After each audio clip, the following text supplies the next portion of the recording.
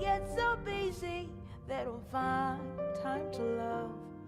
What's the truth behind why people go to war? Why is there so much religion, yet there's so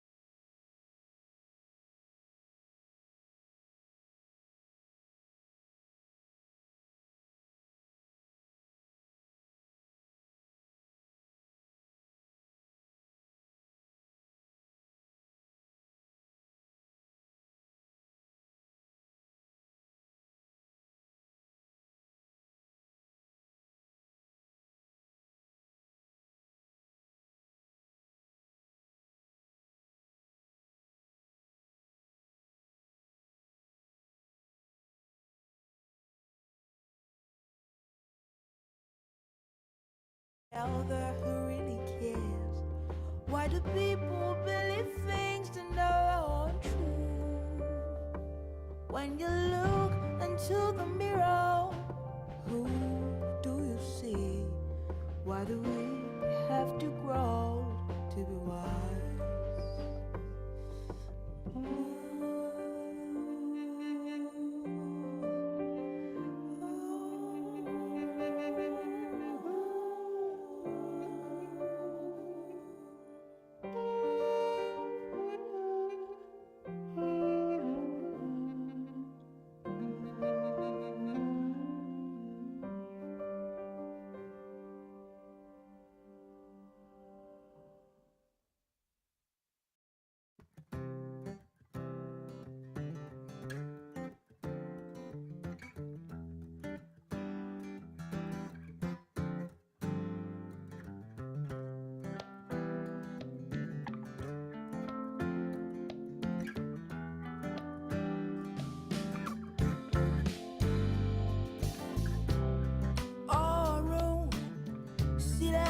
I wanna have some talk with you all. Whoa. Nítorí rẹ̀ mo ṣe lọ́lá, nítorí rẹ̀ mo ṣe ń ṣoge, nítorí rẹ̀ mo ṣe ra mọ́tò, mo wọlé, mo b'Olúwa mi sọ̀rọ̀. Nítorí rẹ̀ wà láyé, nítorí rẹ̀ mo ṣe ń wọṣọ sára, nítorí rẹ̀ mo jí lówùúrọ̀, mo wáyé mi lóde yé yá.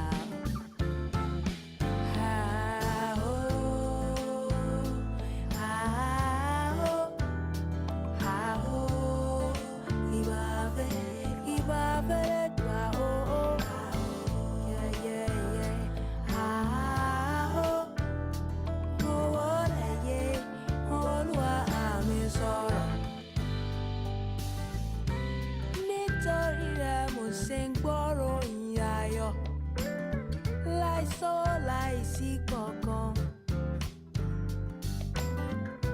ìyà òní láyọ̀ láò, bọ́dọ̀ àti wíbẹ̀ náà lórí.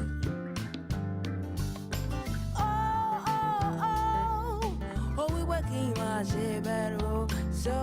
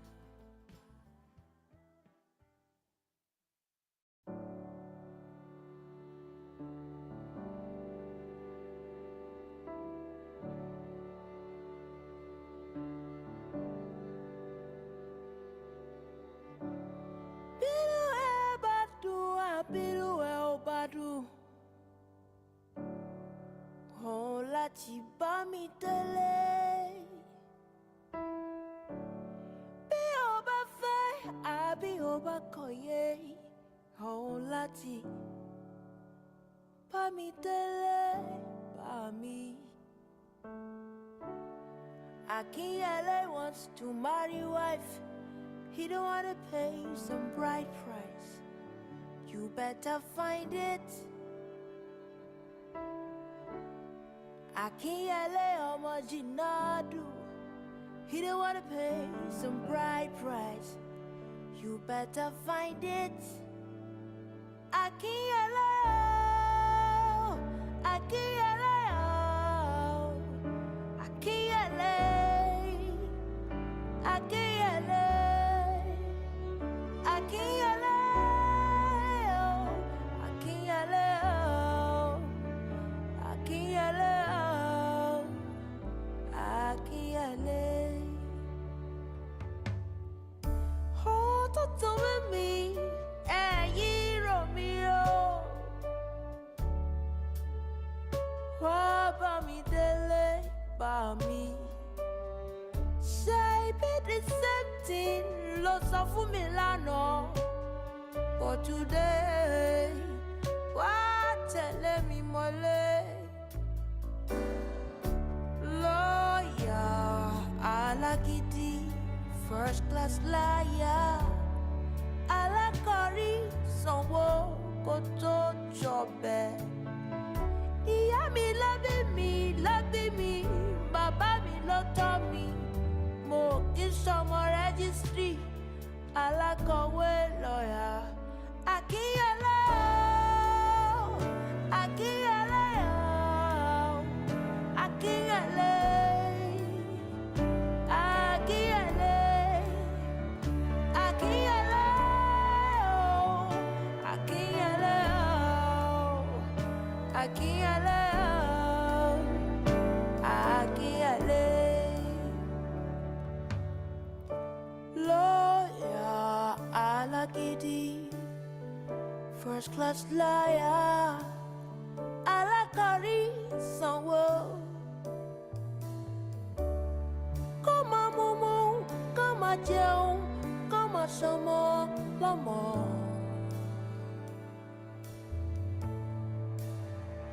Akinyele, Akinyele, Akinyele, Akinyele, Akinyele, Akinyele, Akinyele, Akinyele, Akinyele, Akinyele, Akinyele,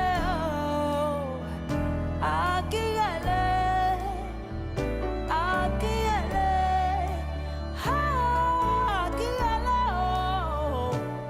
Akinyele, Akinyele.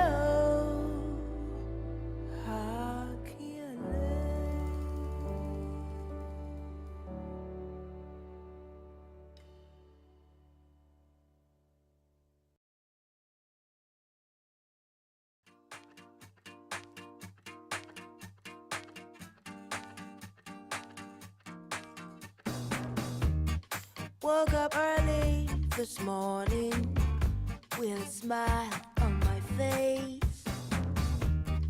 Thought you were next to me, but then I see you walking away. Something right this morning. Is it a sign he's leaving me? So I call on a friend whom I know better than me. She says you worry much about things you don't understand, but don't give up if it doesn't go with the plan. Why not have some fun while you're still young and still okay? Cause life is short, do what you can today. Why can't you be happy? Ooh, ooh, ooh, ooh. Why can't we be happy? Ooh, ooh, ooh, ooh. What is life about? Did nobody tell you? The reason why I ask, I can see so confused. Oh, you worry much about the things you cannot see. You have it all with your money, you still complain. Wanna live this life while you're still young and still okay? Cause life is short, do what you can today, today. Why can't we be happy? Ooh, ooh, ooh, ooh. Why can't we be happy? Ooh, ooh, ooh, ooh. Tell me why can't we be happy? Be happy. Ooh, ooh. Why can't we be happy? Yeah.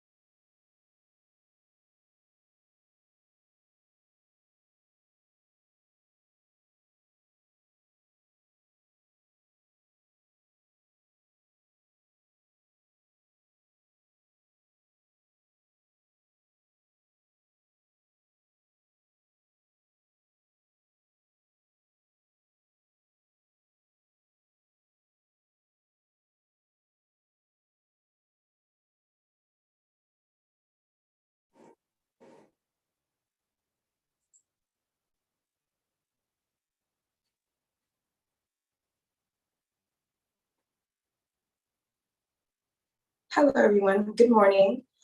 I'm your host, Tony Adewi. Welcome to the first ever African Artificial Intelligence Impact Summit. We're starting to have over 700 guests live streaming from Canada, the United States, South Africa, Kenya, Nigeria, Ghana, Cameroon, and more. This diversity in attendees is reflective of our diversity in our panelists, guests, and judges assembled here today with a common aim to achieve the promise of AI in Africa through bridging the gap in knowledge and implementation. We're honored to have our hosts. We're honored to be sponsored by Lagos Innovates, TechPoint Africa, Curriculum, Cover AI, MRI Medic, School Resource Center Nigeria, and Bookie by Budo.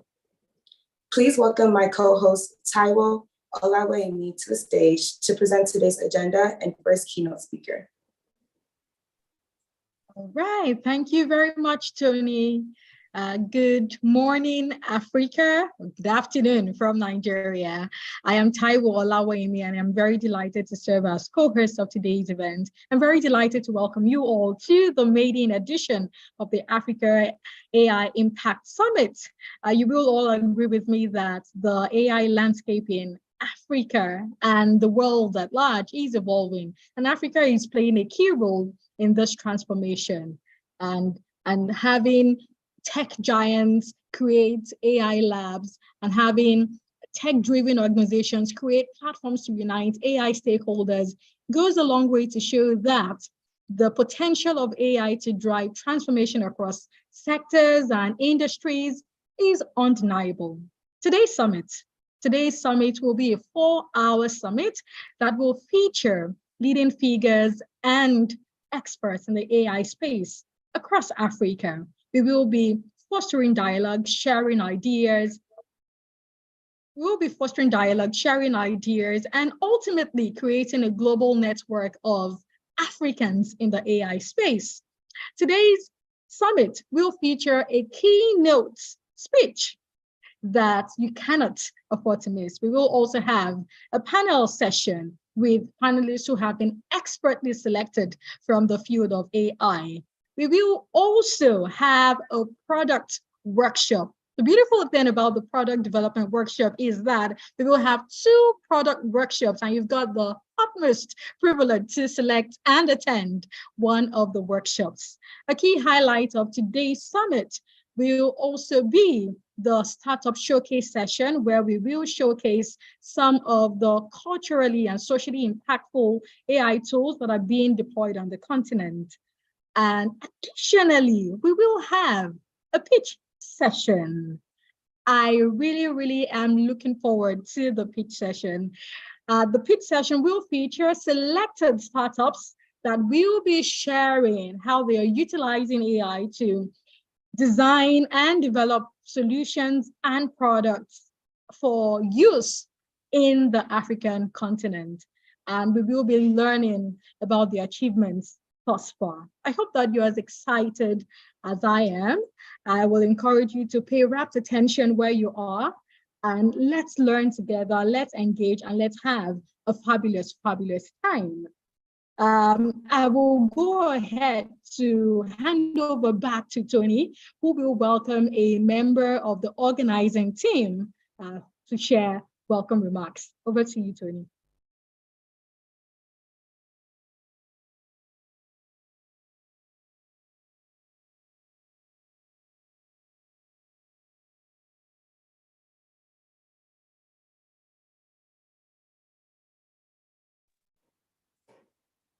Thank you for that introduction, Tyrell. That was great.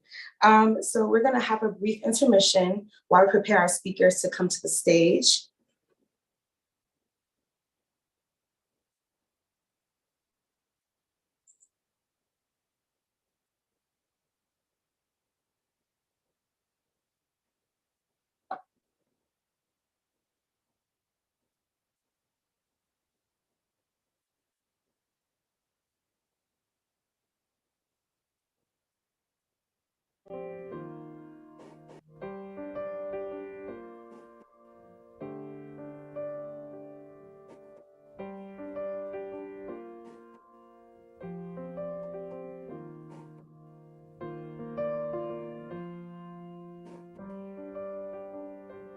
Tell me how many women childhood dreams come to pass. Tell me how many movies turn out real. There are so many questions I'd like to ask, so you can understand exactly how I feel. Tell me how many people wish they were someone else, someone that thinks the world wants them to be. Tell me how many babies will be born just to die, leaving me with these questions, asking why.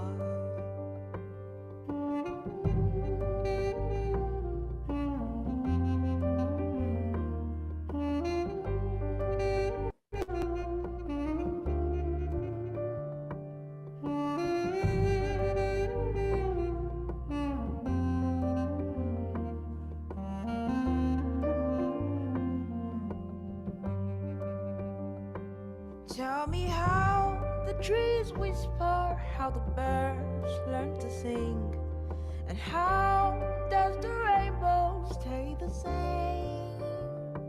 How the bees make their honey, how do they learn to sting?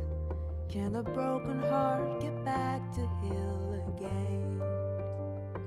How do people get so busy they don't find time to love? What's the truth behind why people go to war? Why is there so much religion, yet there's so little love? Will I ever get to know the truth someday?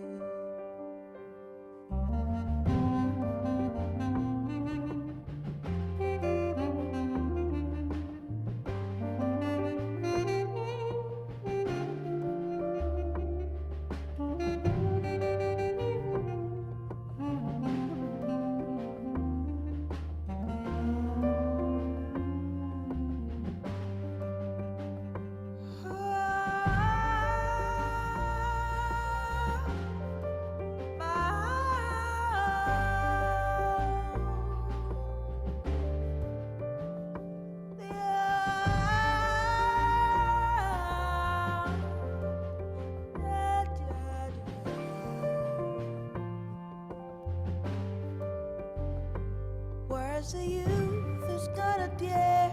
Where's the elder who really cares? Why do people believe things that aren't true? When you look into the mirror, who do you see? Why do we have to grow to be wise?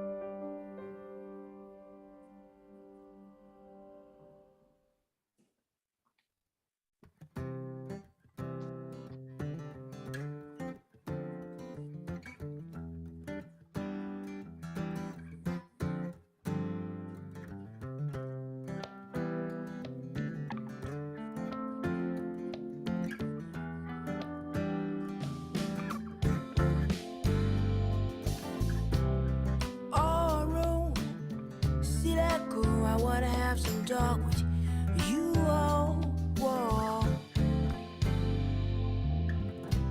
Nítorí rẹ̀ mo ṣe lọ́lá, nítorí rẹ̀ mo ṣe ń ṣoge, nítorí rẹ̀ mo ṣe ra mọ́tò, mo wọlé, mo b'Olúwa mi sọ̀rọ̀. Nítorí rẹ̀ mo ṣe wà láyé, nítorí rẹ̀ mo ṣe wàṣọ sára, nítorí rẹ̀ mo jí lówùúrọ̀, mo wáyé mi lóde yé yá. Ah, oh, ah.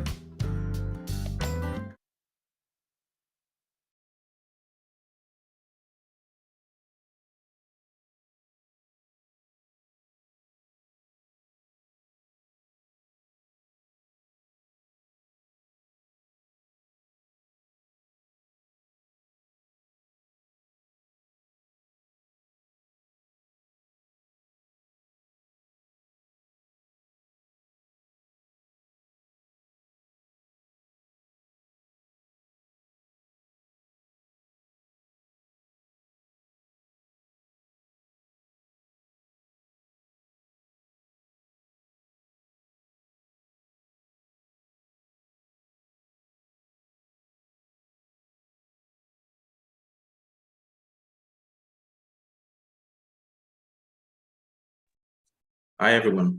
Thank you very much for joining. It's a pleasure to have you attend this session. We've been looking forward to this day, and we are glad to have you join us. We brought up this session because of some very important and significant changes and milestones that have happened over the past few years. Right now, AI is everything across the world. Everywhere you go, you hear AI. All the big tech companies are talking about AI. All the governments, organizations, multilateral organizations are talking about AI. And we decided to do this because we understand and see the significance of catching up to this and ensuring that we're not left behind. And one of the reasons why we're having this specific summit is because while there are a lot of advances going on in the lab, we want to bring this more to bear in daily life. How does AI affect me? How does AI affect you? The regular man on the streets, people like you and I, do not really care about what the new metric is, how good this is. What we care about is, how does this make my life better? How does this make my life easier? And that is why we've brought a lot of important and significant people who are doing AI across Africa. One of the things we decided to do with this conference was to ensure that all the important people that will be taking part are Africans. And we are doing that by bringing together a panel session of some of the best people who are doing AI on the continent to talk to us about what are the best approaches to implementing and using and building with AI on the continent. So we're going to start now. We're going to have the keynote speech very soon. We believe that this session will be very insightful. We believe that you're going to learn and you're going to gain a lot of ideas, a lot of insights from the panelists, the members, the speakers that we have brought together. And I wish everyone a wonderful summit ahead. I will now hand over to Tony to take over. Thank you very much.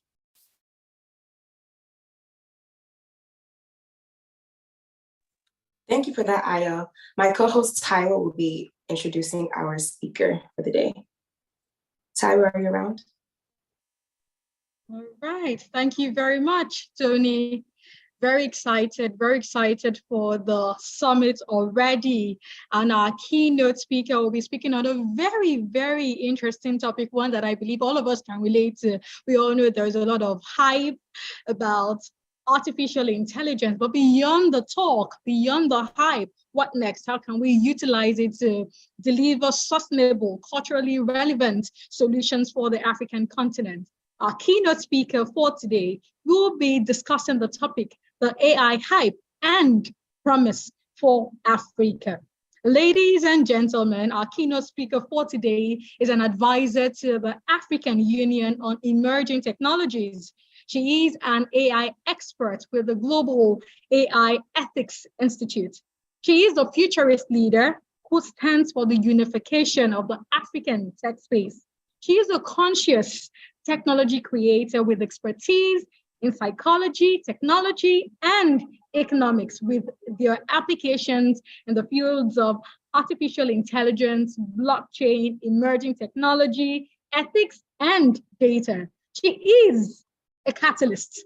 She has served as chairperson, director, and founder across multiple industries, sectors, and technologies with one singular goal: to unlock the potential of the African continent. Her mission is to create meaningful, innovative solutions to help shape the African continent.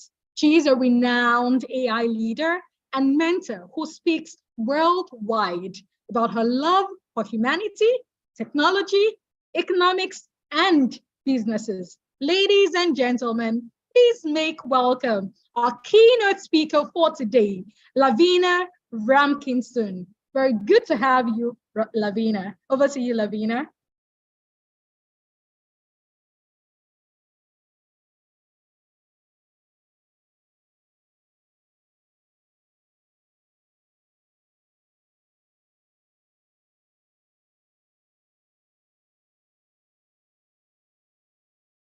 Glad to see the applauses. Glad to see the applauses. Lavina, you are still on mute.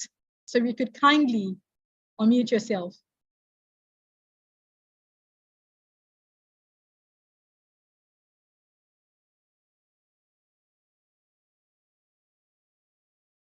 I believe the tech team will support on the back end to see if they could help unmute you.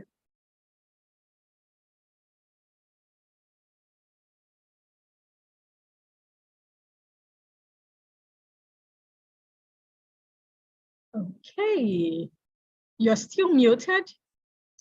Can the tech team please support Lavina on the back end to see if she can be unmuted?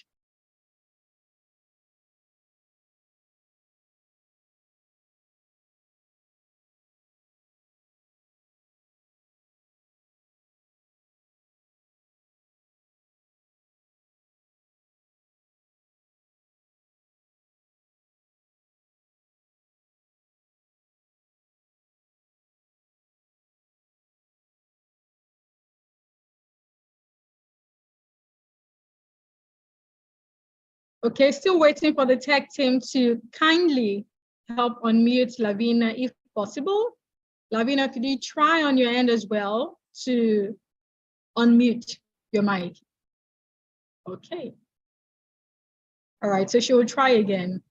She'll try again. While we'll wait for Lavina, I do not think we have introduced ourselves yet in the chat section, right? So please kindly introduce yourself in the chat section, your name, your country of representation. We have from 32 countries, so it's really good to know who and who are in the room. So let's know who and who are in the room, your name and your country of representation, while Lavina sets up her microphone. Hi, everyone. I'll be happy to read from you. Okay, fantastic. Hello, Lavina. Now we can hear you. Hi, everyone. Yes. Absolutely. Thank you so much for such an amazing intro and all the love that I'm getting. Super, super excited to be here. Super excited to be part of this conversation. And thank you so much, Africa AI, for actually having such an important conversation and bringing people together. So yeah, thank you so much for that. But as every tech conference goes, you know, we always seem to have one or two technical glitches. So thank you for bearing with me on that. I'm going to try and share my screen quickly, if I can.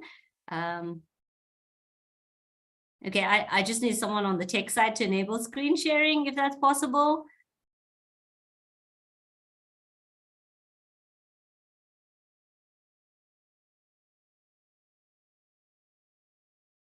You can share screen now. Okay, perfect. Thank you so very much.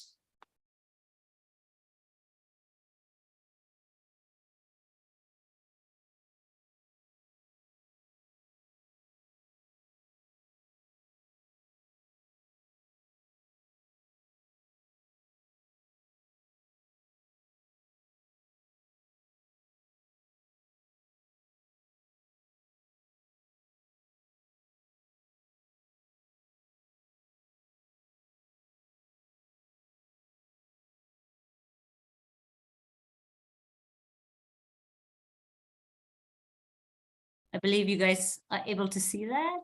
Just going to put that into presentation mode.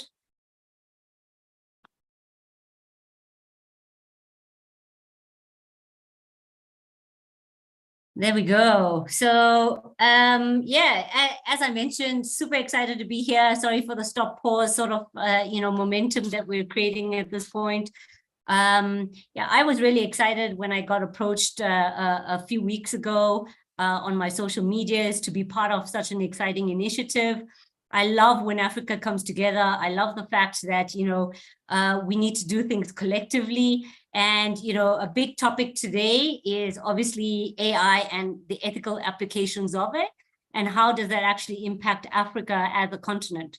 And as we know that there's so many different facets to things, be it political, be it economic, be it social, be it cultural. And, Africa as a whole, we're complex with, inundation of different things, whether that be different cultures, different dialects, different ethics, different morals, different value systems. And I think this is what makes absolute ripe grounds for us to actually get the narrative between artificial intelligence and humanity right. So, as much as I appreciate all of the sort of stuff that I've probably achieved to date, including being one of the top 10 women that is advancing AI globally, I think, forget everything else and let's just talk human to human. And, I'm known as the AI mom, who speaks a lot on Africa. And our conversation today is obviously around the impact of artificial intelligence on Africa. And these are just some of my social media handles that you can get me on. So, as much as we talk about the potential of artificial intelligence, and the future of it and all these different promises, I think we're pretty much in a moment in time where we understand all of that. But what is practically going to help shift things on the ground for us, right? That becomes the real questions that need impact, right? So how does, for example, someone that is in a sort of lesser developed area get access? How can someone, irrespective of your economic standpoint, afford something?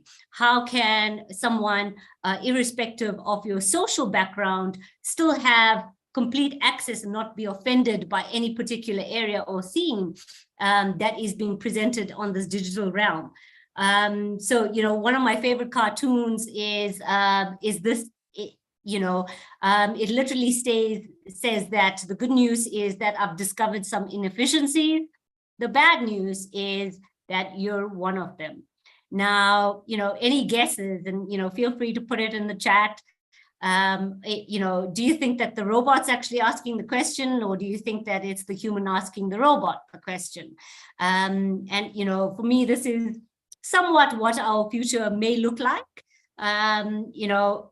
The balance between man and machine is one that is super delicate. It's one that requires a very conscious effort on our part. We kind of delve into different areas from a psychological standpoint. But I think for now, I want to just take us through a bit of a journey of how all these different areas has evolved over the last couple of sort of years. So we've obviously had some form of a revolution that started to happen, and we've seen that happen across different spaces, different sectors, and that included things like bio or the sciences. We've seen things on the law side change. We've seen things on regulation that's changed. We've even gone ahead and seen, supply chain sort of issues as well.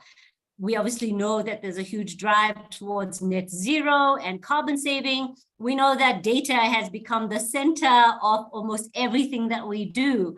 They say you are a walking data point, if not a million data points at any given point in time. So imagine a billion of us in the continent as individually, right? And then the last is really around digital identity and what that is like. Yeah, are you guys seeing the screens? Yes, we can, Lavina. However, it would be great if you could switch to presentation mode or slideshow. That will help us to see the screen better. Thank you. Okay. Let me try doing that again.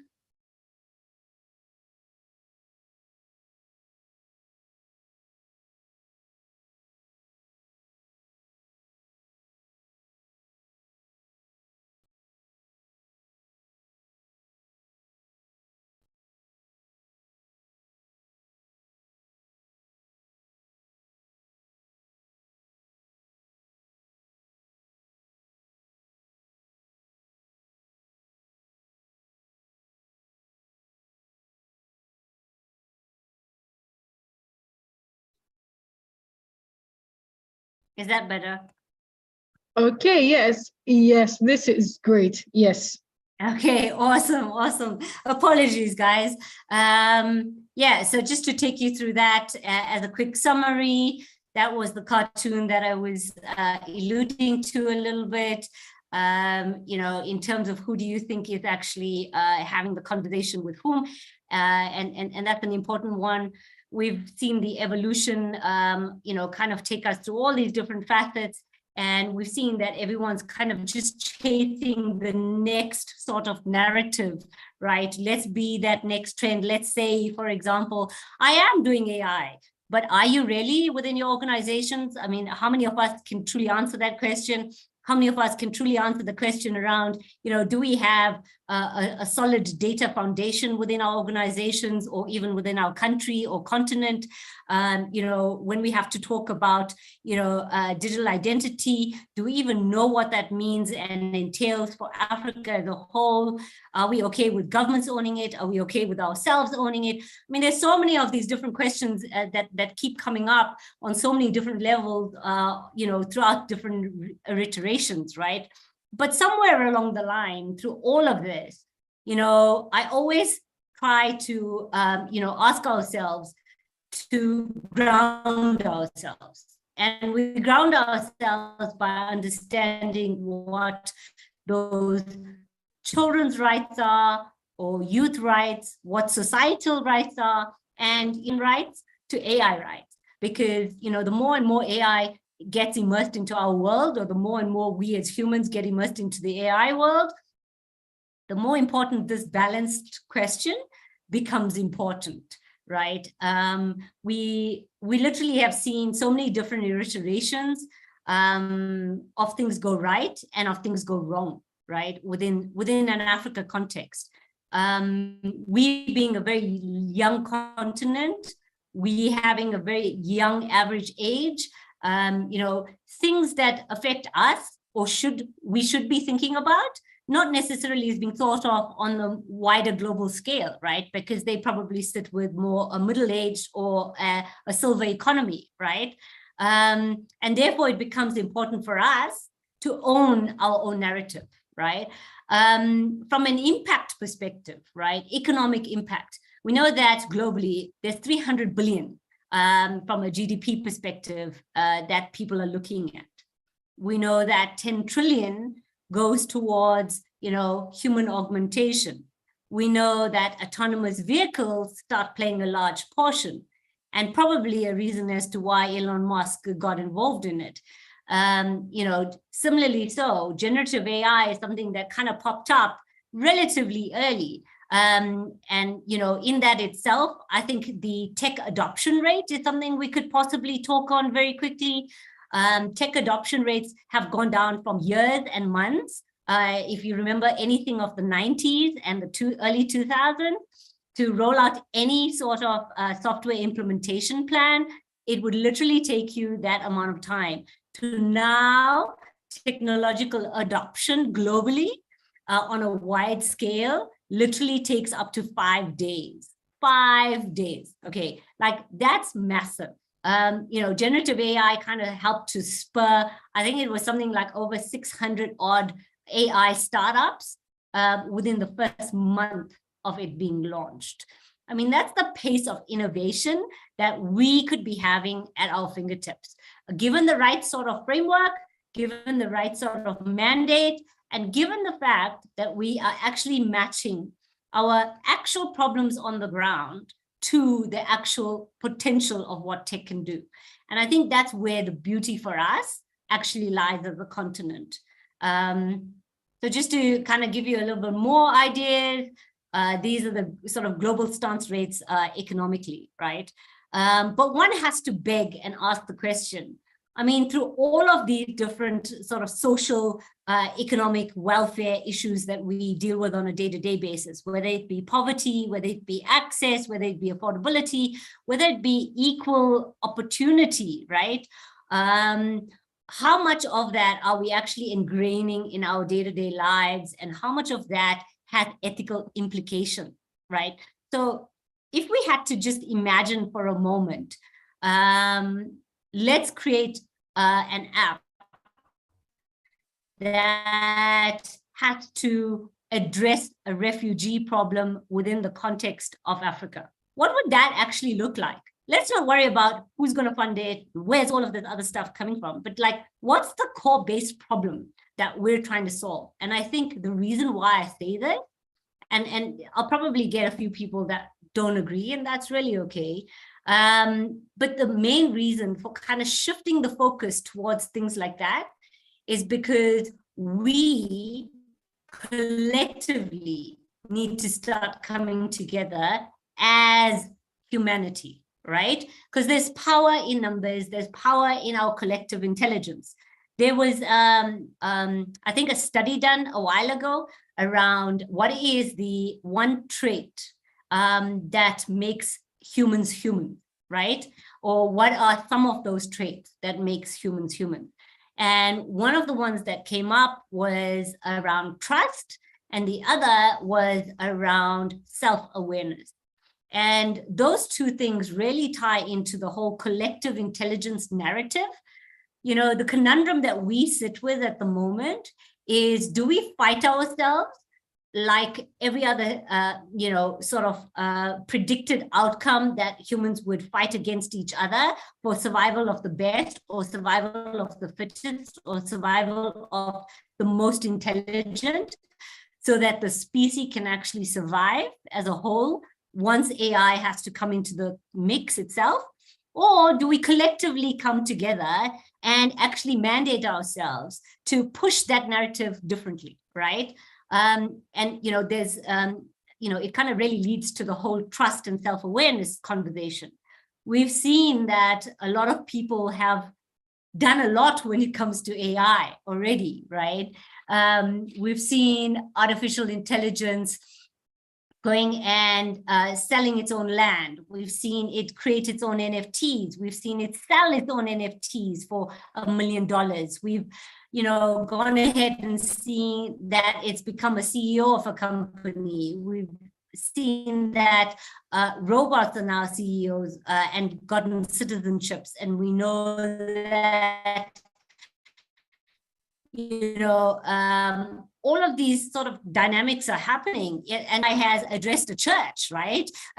So like all of that composition of stuff together with us, you know, on the other side, where are we actually applying it? In what areas are we saying that it matters, right? And that for me is the crux of why we're human. It's because we genuinely care, or that, you know, we want to sort of have this sort of future narrative of always being switched on, of always being online, of being immersed completely into all these different realms. But to what price, right? Like, what's that particular price we're willing to trade off with each other, or even amongst each other?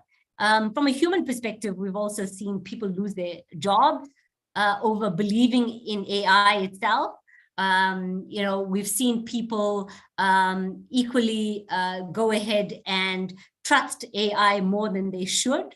And I think all of us here are probably privy to that to some extent, because, you know, we allow it to be so immersed in our day-to-day lives that we actually are okay with it, right? We've almost become numbed as society in terms of that road and that journey that it started taking us on. And, you know, in the same breath, we've kind of then went back and said, well, let big tech actually determine where we end up, right? As humanity. And for me, I have a problem with that. And I'm sure some of you would agree to that. So to touch base a little bit on this little blue blob that's popped up around, you know, the 30 trillion around BRICS. And I bring it up because obviously we've had of recent times, you know, the BRICS that just happened within the context of South Africa. And, you know, there was a whole conversation around that. And collectively, that entire economy of BRICS, which is, you know, Brazil, Russia, India, China, South Africa, and a few others that have now joined. I think there's up to about 17 of them that have newly joined. You know, that entirety of an economy literally sits at like 30 trillion. That's the potential at the moment of us as an entirety of a collective that sits outside, you know, the norm. Within an Africa context, right, we're sitting with 200 trillion alone. And that's large volumes for anyone on any day, right? And, you know, the reason why I throw these figures around is because it's to showcase our potential, right? To give us incentive to actually do something that's worthwhile and that's mandated differently.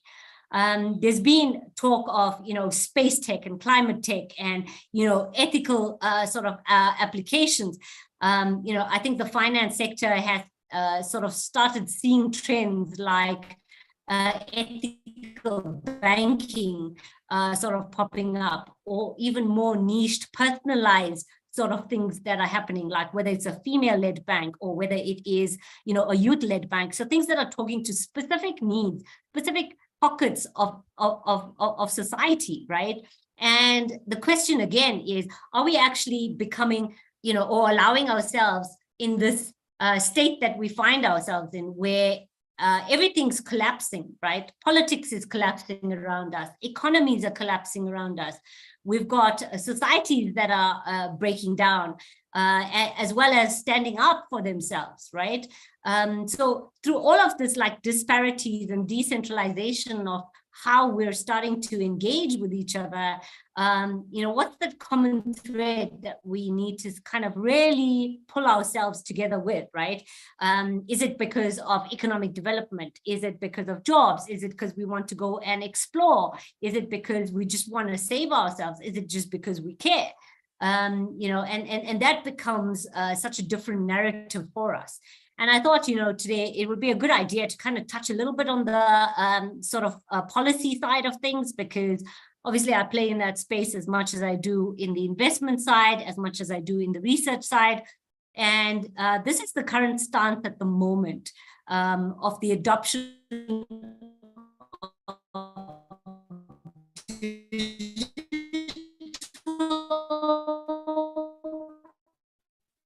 policies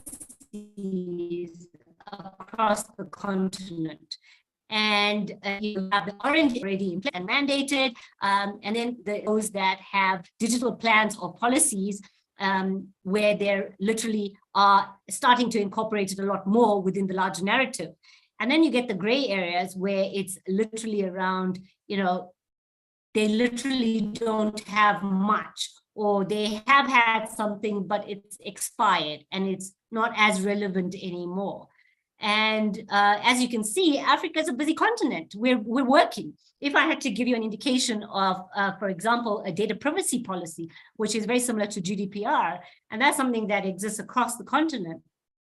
Literally pre-COVID, there were only 6 countries that literally had some form of a data privacy policy.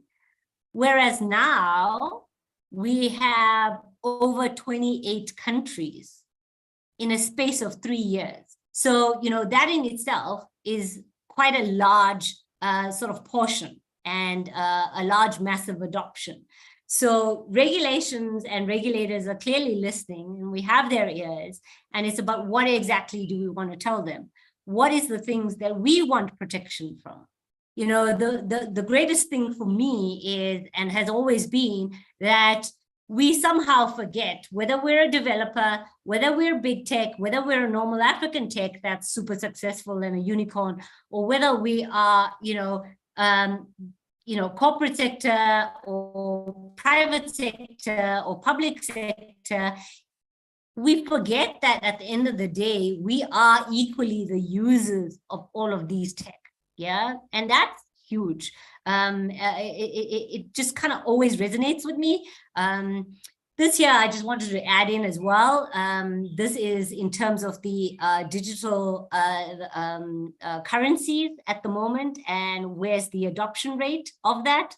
Because as much as we talk about artificial intelligence, there's also a lot of emerging technologies that are starting to influence, artificial intelligence as a whole. So what we're starting to see is merged fields sort of coming across, where, the saying at the moment that I use is that artificial intelligence is becoming a lot more decentralized, and blockchain as a technology is becoming a lot more centralized.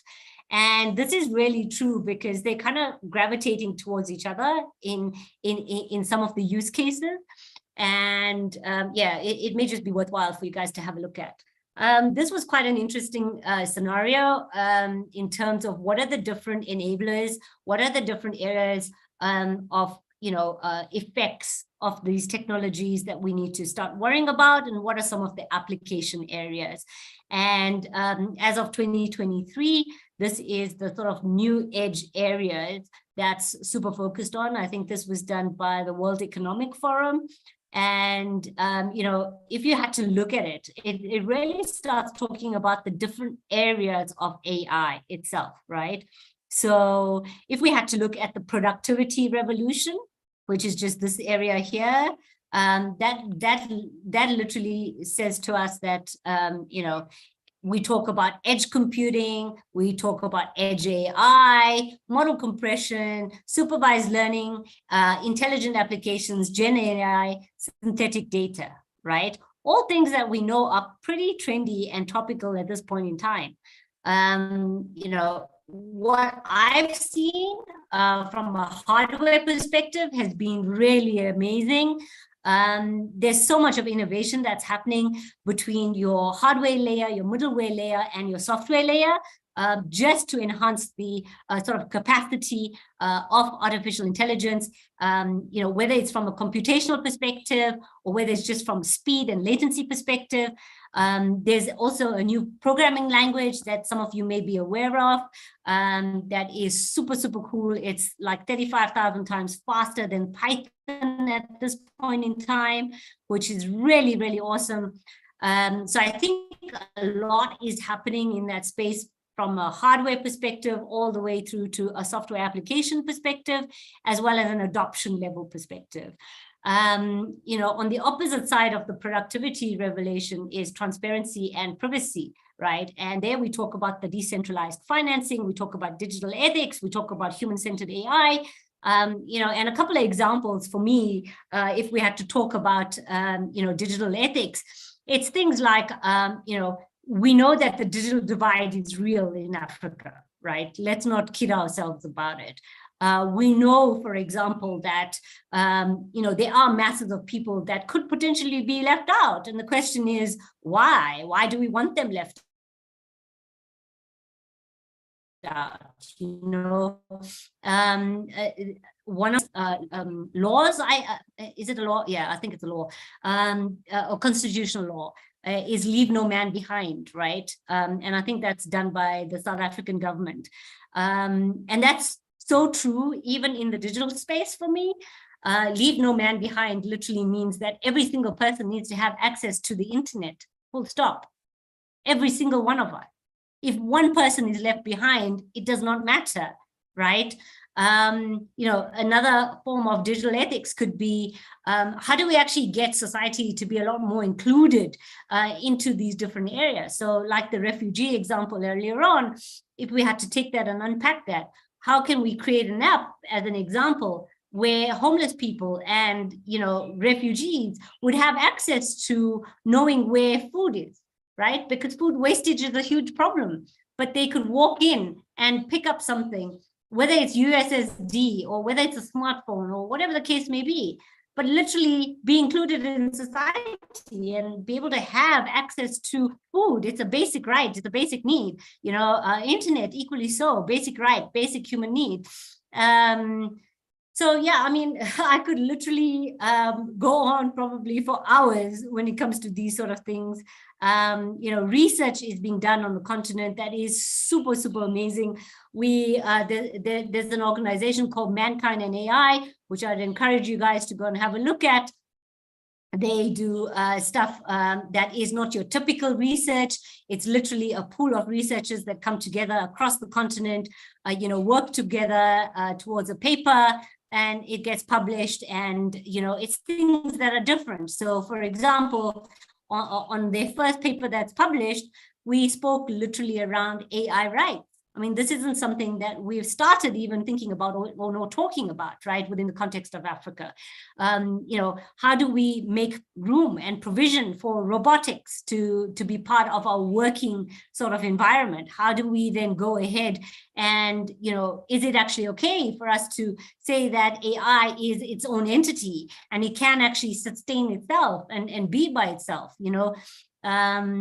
and I think the creative art industry is worth mentioning as well.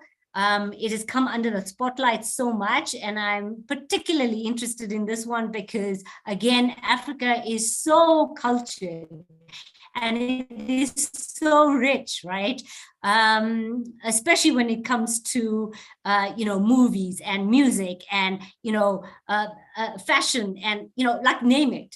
And that in itself has a place. But where do we start? Where do we draw the line, right? How do we put in policies that are quick and fast enough? But then policies and regulations are only good as it actually being implemented or us being held accountable. So through this entirety of this diagram, I think there's a couple of things that we need to really, really, like key things that we just need to take away. One is around fairness. The other is around accountability. If we aren't able to hold each other accountable, then we're on the wrong path. If we are not able to keep things fair and transparent with each other, then I think we're on the wrong path. If we don't put ourselves at the center of protection in terms of privacy and safety, then I think, again, we're doing something wrong. But yeah, I mean, this world is super exciting. There's loads of innovation. There's loads of things that's getting me really, really excited as well in terms of the innovations that's starting to happen. And really happy to kind of delve into that a little bit as well, as and when the Q&A has to happen. And as I started off with, a cartoon, I think it's only fair that I end with a cartoon. And this is literally, let's not actually get ourselves into this type of predicament where we have to debate around, does AI decide or does your wife allow AI to decide, what happens to everyone? So yeah, I'm just gonna pause there, and I hope you guys have enjoyed that. And if you guys have any questions, feel free to kind of ask. I'll hand back over to Tony. Thank you so much for that, Lavina. That was amazing. Thank you for showing us your world of AI. I especially enjoyed the part where you talked about the digital divide, because I do believe as Africa continues to develop, it's more and more apparent that we either go together or we don't go at all. So thank you for that. Next up, we are pivoting over to our panel session. I think we can take some questions for Lavina, if anyone has any in the chat. I see people joining in from Tanzania, Ghana, Nigeria. Welcome.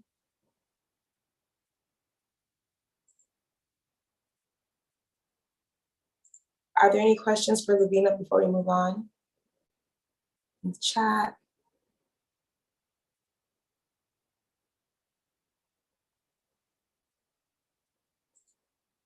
And you can use the Q&A feature for questions, and we'll answer them as we go on.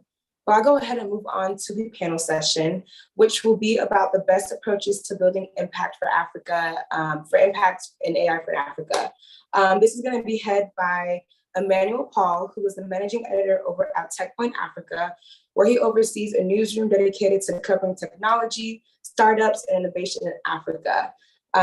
Emmanuel has interviewed key figures in technology, including Sundar Pichai of Google, Funke Opeke, CEO of MainOne, and Alex Tasso, who's a co-founder and board member at the Alliance for AI and Data Science in Nigeria. Emmanuel, are you ready?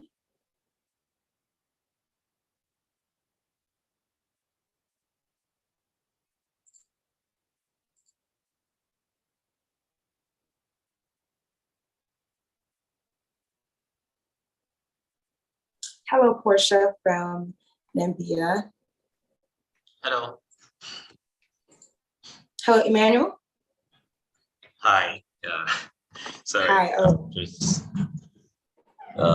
trying to sort out myself. I just got promoted to panelist. Thanks for the promotion. Okay. We're happy to have you here. Are you able to have your video on? I don't see you. Yes. In a few minutes. I'm in Nigeria, so I just got surprised by power issue. So. Okay, no problem. Yeah. While we wait for Emmanuel to kind of settle, we have a question for the Q&A for Lavina. They're asking, what are the rules and regulations guiding AI? Lavina, would you like to answer? Yeah, that's an amazing question, and thank you for that question. So what are the rules and regulations at this point in time? If we have to talk about a sort of global sort of context, there's obviously the EU that is doing quite a lot, and it is dependent on the maturity of AI itself that determines it's actually regulated or how it's actually framed. But in general, it's a lot to do with the application of artificial intelligence itself, rather than the actual tech itself, right? So that's the first. If we have to talk about it from an Africa perspective, then there's things like safety, transparency, equity, accessibility, affordability. Those things kind of really start to reign in true. So in 2018, we had the African Union come up with a guideline in terms of AI, but it was very early. They're busy currently updating that. So you'll find a new release of that. However, if you look at, for example, the Nigerian AI for their country, that's interesting. If you look at Mauritius, Rwanda, there's quite a few across the country. Each one takes their own different initiative and their own different nuance to it, which again can either be problematic or actually symphonic as well at the same time. So yeah, very, very different approaches dependent on where you're located, whether it's east, west, central, or even south. But yeah, the general sort of nuance within an Africa context is that let's just kind of keep it a little bit generic and wide. But that I suspect is going to start getting a lot more streamlined very quickly. So I hope that helped answer your question. And if there's any further questions, feel free to reach out to me and I'm happy to continue the conversation.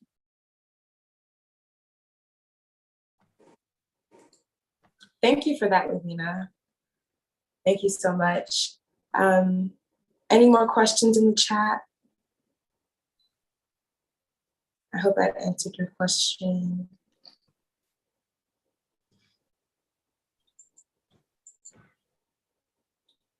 Okay, Emmanuel, if you're ready now, are you ready to start the panel session up? Sure, ready, thanks. Okay, great.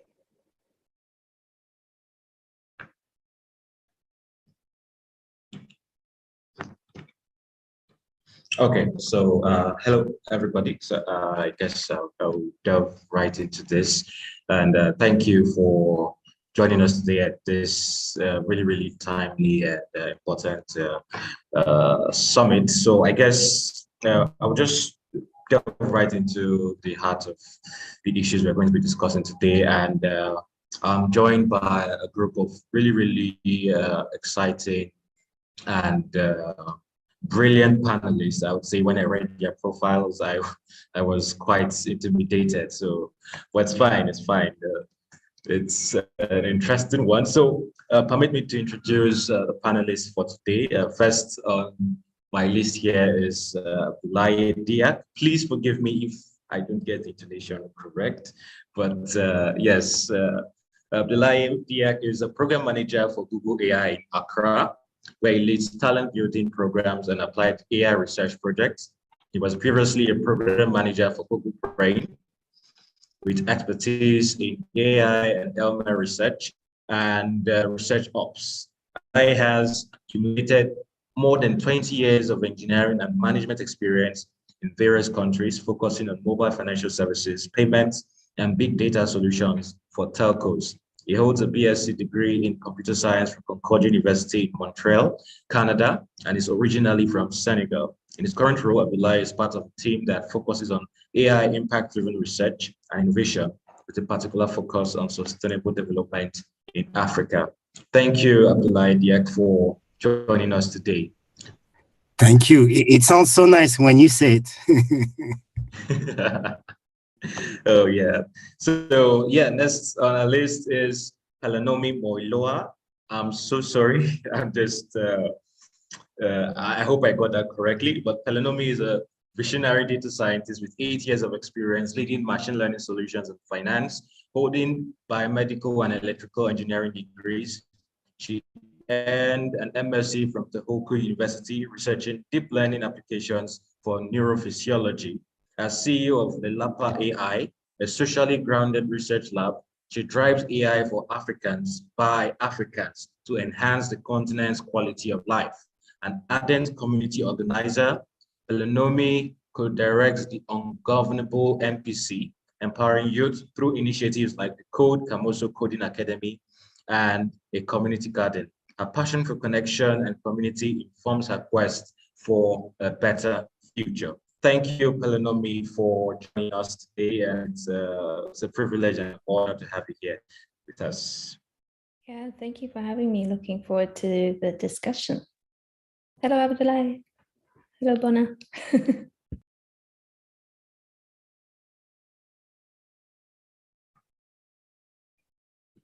Okay, so yeah, I hope I'm audible right now. Can anybody hear me, please? Okay. Yes, so next on our list is Bonaventure Dusu. Again, I'm apologizing in advance for however I'm pronouncing the name. So Bonaventure Dusu is a PhD student at McGill University, specializing in deep learning for computer vision and NLP, with a strong academic background in mathematics and computer science. He holds degrees from Kazan Federal University, Russia, and Jacobs University, Bremen, Germany. Bonaventure is currently conducting research at the Research Center of Intelligent Machines, focusing on probabilistic vision under the supervision of Professor Tal Abel. He has also contributed to projects in drug discovery using deep learning at Miller Quebec AI Institute, and worked as an NLP data scientist at Roche, Canada, and a research scientist at Modelis Labs, tackling health/pharma-related challenges. Additionally, Bonaventure is also a research scientist at Lelapa AI, and is passionate about developing NLP language technologies for low-resourced sub-Saharan African languages, and has created Afrocentric NLP systems like FFR Translate, AfroLM, and the Okube SR Python library. So thank you, Bonaventure, for joining us today, and it's a huge pleasure. Yeah, so we have, next on our list is Dr. Toby Olatunji. Toby Olatunji is a physician turned machine learning scientist focused on clinical natural language processing. He founded Intron, Africa's first speech-powered medical record, accelerating the transition to digitized care for clinicians of all typing speeds. Intron provides technology infrastructure and financing that eliminates technology adoption barriers. Over the past decade, he has worked as a clinical NLP scientist at Health AI, Amazon Web Services, Amazon, the world's largest employer, Analytic Incorporated, and a radiology AI startup in San Francisco, Cambia Health Solution, a 100-plus-year-old health insurance provider in the Pacific Northwest, and consulted for various startups and healthcare institutions in the US and Africa. His research cuts across accented speech recognition, algorithmic bias, neural and ontological augmented information retrieval, negation and uncertainty detection in radiology reports, radiogenomic multimodal models, combining imaging, pathology and radiology, genomics, RNA, DNA, unstructured text, and cancer biomarkers to create learnable patient representations. He has published at conferences/workshops. And last but not the least, we have Samuel Osei Afriye. Samuel Osei is a passionate IT professional specializing in enterprise solutions with extensive certifications in enterprise technologies. He excels in directing teams and providing IT guardians, and he has a strong expertise in end-to-end data science architecture, machine and deep learning workflows, cloud and traditional infrastructure, hybrid IT, and DevOps systems. Samuel has served as a trusted advisor to numerous Fortune 100 enterprise IT leaders, offering valuable insights and strategic direction. With a focus on making technology more accessible and equitable, Samuel is dedicated to building an ecosystem that will revolutionize the tech industry in developing nations. So thank you so much for amazing panelists. And ladies and gentlemen, you can see why the profile of this panel is quite, I had to read that out to show you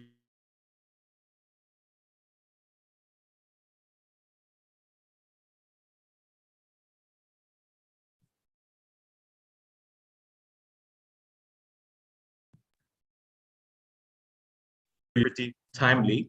We're trying to address what the best approaches are to building for impact in Africa and lessons from the field. And everybody here, as we could all see, are actively playing in this field. So thank you so much. And yeah, I think we can delve right into this. And I hope I didn't miss anything. Okay, yeah, so cool. Yeah, so thank you so much for this panel session. And I think my first question would go to Pelonomi, talking about the best approaches to building for impact in Africa. So can you help us give a rundown of what the current state of AI development is like right now as we speak? Because if you ask me, I'm a bit of a skeptic and I would say nothing is going on, but I want you to disabuse that for me right now. So thank you so much. Yeah.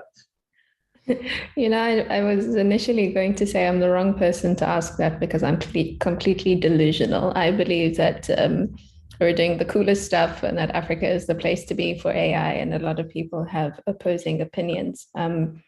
But I do genuinely believe, specifically within the African context, that we're doing things differently to the rest of the world because we have to. We're a low resource environment, which means that we are having to come up with very innovative ways of solving problems that the rest of the world just, it gives us a different perspective that the rest of the world doesn't have. And this is particularly prominent, for example, in the mobile space. So I think about 80% of the African continent has access to the internet through their mobile devices only. And what that means is that we have a heavy focus on the mobile space for products and services, whether that be agriculture with crop prediction and crop disease or pest control, or whether that be mobile money. Do you know, in most first world countries, you can't just send money to somebody else through their phone. Like to us, that seems like a very simple, everyday, ordinary thing. But you go to these fancy places with lots of money in the West, and they're like, what do you mean? That's absolutely incredible, because they just don't have the type of environment that stimulates that kind of innovation. For me, constraint is the canvas to which you come up with creative solutions. And I think the African continent is the perfect place to exercise that. Of course, I wouldn't be a good CEO if I didn't talk about the work, for example, that my company does, which is innovation within the language space. And I mean, Bona is a large part of that, and the work that the team of NLP engineers are putting together new and creative ways to do language technology that isn't a ChatGPT, which requires a bunch of energy to run a bunch of data resources, as well as compute resources. We're able to do, if not the same or much more, with way less. And I think that is quite an advantage that we have. Yeah, doesn't completely answer your question on the state, but I'm saying it's cool, things are going on, it's super exciting, and the future is going to be better. All right, thank you very much. Abdullahi, please, if you care to comment on this, especially with context of what you're doing with Google AI, Accra, and yeah, everything else you did before. Yeah, sure. So impact in Africa, like number one, I was thinking about like how to have impact, and I realized that there are so many challenges, right? Like, first of all, like, let's see if we can finish this call with everyone on the call, because internet is a big issue. Power is an issue in South Africa, in Nigeria. And so let's see if we can end the call today. But really, like, yes, AI is amazing. I've seen a lot of community, I think, impact in Africa. And I think that's what's beautiful, that we don't see as much in other countries, like in the West. And Pelonomi and Bonaventure are like a part of this, right? Like, if you look at Mashakane, deep learning in Daba, it's funny, I was actually watching videos of deep learning in Daba like a few years ago in 2019, and pretty much the same questions were asked, like the question that we asked today. And so it's amazing to see that people in the community were already thinking about future challenges and impact of AI and what could we do in the community. And so I think in Africa, I've seen amazing community work. Now, looking at regulation and so on, I feel like we have a lot of work, right? If you look just at digital transformation, Ghana is a good example. In 2018, they had their digital transformation policy. And then the same year, France had an AI policy, right, on how to invest in the public sector, in universities, in research lab. And you can see that today there's an impact, right, in France. We can see that there's a booming machine learning research ecosystem. So not so much on the community work, but the governments, the policies, I think were instrumental. And I feel like this is what we are lacking on the continent. But yes, on the impact, we've been focusing on the biggest challenges that we have in Africa. And I think that's how we made a difference. But, you know, let me stop here before I speak too much about Google projects. Yeah, that's quite interesting, and I think it's encouraging. And yeah, I also acknowledge the internet issue you mentioned. And on this call, I've had to switch between two network providers just so I can stay on this call. So well, I think that's a big issue. And yeah, please pray for me so I can moderate this panel to the end, please. And sorry, Emmanuel, just one thing. I think Pelonomi mentioned mobile money. I work in the telcos for like 10 years, and I can see that this was the most impactful technology on our continent, right? Well, yeah, 3G deployments in many countries had a huge impact, even 2G, right? Because most people are still low tech, and that's where I think we need to focus on. But I just want to say that yes, mobile money is definitely a space that had like the much impact from what I've seen. Yeah, that's quite interesting. Yeah. So, but speaking about Africa, right? Africa is this big continent that when I hear the West say, "Oh, Africa is a continent of 1 billion people," I always laugh because there's 1 billion singular entities, fragmented entities, and I'm interested by the work that Bonaventure is doing with languages. So in terms of AI development, I'm already thinking about how you're thinking about making an AI development that actually serves Africa's myriad of communities, myriad of tribes, myriad of languages, and myriad of problems that are unique across different contexts. So yeah, I'd like to hear what Bonaventure thinks about this, how you're thinking about it. Okay, thank you for the question. And I think this is a very big challenging question. I don't know how to go about it to answer. But what comes to the top of my mind is as people usually say, it takes a village to build good technology. So from my perspective, I'm not a linguist, so I'm mostly like on the science aspects, like model building new like methods, those type of things. And I find quite interesting, for instance, working with Pedonomi, working also like with Masakane, there is actually a joint effort that brings that change, that brings impactful technology. Because not only we are in a very low resource setting, so we have to think about ways to do things differently and like in a smarter way. But also we need to bring also if people that we call stakeholders that are that are going to be impacted on a daily basis by those technologies. So if you're working on a language, bringing in many people speaking those languages helps you evaluate better the efficiency of the model that you build for the specific task. And yeah, by doing that, then you get more to know about the daily struggles, and then you can now know how to fine tune to the specific use case.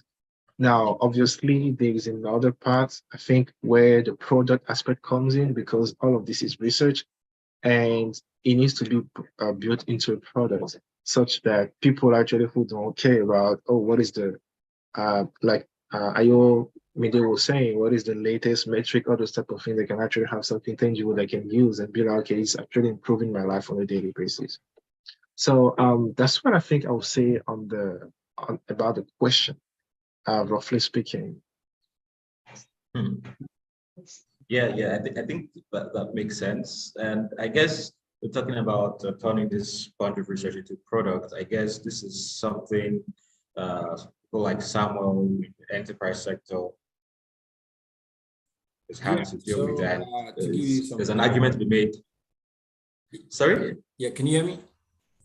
Yes, I can hear you. Hi, everyone. Samir Friya here. So to give you some background, I've worked in tech, mostly infrastructure for the last 8 years, starting out at Lenovo and now being with NVIDIA, right? So, and a lot of my work, I'm from Ghana originally. So that passion is there to always sort of like look to see what my friends I went to school with are doing back home when it comes to the whole conversation around technology and artificial intelligence. So the keynote speaker, Lavina, mentioned digital divide, and working for a compute company that is responsible for most of AI infrastructure, we treat the digital divide as a compute divide. And what we mean by that is we know GPUs are very powerful when it comes to accelerated computing and parallelized computing. And so most of our work at NVIDIA here has been targeting developer communities, right? So the work Indaba Deep Learning is doing is amazing. Data Science Nigeria is doing really great work. And there are other developer communities in East Africa and Kenya, and also the South and the North that are really essential. So NVIDIA today is now supporting these developer communities to build the skill set and also the talent needed to make AI innovation possible. And with the talent comes the compute problem. And this is why here at NVIDIA, we partner with some of our partners at HPE, Dell, and also on the cloud computing side with AWS, Microsoft Azure, to make compute readily available for these developer communities and also startup ecosystems to be able to accelerate their workloads. I think with the talent and the compute issues solved, Africa can fully take advantage of this AI revolution. And we are not doing this public sector. I think with adoption, public sector moves more faster, so it's better to start that way. But we also working with organizations like Smart Africa, the Commonwealth, and also the United Nations to support the AI policy aspect, specifically the infrastructure road mapping, to sort of like develop a more robust AI policy frameworks for different countries and also the region to be able to get AI as a necessity in terms of infrastructure, and then also put skills training and development within their educational systems. I think those are some of the ways we are looking at it, but there are like very specific examples I could go more in depth about later on the panel. Oh, that's interesting. I think we're going to dive into that deeper. And but before that, I'd like to get a comment from Mr. Toby Olatunji. And yeah, just your thoughts about the development of AI in Africa. I see you've done a lot of work regarding health. And yeah, maybe we could discuss from that perspective and share some insights across that. Thanks for having me. Sorry, it's 5 a.m. here, so if I look sleepy, forgive me. Like at the other end. I'm so sorry. Forgive me. Because you are. Absolutely. Hi. All right. So let's assume my brain is waking up slowly. I think that for us in healthcare, how we've come to AI, it wasn't like a sexy pathway or something that we just wanted to build something cool. It was something that we thought was necessary. you see that many hospitals are trying to make that leap from a paper-based system to a digital based system. So doctors are being encouraged to use the keyboard more and more. But we just found that for big hospitals where doctors are already overworked, they're already seeing 50, 60 patients a day, handing them a keyboard was not the smartest idea, because many of them don't even type fast. So the digitization, which was supposed to be like was supposed to give them more productivity, more efficiency, now becomes like a stumbling block, because they now spend the whole day looking for semicolon, apostrophe, XZ, and then a doctor that's supposed to see 60 patients now ends up seeing 12 patients, and they're losing money.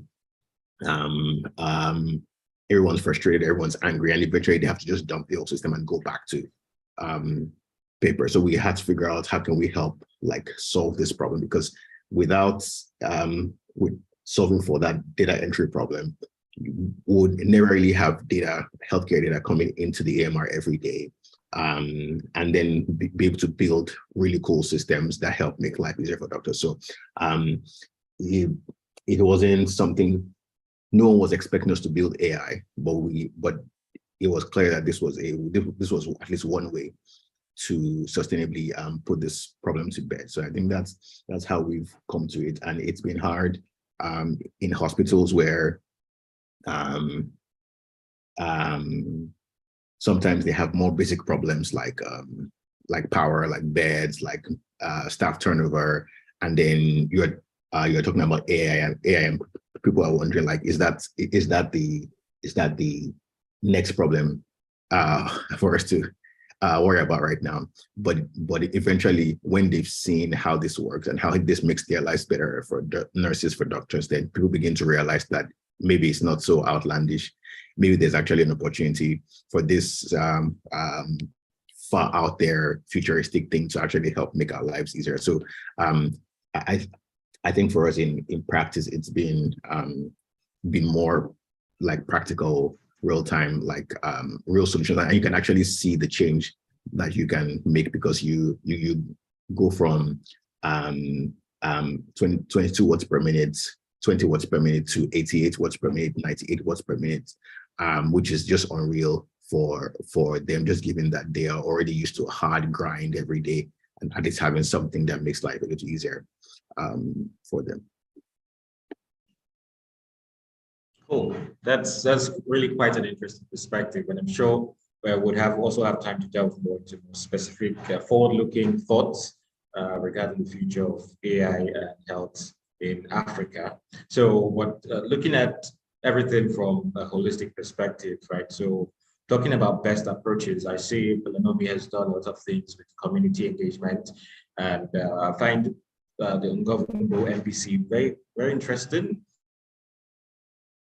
And but I'd like to know more specific details. So you've taken, permit if I'm not saying this right, but I would say you've probably taken a community-led approach to AI development in Africa. So can you share more specific details on how that, and is this something that can be replicated across the continent in an impactful and meaningful way?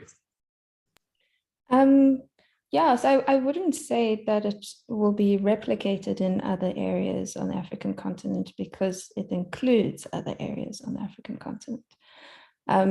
So at the same time that we're working to be a technology company that is able to create needs-based solutions for African people, and I think that's also a common theme that is happening here, is that technology on the African continent is developed out of need and necessity, not just because it's sexy, in Toby's words, which I think is an incredibly powerful thing, because it means that finding your user group and your market, and therefore creating a sustainable ecosystem around the products and services you provide, is fully grounded in the thing that you're developing.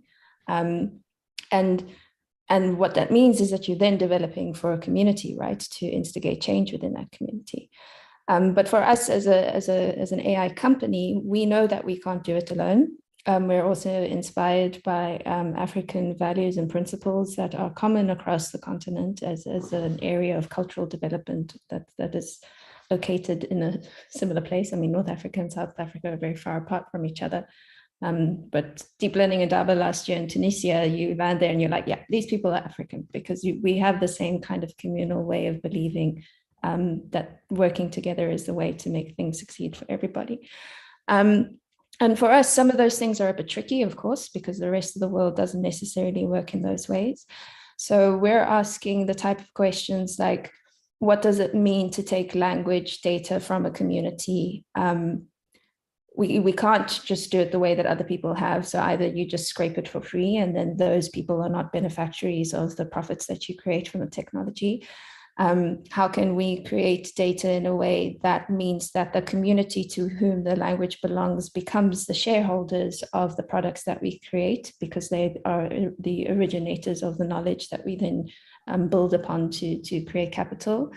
How do we go through a distributed learning structure? So looking at multilingual models so that we're able to cover groups of languages, because the linguistic components in groups of languages help for a model to understand across larger groups of people.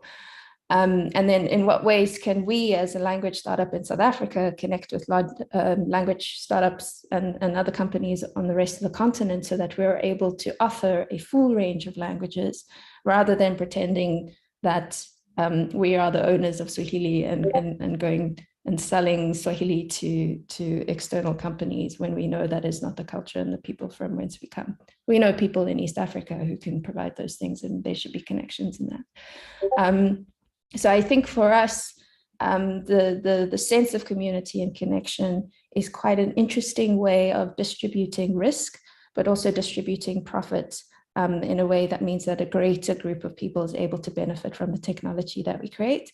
And then when that is grounded in meeting a community need, it's also generating greater impact, because we're not just doing it because we think we're clever and we want to show everybody we're clever. We're doing it because there's a need. Yeah.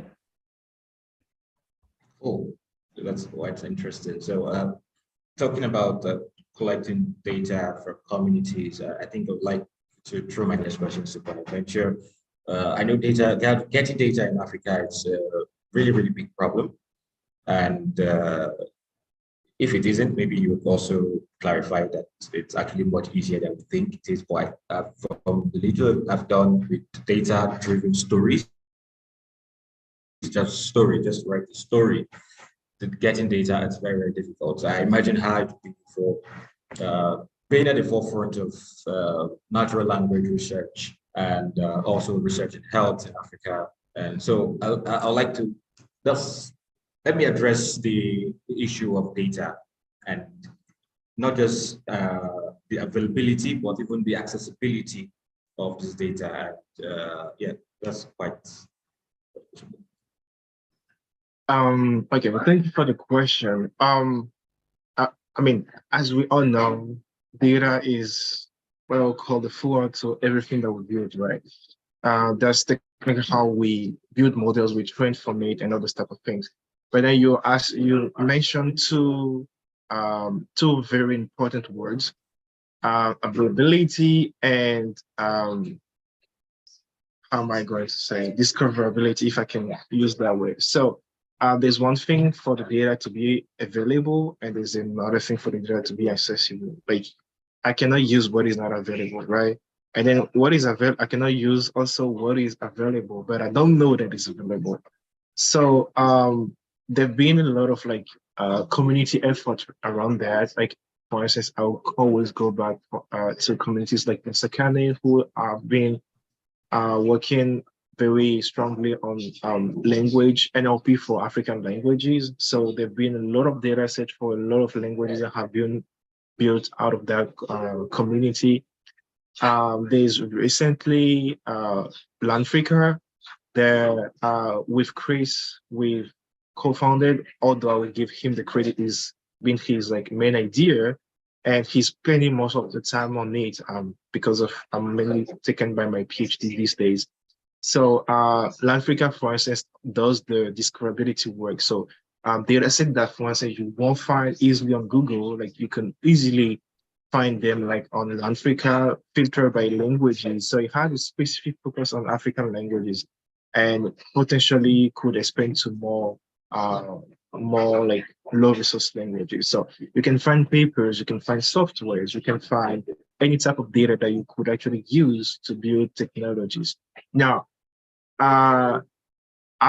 obviously data is needed. So the say is the more data, the better. But I think sometimes, and it's been also quite proven that sometimes less is more, right?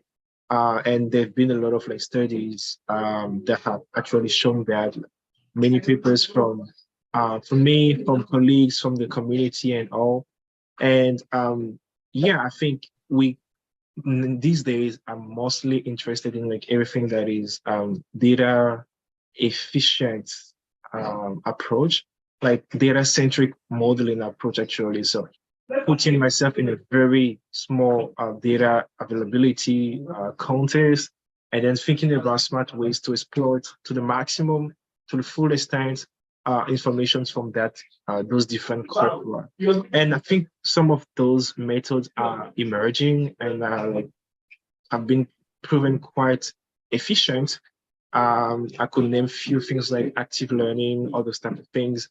And from my perspective, I'm not such a data person, although it's needed.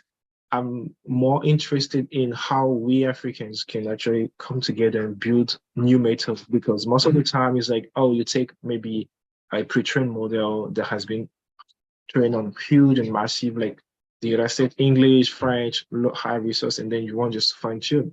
But those are methods that were probably created and scaled for those languages. I think there should be a time where we start thinking about how we can either create new methods or smartly adapt what exists to our context to bypass the need of like having to rely on huge data. Because otherwise it could also follow a trend of like scaling laws, like the more we get the better, the more we get the better. And it's, for me, wouldn't lead somewhere very where like we still keep like research open, because those models gets bigger, bigger, bigger, and they'll be less accessible because as Samuel said, is GPUs also very important, but it's not something that is accessible to anyone. Like a standard GPU, except maybe through collabs, is not something that is accessible to the daily person, the daily human being to run models. So I think that's what I would say regarding like data availability, accessibility, and also like everything around and the way I view it. I don't know, I hope it answers the question. Sorry. Okay, thank you. Sorry, maybe I can just jump in here about data accessibility. I've worked in healthcare AI for the last couple of years, and this is one area where everyone always complains about data. I honestly do not see it that way. I disagree a lot with people who always put up the card that there's no data and all that. You find that most people don't really understand the problem they're trying to solve. They don't understand the domain. They don't understand where to get the data. Because it turns out in healthcare, everywhere that I've heard this complaint, there's thousands, millions of data points available, but people just don't know. And so this probably goes more to the accessibility issue. If you're coming to from outside healthcare, for example, and you want to build, nobody's going to give you data because they don't know you, they don't trust you, and I don't want to even tell you where the data is or how to get to it. But as you begin to collaborate with the right people, then they show you like how to get access to the data, and then you realize that there's too much. There's much more data. Like in healthcare, like billions of data points are generated every day through many devices, and so particularly in healthcare and industries where it looks like it's data starved, I think it's more.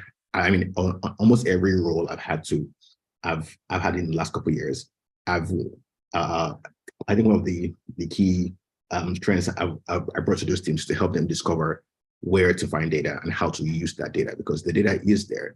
And so if you think of even the African context, even though in healthcare, a lot of the data is paper-based, the data is actually there.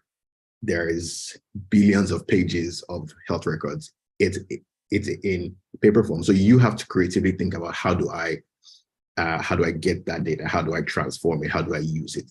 Versus there's no data. So I think in collaborations definitely help people discover where to find it and how to use it.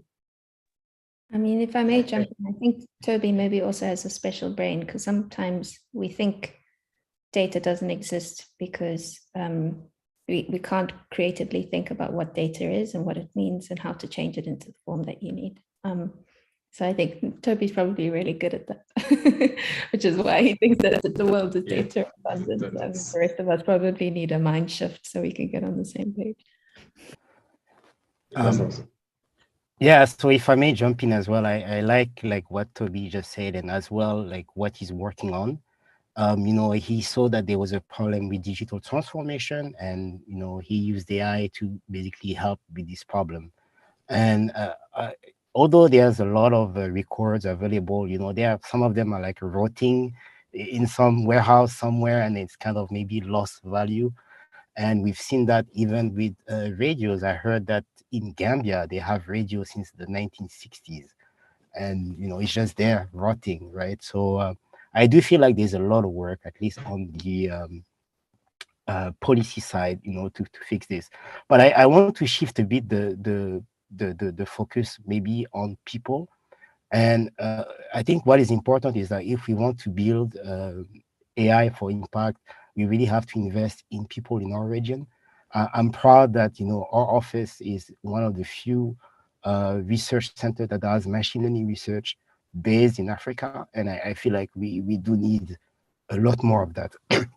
So I've had residents in my team who are working on fundamental machine learning research. They've never studied abroad, they never went to university in the US or whatever, but they are basically producing high quality machine learning research after a couple of years.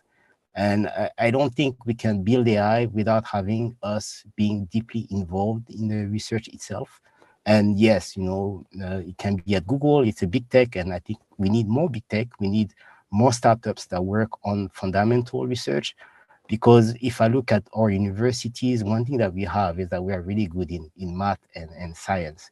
And Bonaventure is an example of that, right? So we need thousands and thousands of Bonaventure to come back from Canada or wherever they are and basically build at home, which I think is very critical. If you want to have an impact, I think you have to do what Toby Olatunji is doing. Pelonomy. Language is key to a lot of the challenges or the impact that we can have. If we can solve at least on the language side, then we can have a tremendous impact. And so really focusing on places where there's a lack of data, or yes, health there is, but there's a lot of work to do. Let's focus on people and partnering with local universities, especially the public universities, which I think are really struggling. What would you teach in Ghana or Nigeria if you can basically teach machine learning in the West, right? So yeah. I do feel like we need to focus on supporting our faculties or local lab or communities that can really push AI for impact. Definitely agree with the people aspect. I wanted to add that from our NVIDIA side, we've been working with some really amazing communities and also startups across the ecosystem. My colleague Fatima Tambajan sits out of Ghana and is supporting the local community in Ghana and all of Africa by partnering with organizations like Alliance for AI, Data Science Nigeria, and Daba Deep Land, and Zindi, Python Ghana, just to name a few. And in our effort to support the ecosystem, NVIDIA also has a really robust startup incubation program called Inception, which Toby is a part of, and I'm sure he can speak to the benefits he's received so far. And our main goal with that program is to really support startups with the resources they need, from compute to the technical expertise and also R&D help. So NVIDIA as a company spends a lot of resources on research. So if a startup can benefit from some of those insights that we found within all industries' AI effects, we make that possible and available to those startups. So some people and startups I can mention within this domain is Darlington, Akogo of Ghana, working on Cara Agro, which is an ag tech startup, and Mino Health, which is a radiology startup. Toby here working on Intron Health, which is doing tremendous work. Instadeep from Tunisia, Mazuma out of Ghana, with Kofi and Nee doing some really exciting work for a no-code platform, and also some chatbots and fintech. So these are just a few of the startups we touch, but we believe supporting from bottom up is the great ways, because if these startups are successful, then the world knows there are really great case studies that come from Africa that can benefit to the enterprise and also the local people. So really exciting to see how we can all partner on here to do more of these collaborations to help the startups and the developers who need this help the most. Cool. But I think this has been really insightful contributions, and I think the questions of our audience are even more important than the ones I have. So I think I will start taking some questions, and some of them are actually asking cool questions that I actually wanted to ask. So I'm going to start with Thomas of Miami. Yes, he's having a question, which I also had, about the practical application of AI in Africa right now, like in this moment, that should be looked at, despite all our third world challenges, or maybe even to solve them. I'm asking as a student of software engineering interested in impactful solutions in Africa. So I'm guessing this is trying to address, okay, should AI be the focus right now, considering we still need to put food on our table, since we need water to drink, since we need roads, since we need even an internet to have a webinar like this.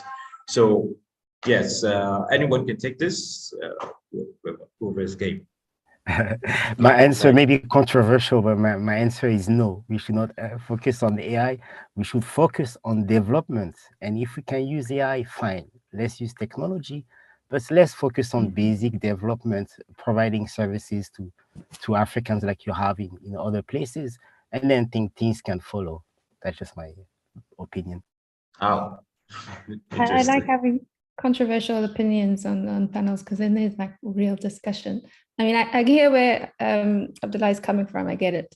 But I genuinely believe that AI is a realm that helps us to expand our problem-solving capacity, right? It's a potential to scale solutions and to bring down the cost of solutions as well, which is an opportunity for us to leapfrog in ways that spending in the past was required in order to do certain things. We're now able to do those things at a lower cost with greater impact.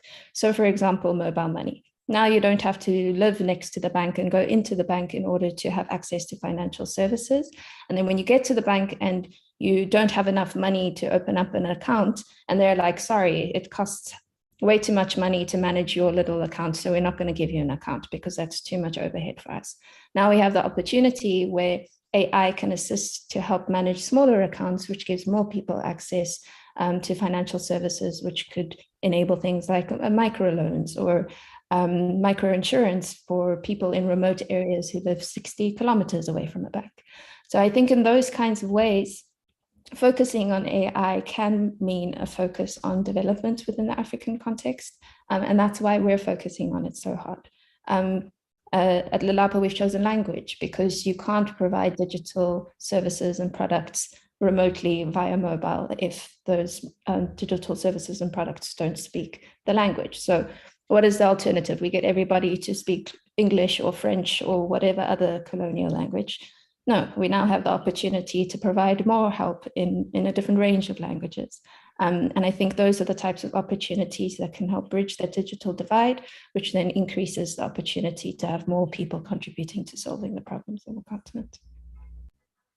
Cool. I also wanted to add to what Paloma said.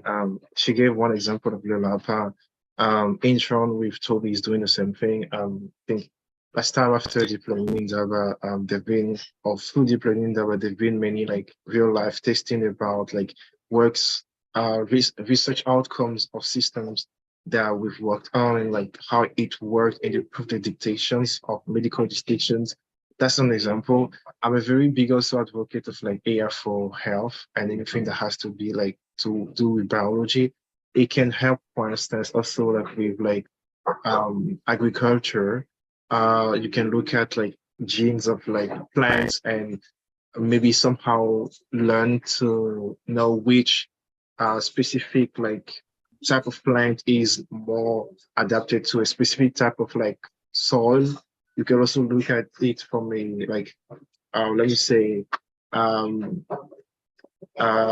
AI material research perspective, where you may want to use it to be able to say, okay, I want to see how the composition of the soil and like how it could impact the fertility. So what can I do to find the most optimal like combination that brings me more of like that sort of fertility and stuff things.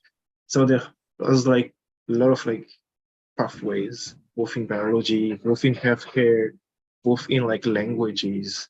And yeah, the possibilities are endless. And I would like to quote a friend, I forgot his name, but he's from Data Science Nigeria. You need to see opportunities, not problems. Or actually, where there's problem, you need to see opportunities, because AI could actually go a long way. And sometimes there might be you might just need a simple technology, but I still think AI might be a very big forward to like push forward the development, technological development of the continent. Yeah, totally agree. Yeah, I think focusing on infrastructure is great, but AI can be a really good co-pilot to sort of harness the solutions faster, way faster. I guess what I just want to Awesome. explain. So I think, yes, go ahead. Okay, please go on, please. No, I mean, one of the reasons why I say that, you know, I mean, obviously AI has a tremendous potential to transform a lot of things for development. I'm just afraid that, you know, AI has become maybe this shiny like word that everyone uses, and it's like, this is the solution to everything. But yet, like, we have so many challenges, like just providing basic water. Yes, okay, yes, AI can help, but like, I feel like AI is like, in a way, a loaded term. You know, it's like you're saying, yeah, we're going to solve things with crypto or blockchain. But what do you actually mean, right?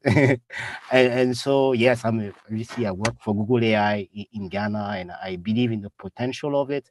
But like, I do feel like we have to be careful in not putting too much emphasis on AI being the solution to everything.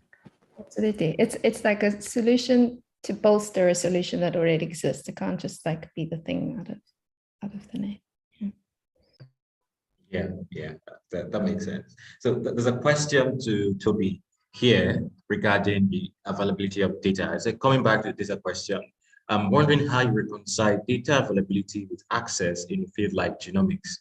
Up until 54 gene, the now defunct 54 gene, as it were, plus COVID-19, Africa lacked substantial genomic data, and there are now efforts to change that.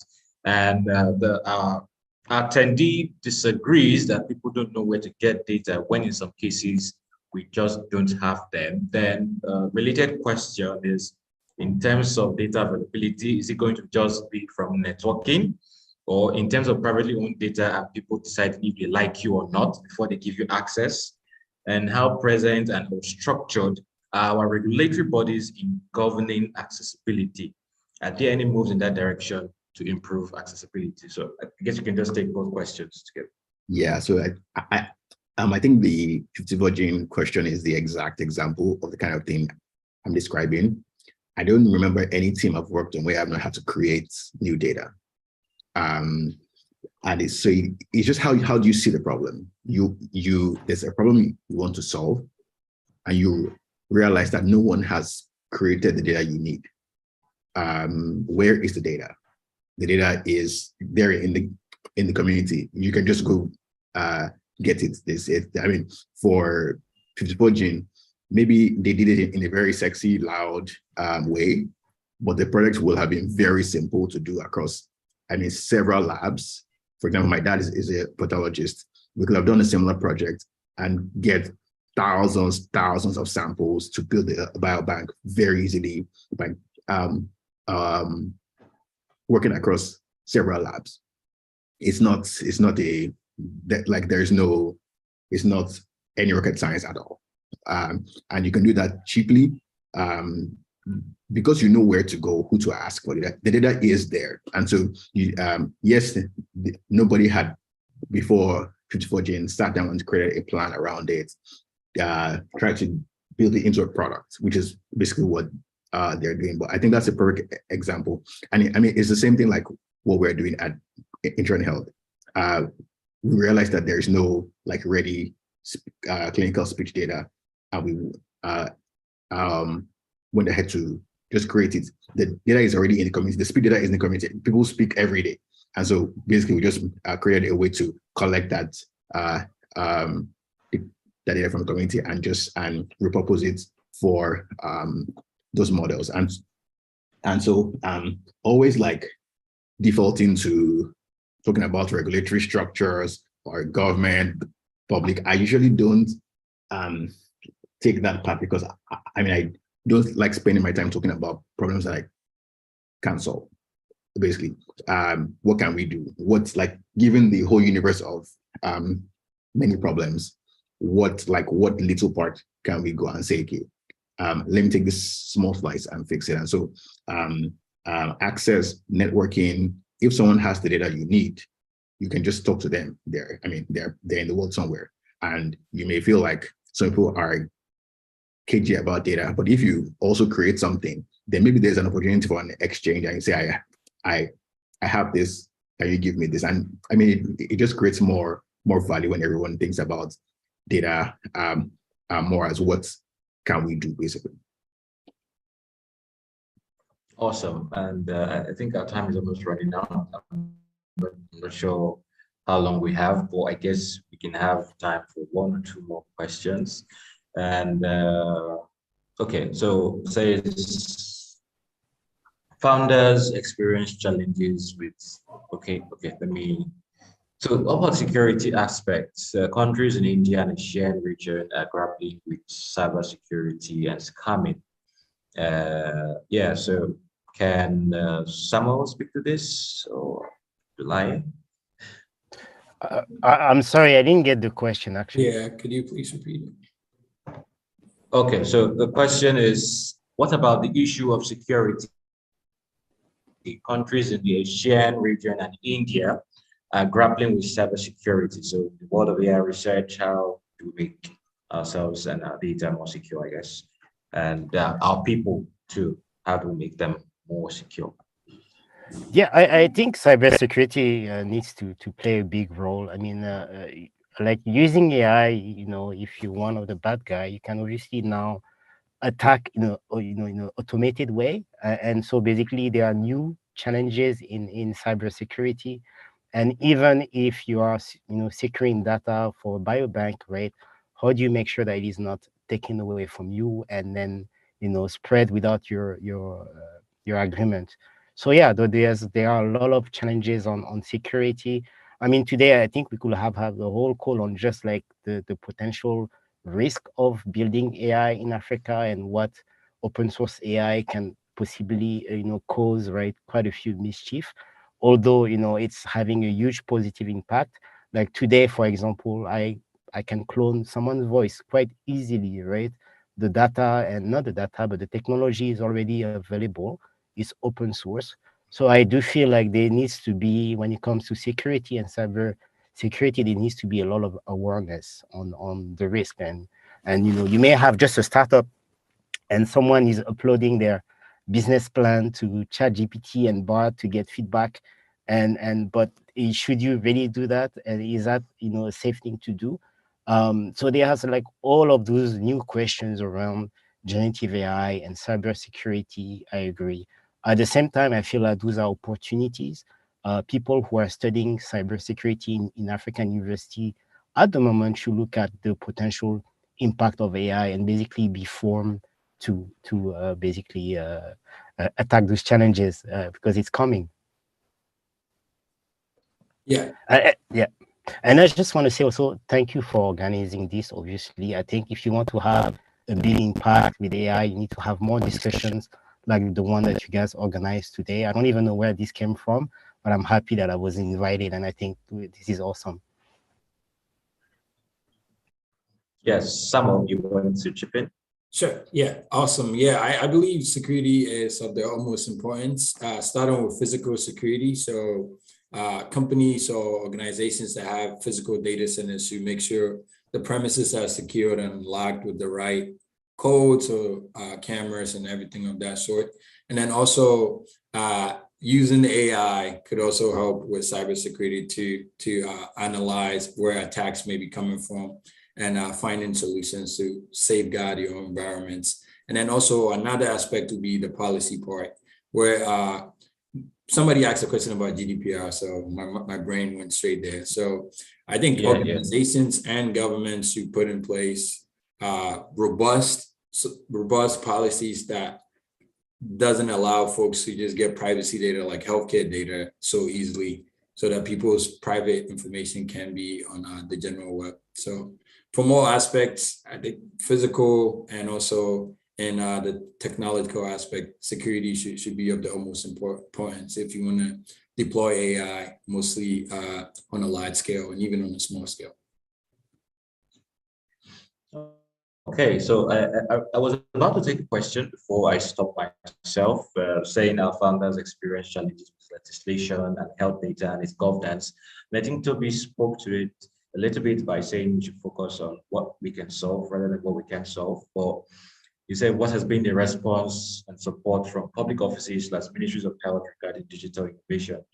So I guess that's Toby's response actually addresses that particular question, unless Toby has anything to add regarding government and public offices. One quick response. I don't know why I will be spending my time worrying about government and what the ministry, what they think. Why? I just recommend people focus on what you can do or what you can solve. And at the time when government wants to make themselves important, you can solve that problem. And if I may add to that, we got advice from one of our advisors, which is something that I always keep dear to my heart, and that's you can't pick the problem you want to solve. Don't try to solve all the problems. Somebody will come along and help solve that problem for you. So as us as AI people in the AI domain, yes, you can choose to fight the legislation fight, but there are so many other fights that you can choose as well. And you need to pick your fight and fight that fight, but you will not manage to fight all of them. Yeah. Yeah, so maybe Pelami, you could also address this idea. Do we have conventions and policies in place to engage the youth of Africa with the rise of AI and its potential benefits, like sustainable job creation? So I don't know, did you get that? You were cutting out a bit. That question is somewhere. Where is it? Okay, so do we have conventions and policies in place to engage the youth of Africa with the rise of AI and its potential benefits for things like sustainable job creation? And just before you address that, maybe I'd like to round up. Could you speak a little more about collaborations with professors in large academia in African countries, maybe name drop? I think we could just address that very quickly while we end the discussion. So yeah, allow me please.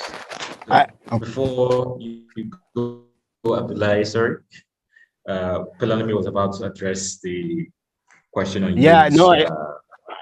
I think unfortunately the quick answer is no. Not to my knowledge. I am not aware of a active policy for that. I think it's pretty much coming from the community again, like deep learning in Daba and all those grassroots activities, right? On the research, like as a big tech, I think it's important for us to partner with local universities, the same way we do it in the US and in Europe and so on. So you have joint research that is quite impactful. And so I'm happy to share that like a couple of years ago, we signed a joint research agreement with 5 universities in Africa, some in Ghana, South Africa, and so on. And I think this has really opened up the door to like joint research, and I hope that we see other companies do the same, partnering with local universities on advancing the state of research. I wanted to jump in because I've also tried to my best of knowledge, to the best of my knowledge, answer that question. There've been some initiative around like data privacy regulation and those type of things. Something related, closing out to the GDPR. I don't know the very specific details, but I know that Professor Vikosi Maravate is also included in a lot of those things, especially in South Africa, all those type of things. With also the African Union. So maybe he might be someone to reach out to for let me say for more information. There's also Kathleen at Mozilla who works on like building those language technologies and who also has some ideas around like policies, data governance, all those type of things. So it's not like expanded, it's not such a huge thing, but I definitely think there are people maybe in the dark, in the shadows, working on it. So yeah. And then just a last thing on the job enablement and creation. I think Abdullah may be correct that there isn't specific policies created to help do that, but there are some like on the side policies that can help enablement. So often there's like tax incentives for R&D spend or student development spend for big corporates and things like that. And sometimes that benefits AI development and things like that. So for example, deep learning Indaba being sponsored by different initiatives then enables an opportunity for people to go and study and to learn around the AI space. But as far as job creation directly, not really. There are initiatives like Kickstarters and incubators on the continent that help to drive self-job creation for entrepreneurs and things like that. But to my knowledge, I don't think anybody is at the stage where they're creating AI-specific policy for job creation. Although it's a bit of a tricky thing to do because it's the type of thing that touches everything. So do you make policies that are specific to AI and AI development only? Or do you make policy that covers a range of things because AI touches everything? So I think those kinds of intricacies are still being sorted out, not even in the African context, in the global context where there's more resources and more time and energy to be spent on developing that policy. And Africa is super far behind. And just a quick comment on that. So I just want to recommend LEPAPA and as well DSN Nigeria for like contributing to contributing to the Deep Learning Indaba conference. I think it was amazing to see local startups actually funding and helping like grassroots movement as opposed to, like big tech companies. All right. Thank you so much to everyone. And thank you for the engaging audience and the insightful, really, really thought-provoking questions that were asked today. And thank you so much, Lai, Planomi, Bonaventure, Samuel, and Toby for such a wonderful panel. I think we've learned a lot to at least a starting point for more conversations like this, more research, more engagement in AI Africa. And personally, I don't know about everyone else. I'm going to be reaching out to each and every one of you. Like I saw a story idea from each of the things you mentioned. So please don't be. Yeah, I'm going to send you a DM. I'm a very friendly journalist. I don't ask too many hard-hitting questions. For this has been a very, very insightful panel, and thank you everybody, the organizers, for making this happen. And see you in the next one. Thank you for the opportunity. Thanks, everyone. Thank you. All right. Thank you so much, Emmanuel, for that brilliant moderation. Many thanks to our wonderful panelists for giving us a stimulating conversation around AI applications in their various fields of endeavor. I'm sure that all of the participants, all of the attendees have also had a phenomenal time thus far. Many thanks to all who asked questions. Very, very, very insightful. Yes, and I do agree with the panelists saying that AI isn't necessarily a magic bullet or cure-all, but indeed it is a catalyst for transformation across sectors and industries. We will proceed right away to the next item on the agenda, which is the workshop. The workshop is focused on generative AI product development for Africa. From ChatGPT to Bard, I'm sure that all of us have used at least one generative AI application or another to improve our productivity, help us do better work, solve problems, and many more. We will have an opportunity to do a deep dive into how we could explore generative AI for product development in Africa. And the beautiful thing about this, like I said at the beginning of the event, is that we have two workshop sessions. You've got the opportunity to select and attend any of the sessions. We've got the opportunity of and the privilege of having two phenomenal facilitators who will be leading us into that deep dive for the workshop. I will go ahead to introduce our facilitators, and I'm sure that a member of the technical team will share the Zoom links for the workshop sessions. We will need to exit the main room to attend the workshop sessions for about 30 minutes, after which we will reconvene in the main room for the rest of the event. After the workshop session, we will have a pitch event. This is one that you cannot afford to miss. We've got about 3 selected startups that will be sharing the good work they are doing in utilizing AI to develop tools and products for the African populace. I would like you to rejoin the session after the workshop so that we can listen and get enlightened on the great work that these startups are doing by utilizing AI in problem solving. One of the facilitators for the workshop session is Zion Pibowe. Zion is a data science technical leader and an AI practitioner. He's got rich experiences across data analytics, machine learning, and natural language processing, and computer vision.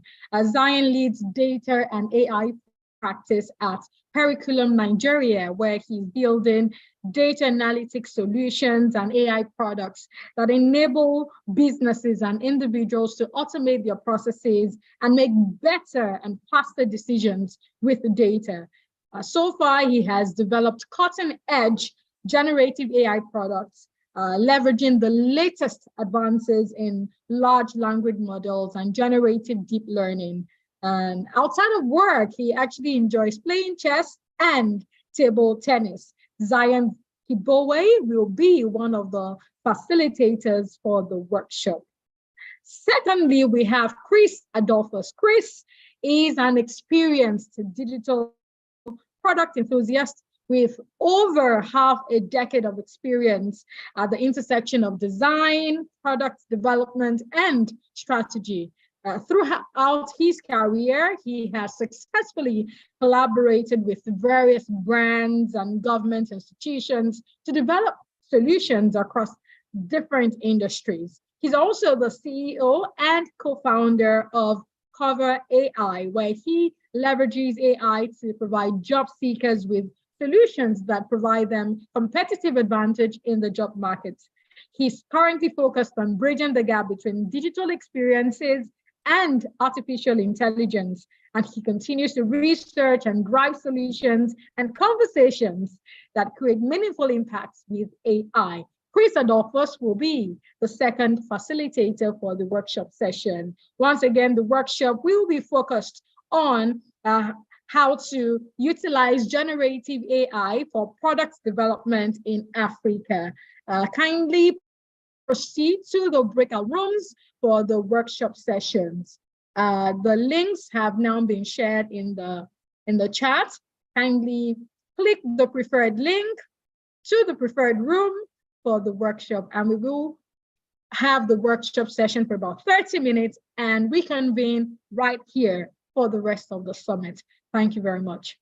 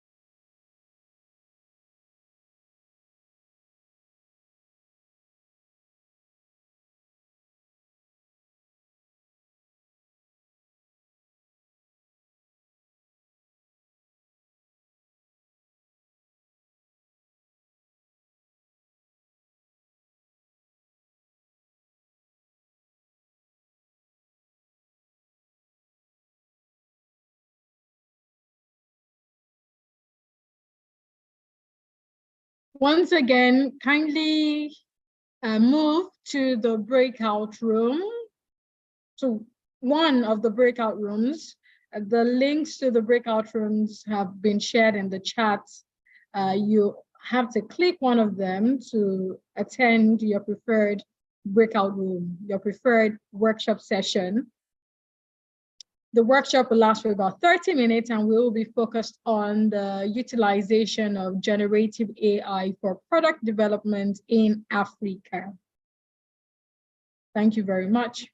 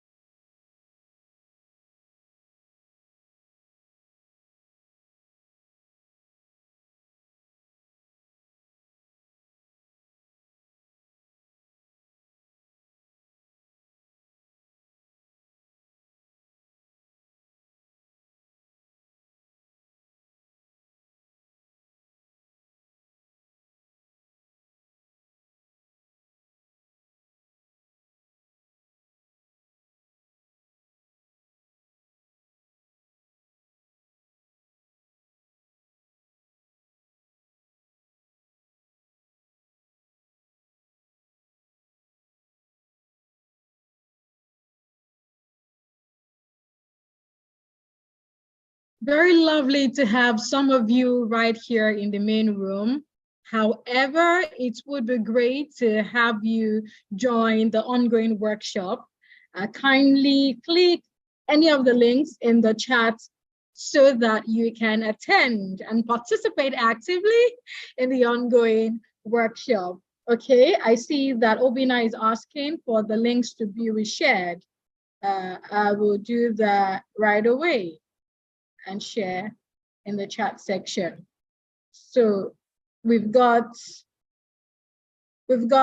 a session to be facilitated by Zion Pibowe and another session to be facilitated by Chris Adolphus.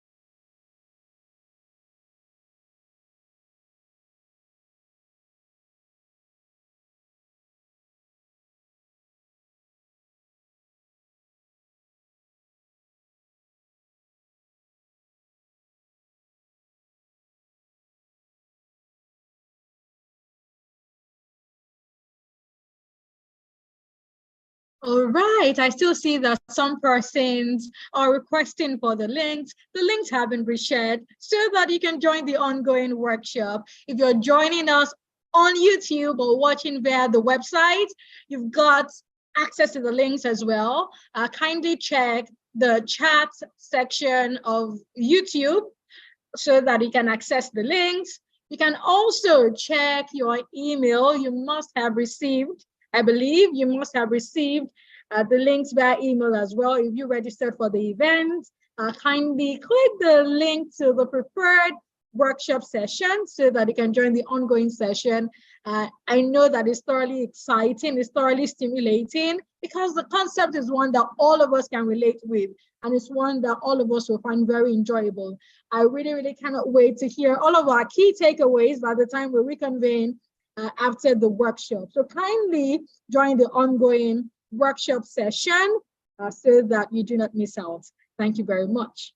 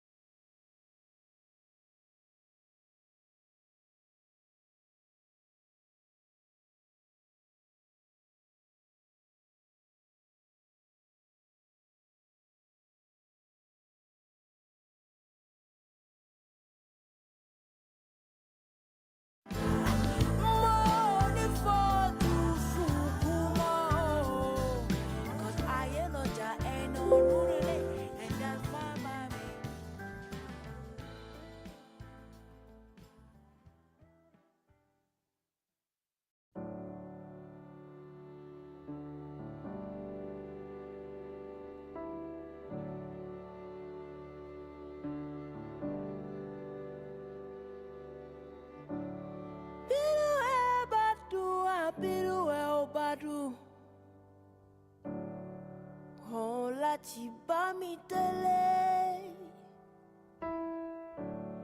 Bí o bá fẹ́ àbí o bá kọ̀yé, òun láti bá mi tẹ́lẹ̀ bá mi. Akinyele wants to marry wife. He don't want to pay some bride price. You better find it. Akinyele ọmọ Jinadu. He don't want to pay some bride price. You better find it. Akinyele, Akinyele, Akinyele, Akinyele, Akinyele, Akinyele, Akinyele, Akinyele. Oh, toto with me, you Romeo. Wá mi délé, bá mi. Say be the same thing, ló sọ fún mi lánàá. But today, wá tẹ̀lé mi mọ́lẹ̀. Lawyer, alágídí, first class liar. Alákọ̀rí, sanwó kó tó jọbẹ̀. Ìyá mi ló bí mi, bàbá mi ló tọ́ mi. Mo kì í ṣọmọ rẹ́gísítírì, alákọ̀wé lọ́yà. Akinyele, Akinyele, Akinyele, Akinyele, Akinyele, Akinyele, Akinyele, Akinyele. Lawyer, alágídí, first class liar. Alákọ̀rí, sanwó. Kó máa mumu, kó máa jẹun, more, some more, no more. I can't alone. I can't alone. I can't alone. I can't alone.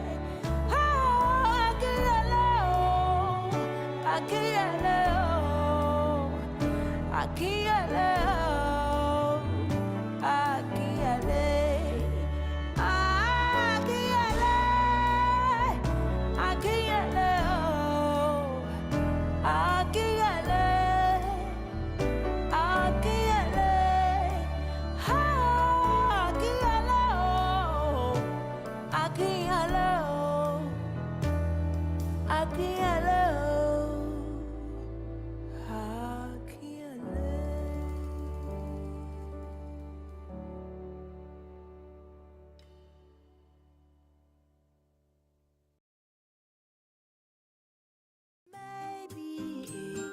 Maybe the sunrise, maybe,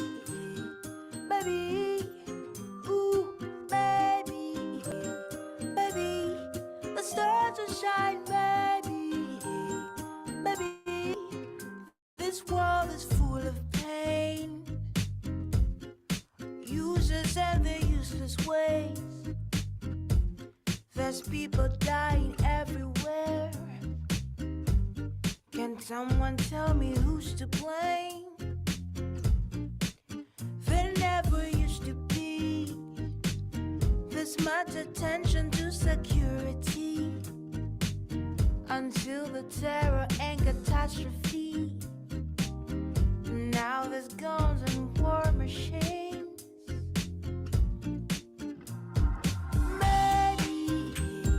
Maybe the sunrise, maybe,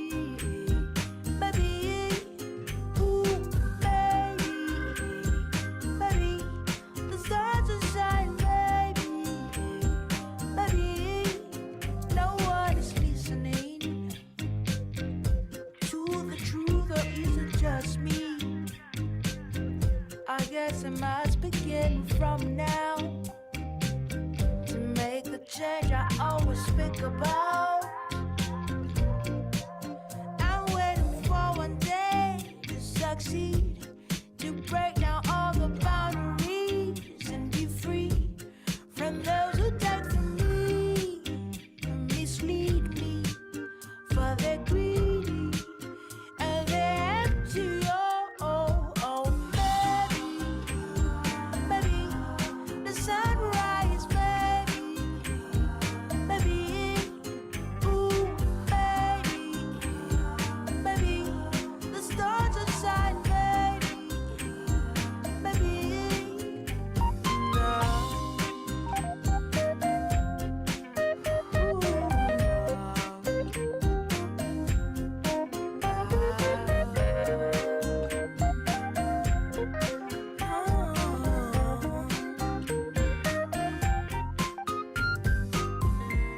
My feet, my strength, I'm gonna be myself, and nobody can stop me.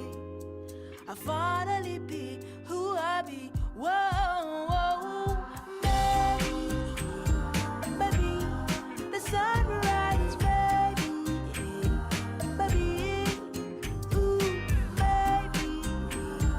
maybe the stars will shine, maybe. So when can I ever be who that I wanna be, without you looking at me like I wanna be? When can I ever be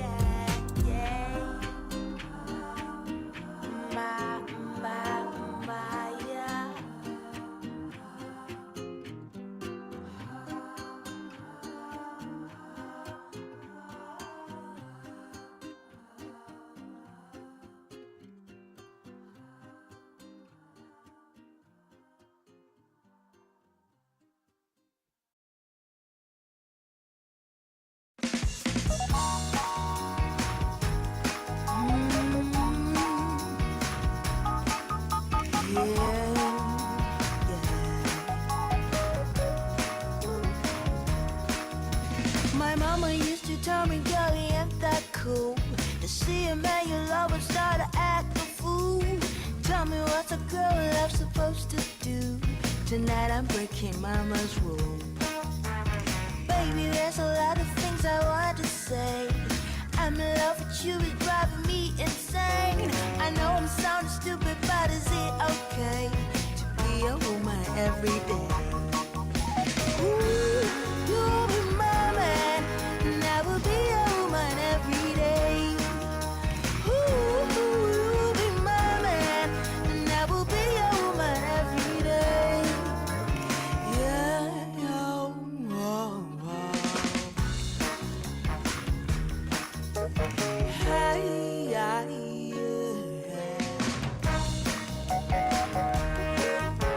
Ooh, baby, can we take a walk around the park? I can cook you dinner, it won't be so bad. We can laugh and talk about the friends you've had and all the ones that made me mad. Ooh, baby, baby, can we stay up all night? We can argue, we can even start a fight, and I can laugh and say I love the way you smile, and everything will be just fine. Ooh, you'll be my man, and I will be a woman every day. Ooh, you'll be my man, and I will be a woman every day. Hey, oh, whoa, whoa. Hi, yeah,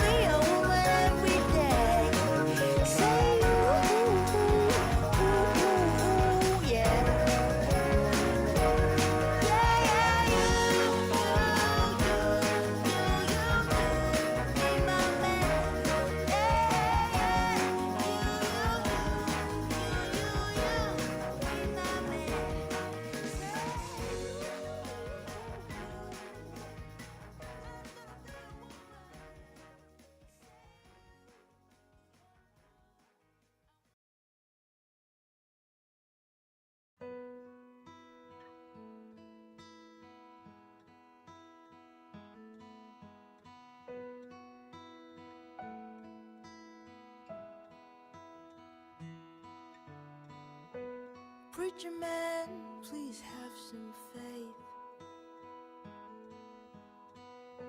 I've come to you 'cause I lost my way.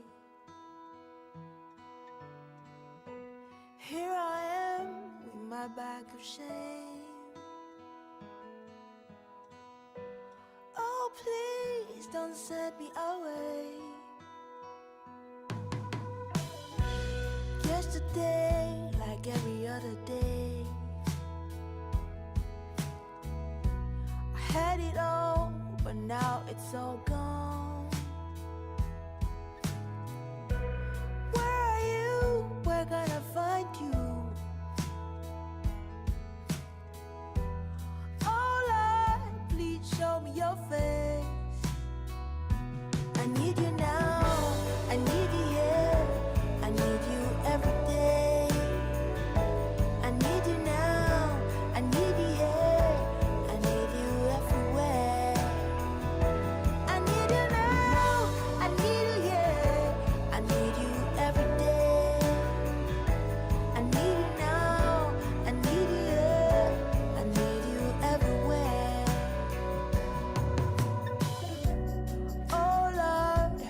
I've been very greedy.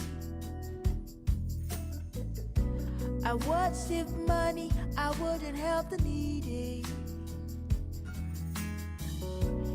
The pain just didn't move me. What am I?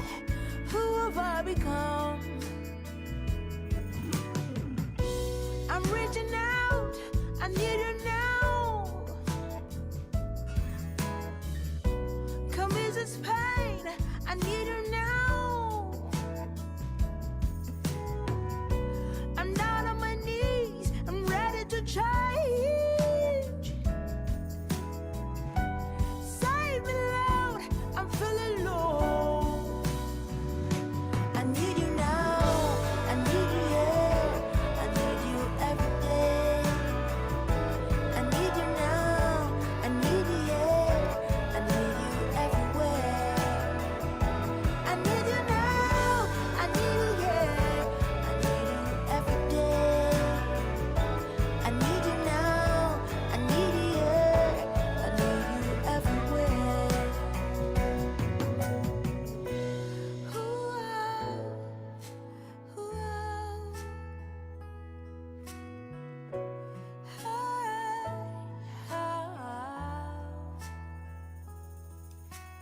La la la la la la la la la la la. La la la la la la la la.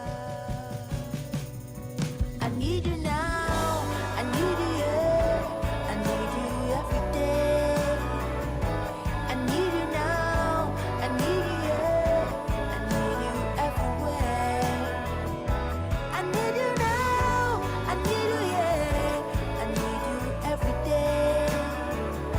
I need you now, I need you here, I need you everywhere.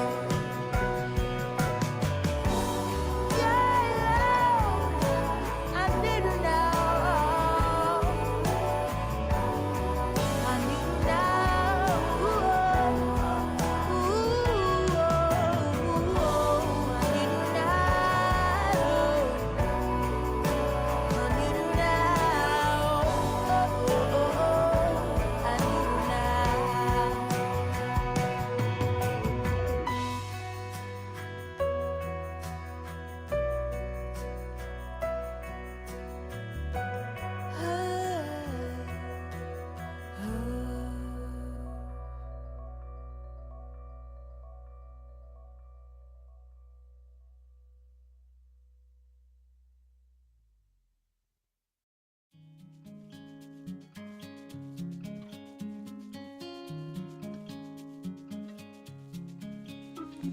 Have you ever heard of a dreamer girl living in a world so far away? You might think that she is a bit naive when she says that someday she'll be your queen. Is it impossible? Is it a crime? Or is it just a silly state of mind? Baby, baby, close your eyes, let your dream. Maybe someday, one day, I dream of simple things every day. I dream the love will come my way. I dream of many lights across the stage. I dream the endless world, I can make a change.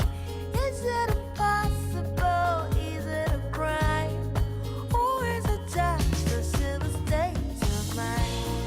Baby, baby, close your eyes, let your dream.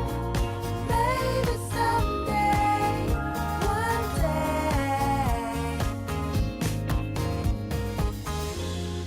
Tell me that I could have it all. Tell me that I wouldn't change at all. Tell me this road is not too long.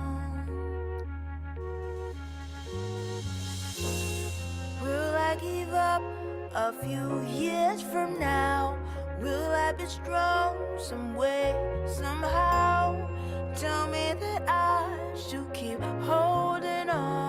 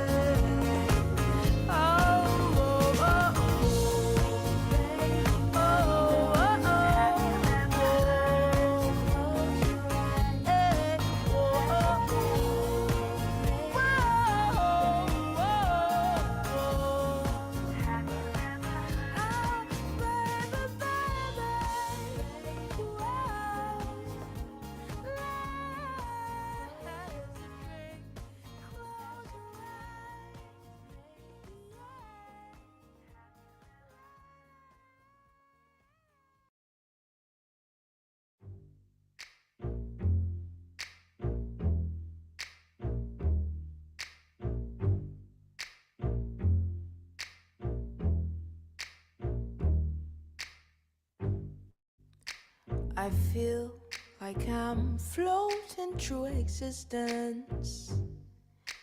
I feel like I'm leaving after time. I feel like I'm forced to break the silence. Is that a crime? Is that a crime? I feel like we're all following shadows. And shadows that don't know where to go. I feel like I'm waiting for tomorrow, while today wastes away. It's not that I don't know, it's not that I can't see, it's not like I haven't noticed, it's driving me insane. It's not that I don't know, it's not that I can see, it's just the way I feel, it's just the way I feel. I feel like a child without a father, and mama tries, oh Lord knows mama tries. I feel like the world is on my shoulder. I wonder why, wonder why. I feel like I'm not the only one who's frustrated. I feel that something's going wrong, I can't escape it. I feel that the destinies of those are meant to be the best are in the hands of liars. Now the world is on fire. It's not that I don't know, it's not that I can see, it's not like I haven't noticed, it's driving me insane. It's not that I don't know, it's not that I can see, it's just the way I feel, it's just the way I feel. I feel like we're not angry enough, that while we wait, time's ticking away. I feel there's gonna be an explosion.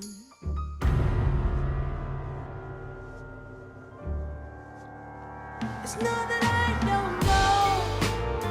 It's not that I can't see.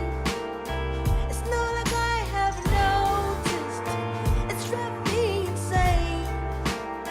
It's not that I don't know. It's not that I can see. It's just the way I feel. It's just the way I feel.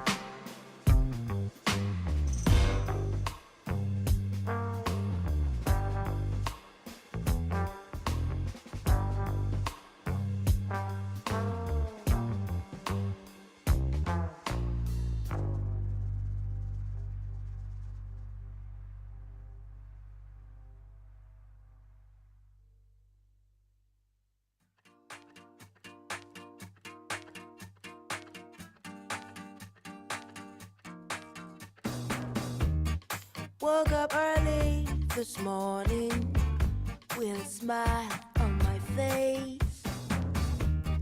Thought you were next to me, but then I see you walking away. Something right this morning. Is it a sign he's leaving me? So I call on a friend whom I know better than me. She says you worry much about things you don't understand, but don't give up if it doesn't go with the plan. Why not have some fun while you're still young and still okay? Cause life is short, do what you can today, today. Why can't you be happy? Ooh, ooh, ooh, ooh. Why can't we be happy? Ooh, ooh, ooh, ooh. What is life about? Did nobody tell you? The reason why I ask, I can see you're so confused. Oh, you worry much about the things you cannot see. You have it all with your money, you still complain. Why not live this life while you're still young and still okay? Cause life is short, do what you can today, today. Why can't we be happy? Ooh, ooh, ooh, ooh. Why can't we be happy? Ooh, ooh, ooh, ooh. Tell me why can't we be happy? Be happy. Ooh, ooh. Why can't we be happy? Yeah.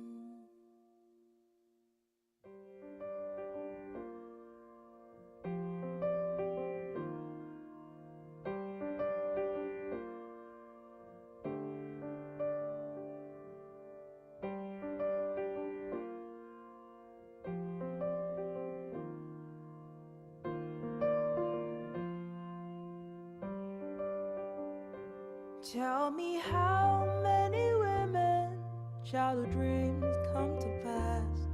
Tell me how many movies turn out real.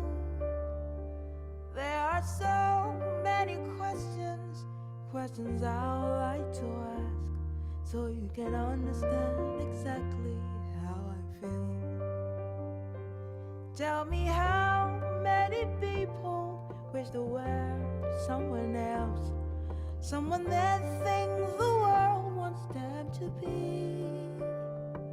Tell me how many babies will be born just to die, leaving me with these questions asking why.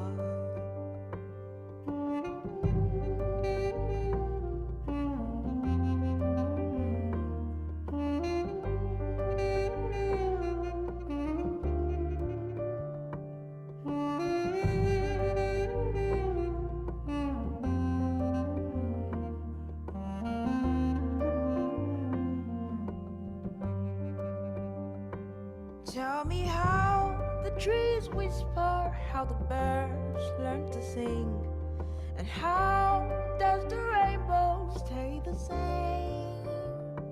How do bees make their honey, how do they learn to sting?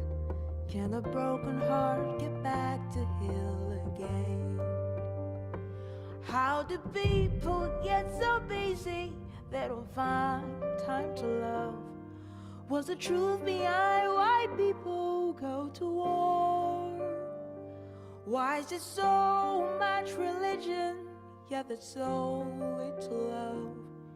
Will I ever get to know the truth someday?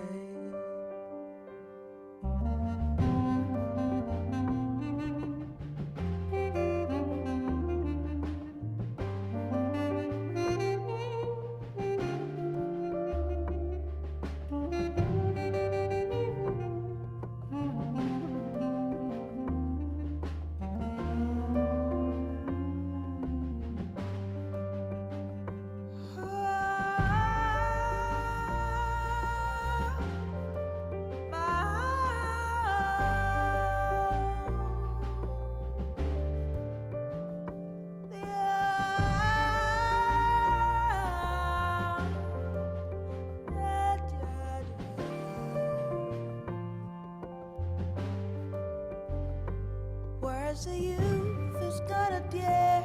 Where's the elder who really cares? Why do people believe things that aren't true? When you look into the mirror, who do you see?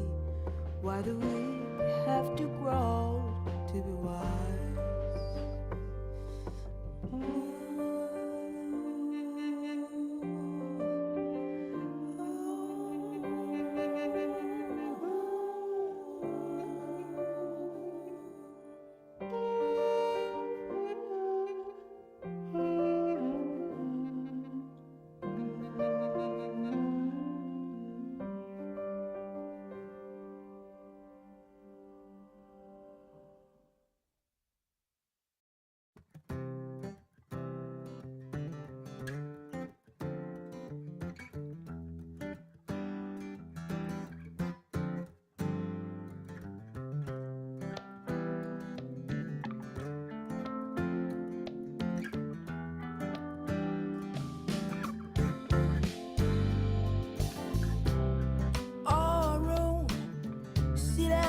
I wanna have some talk with you all.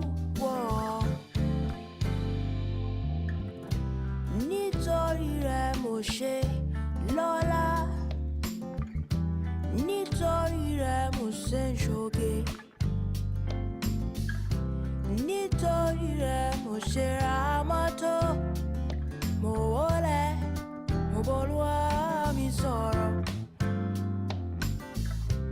Nítorí rẹ̀ mo ṣe wà láyé, nítorí rẹ̀ mo ṣe wàṣọ sára, nítorí rẹ̀ mo jí lówùúrọ̀, mo ayé mi lóde yé. Yeah. If you're watching via YouTube or the website, we will soon return to session. We will soon return to the rest of the event, especially the pitch for the day. The workshop will soon be over and all attendees will reconvene right here in the main room for the pitch event. I cannot wait to listen to the amazing pitches that have been prepared for today. And I hope that you also will remain right online to participate actively in the rest of the event. So see you in the next few minutes. Thank you.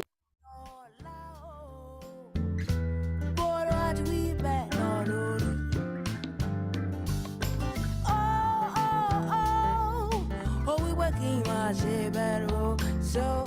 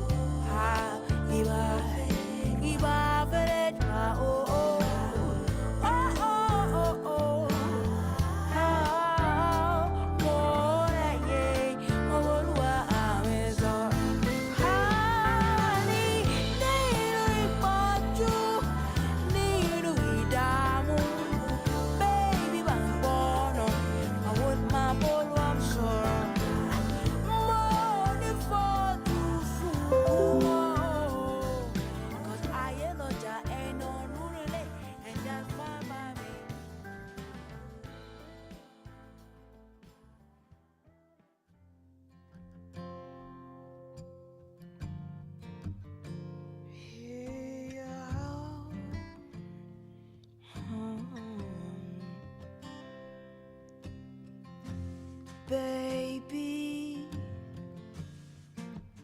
I wish I could have been more for you.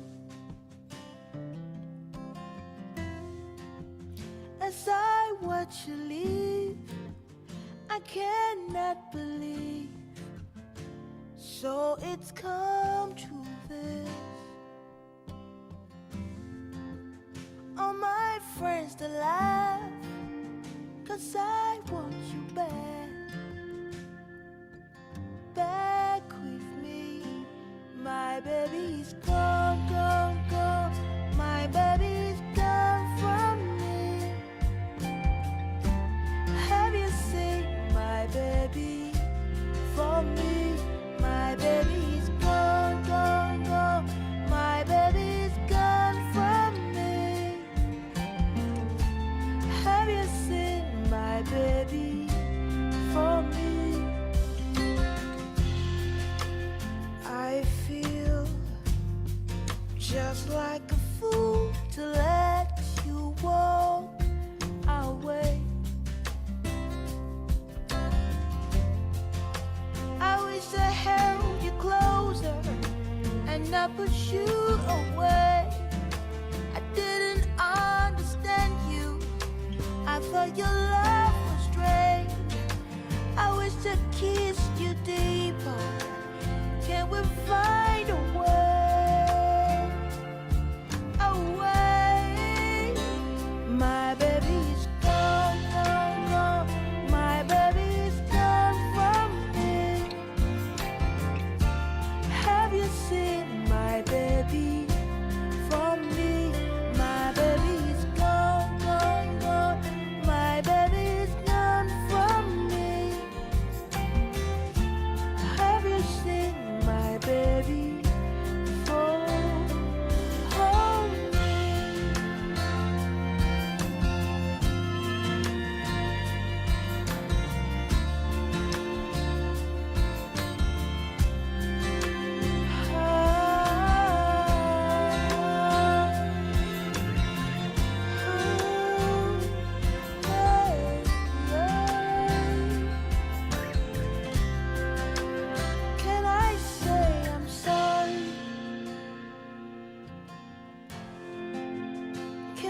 say I'm sorry? Can I say I'm sorry?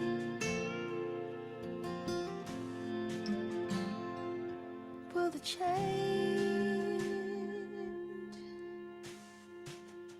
Oh, my baby's gone. It's gone from me.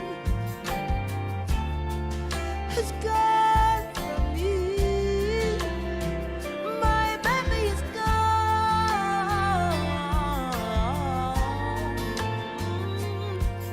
Have you seen my baby? Oh, my baby is gone, gone, gone. My baby is gone from me. Have you seen my baby from me? My baby is gone, gone, gone. My baby is gone from me. Have you seen my baby for me?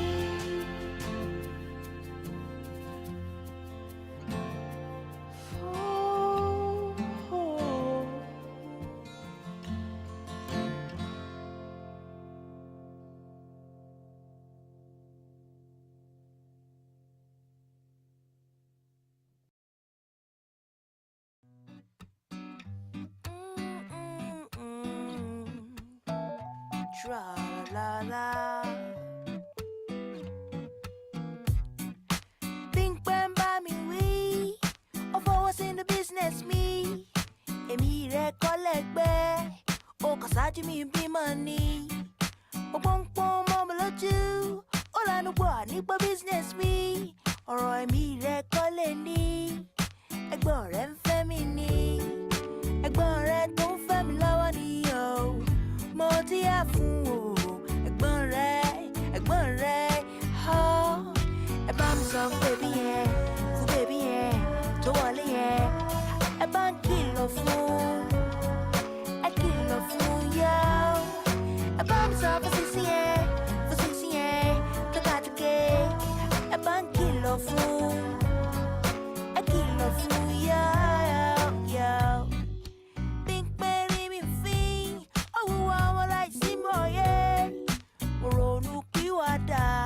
Ọmọ inú mi ló ń bá mi wí. Ilé àná mo rẹ̀ láyọ̀. Wọ́n kókó ń jẹ́ sí mi. Ìrẹ́ ò lápọ̀nlé. Ó dẹ̀ fẹ́ kéèyàn fẹ́ sílé. Ẹ̀gbọ́n rẹ̀ tó ń fẹ́ mi lọ́wọ́ ni o. Mo ti yá fún o.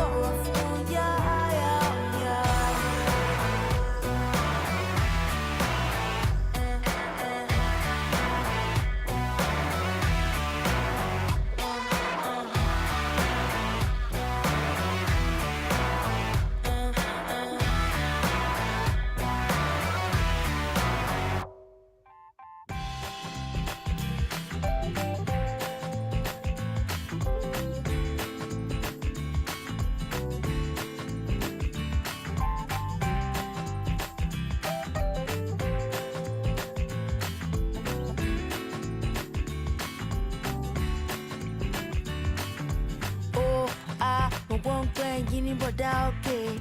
Ẹ̀yin lẹ komo mi lole. Ah ha ha. Oh ah, gbogbo yini sister okay. Ẹ̀yin lẹ fẹ́ brother ole. Ah ha ha. Iya si di ori diri mi. Sisi uche egbe ọ̀rẹ́ mi. Àwọn ọ̀rẹ́ mi wá oh oh. Yeah oh oh oh oh. Bobo Musa onírèké wá. Ìyá Múlíkà ọlọ́mọ méje. Àwọn ọ̀rẹ́ mi wá oh oh. Yeah oh oh oh oh. Èyí kan sọ̀rọ̀ ẹ̀rín. Ẹ má jẹ́ sọ fún anybody. Ah ha ha. I'm talking to you, yeah, yeah. Torí ọlọ́mọ bẹ́ẹ̀, ẹ má jẹ́ sọ fún anybody. Ah ha ha. I'm talking to you. Oh ah, mo gbọ́ ń pẹ́ yín ní ọ̀gá ọ̀lẹ. Tẹ̀tẹ̀ ṣe bẹ́ẹ̀ ènìyàn lọ́rùn. Ha ha ha. Ọmọ mi mo fìyà bí, ó fojú di mi, ó sọ̀rọ̀ mi láì dáa. Bẹ́ẹ̀ ènìyàn lọ́rùn. Èmi lọ́wọ́ ọlọ́kùn méjì, ẹ lọ bẹ̀rẹ̀ mi lọ́wọ́ anybody. Ẹ má bá wájà mi o o, yọ o o o o. Ọmọ tó ní ẹrẹ́ kò ní sùn, òun gangan kò ní fojú sùn. Ẹ má bá wájà mi o o, yọ o o o o. Èyí kan sọ̀rọ̀ ẹ̀rín, ẹ má jẹ́ sọ fún anybody. Ah ha ha. I'm talking to you, yeah, yeah. Èyí kan sọ̀rọ̀ àrífín, ẹ má jẹ́ sọ fún anybody. Ah ha ha. I'm talking to you, hey. Ho ho ho ho ho. Oh, Bobo. Oh, oh, oh, oh. Èyí kan sọ̀rọ̀ ẹni, ẹ má jẹ́ sọ fún anybody. Ah ha ha. I'm talking to you, yeah, yeah. Torí ọlọ́mọ bẹ́ẹ̀, ẹ má jẹ́ ọjọ́ mi fẹ́ nìkan. Ah ha ha. I'm talking to you. Orí abiyamọ, amúwárò ni o. Amúwárò ni o. Ah ah ah ah. Àní orí abiyamọ, amúwárò ni o. Amúwárò ni o. Ah ah ah ah.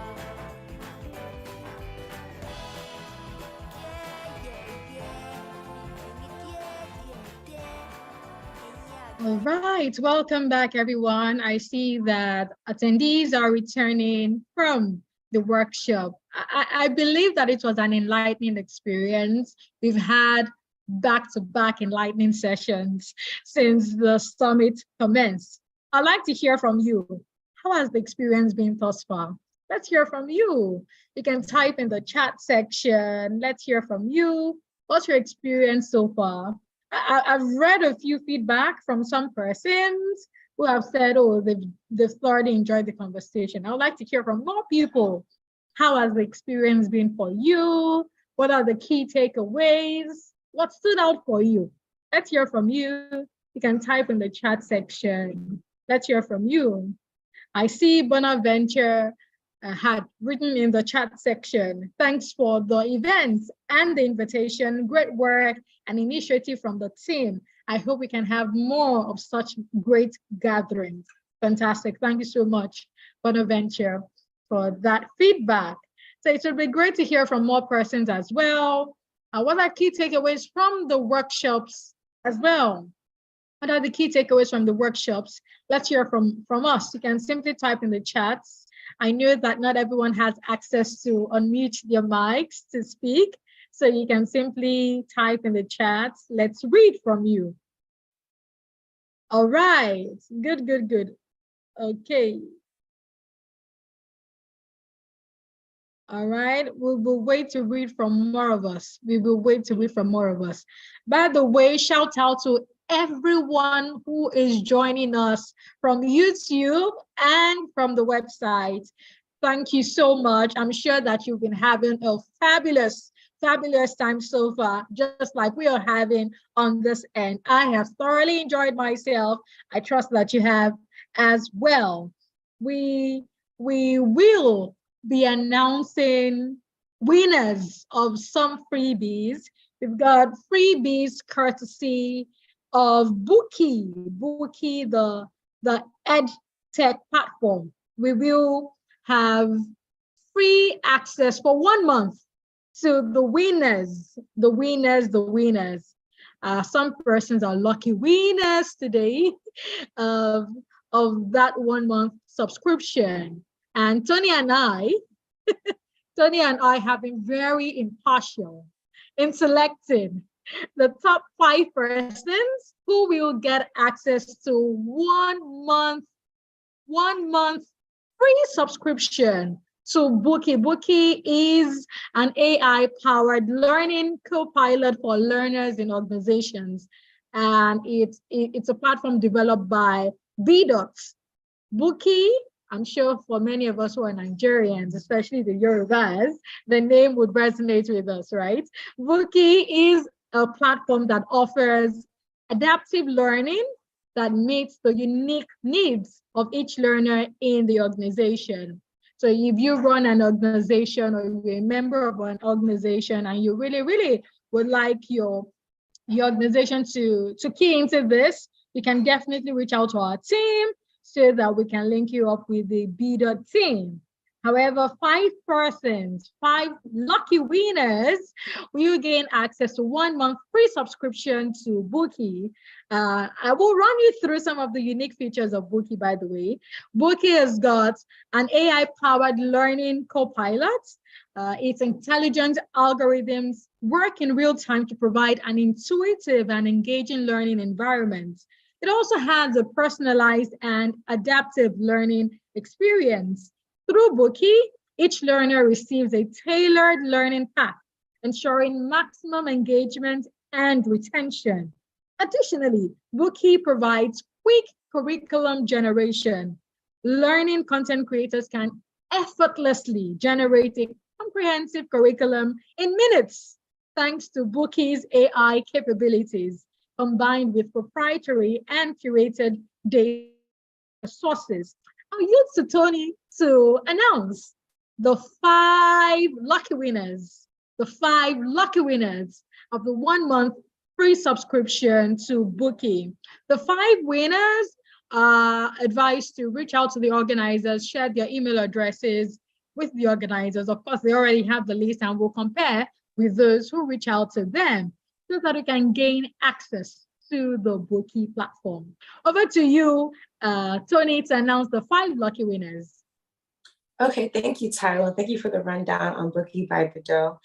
Our 5 winners are Olunleye Elowole from the chat, as well as Bintaso, Naomi Ali, Temi A, and Shamsuddin Abubakar. I'll say it again just so you guys can reach out to receive your credit. We have Olunleye Oluwole, Bintaso, Naomi Ali, Temi A, and Shamsuddin Abubakar. Please message us to claim your prize.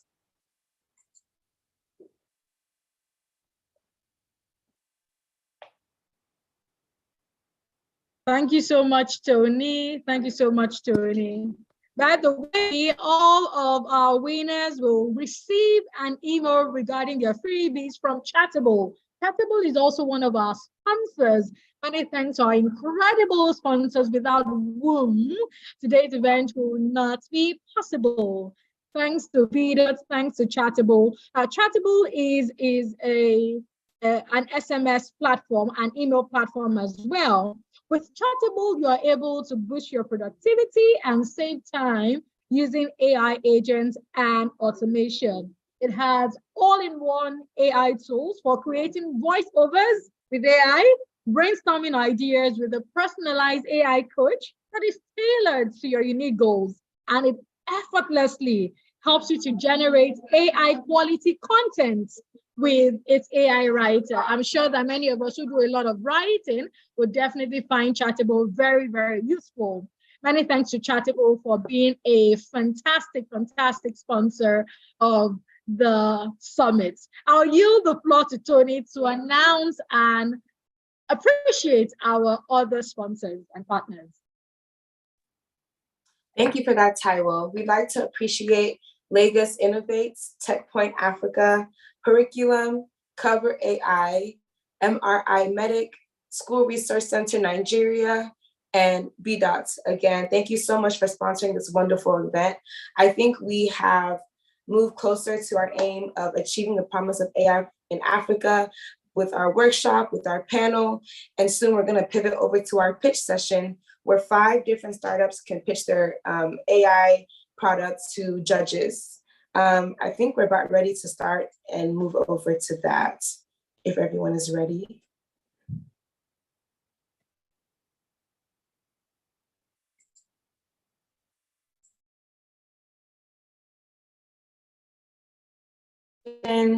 Oh, sorry, I was muted there. Our pitch session will be hosted by my wonderful co-host, Ms. Taiwo. We are waiting on our judges. I think 2 of them are around. I'll let Taiwo come on and introduce the judges for the pitch session. All right, thank you so much, Tony. Thank you so much, Tony. Indeed, we are right here. This is the moment we've been waiting for. I have been anticipating the pitch session since the summit commenced, and we will have 4 startups. 4 startups will share the incredible work they are doing utilizing AI to develop tools, products, and other solutions to impact the African populace. We're going to have a phenomenal time learning about the incredible work that they are doing. We've got our judges on ground as well, who will be reviewing their pitches and, of course, adjudging the winning pitch of the summits. All right, so I will briefly run through some of the criteria by which the judges will be assessing the pitches. So I encourage you as well to listen attentively. Our judges will also be providing feedback to the pitching teams so that they can definitely sharpen their pitches for subsequent events, subsequent pitch opportunities.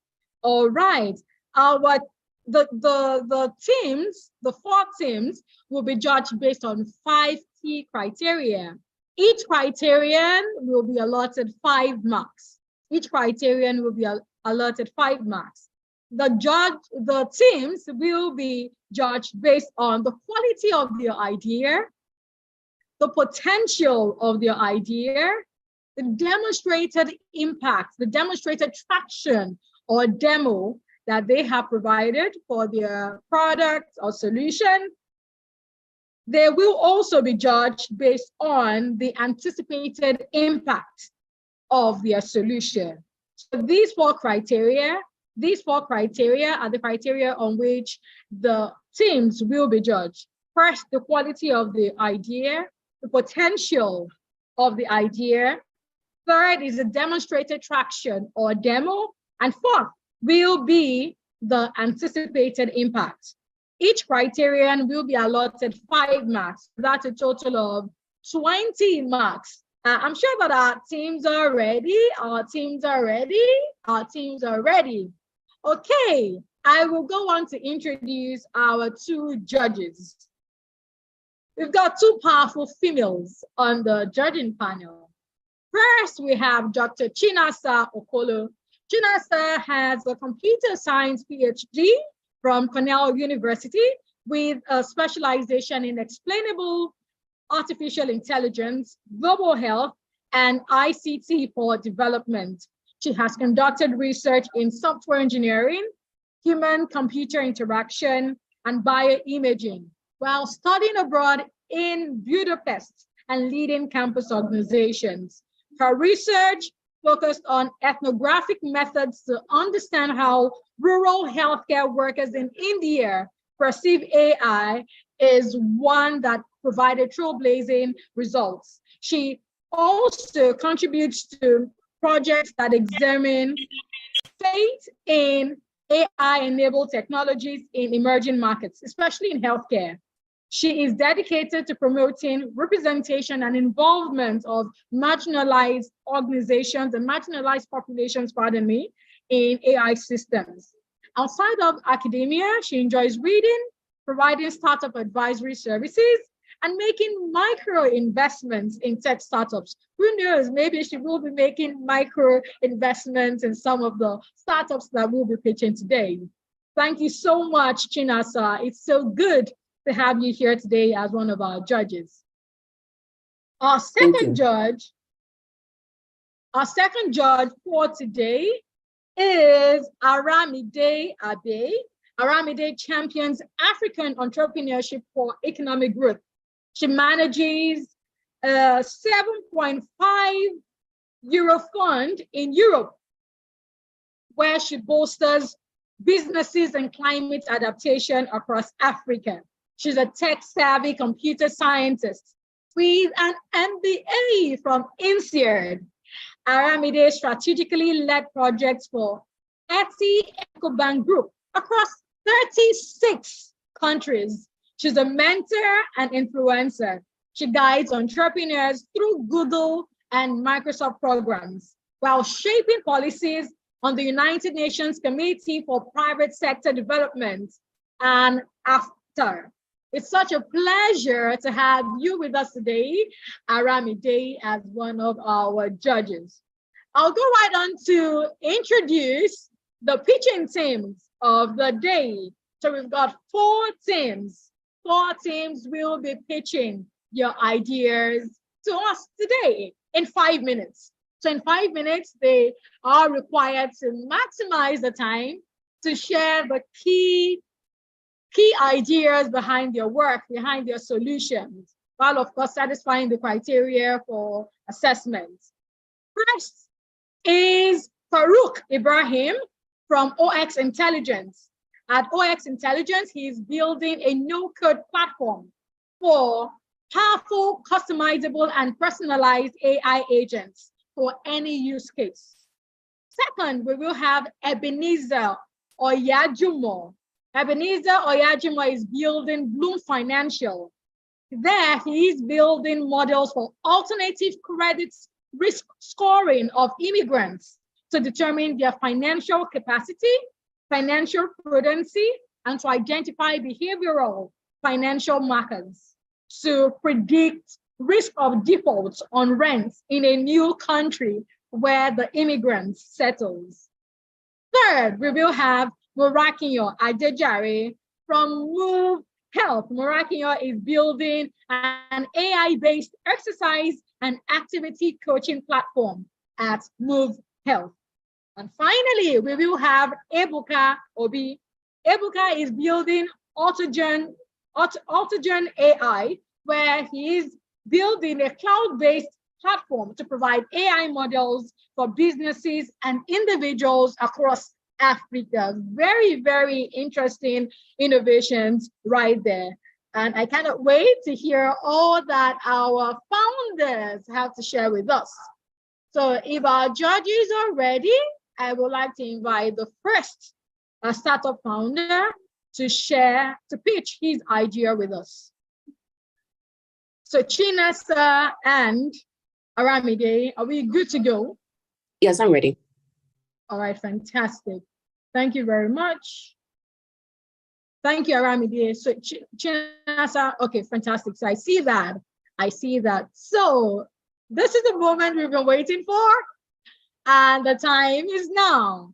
I will yield the floor to Farouk Ibrahim of OX Intelligence to blow us away. Over to you, Farouk. Your time starts when you begin. Sorry, I'm unable to share my screen. I haven't been granted the permission to share my screen. Can someone help me with that? You can share now. Okay, thank you. Sorry, I'm just going to.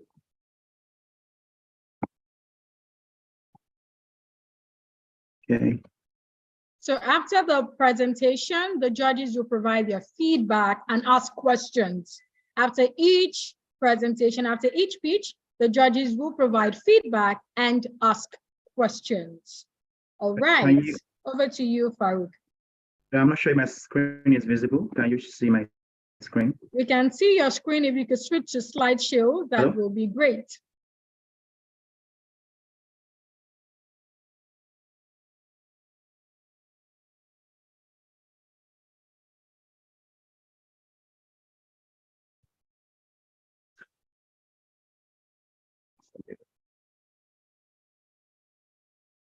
Oh.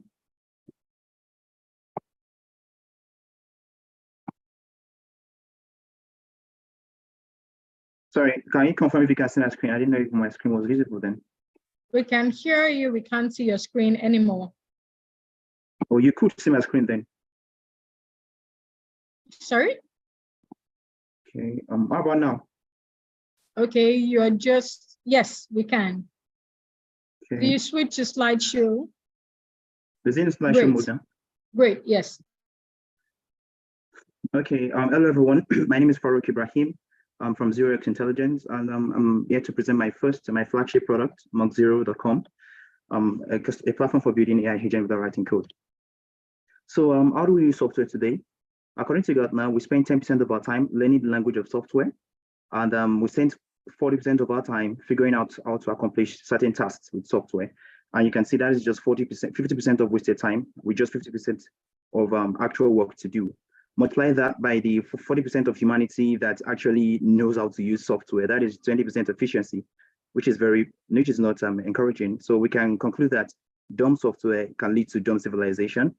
So the solution for us, this is obviously a problem, because without this problem, we can spend more time doing meaningful work within a shorter time. We can focus on other important things like solving problems within our society, healthcare, and the things that we love. And of course, finally, having happier humans, because they have to deal less with software that is not increasing their happiness. So the other solution is, one, to make software understand our language, and the other is that to give software the ability to figure out things on its own. And thankfully, both of these can be achieved with modern large language models. And according to Bill Gates, only developer who can build personal agents that can perform task to automate tasks will win the AI race. And I hope I'm that developer.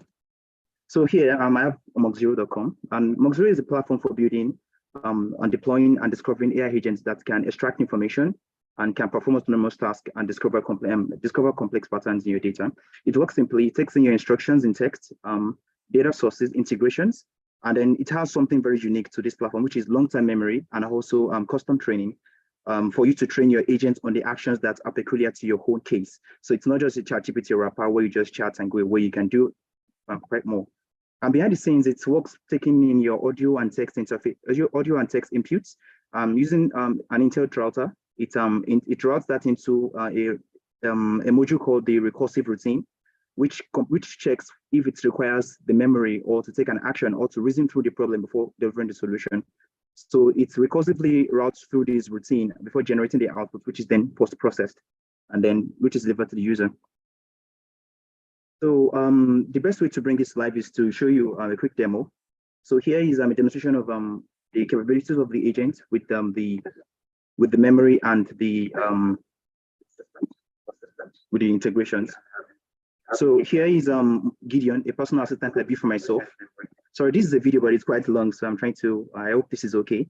So in this video, I am asking the agent if it remembers what I did on Sunday. And this agent is built for my own case. So without writing much code, without writing code at all, rather. And it's recalling clearly that we treated a paper together, which is what I built this agent for. Then I went ahead to ask if it's okay if I can share a new paper with the agent. So the agent said it's okay to share a new paper, and then I went ahead to share a new paper for the agent to look into. So I uploaded the paper to the agent, and then the agent digested the paper.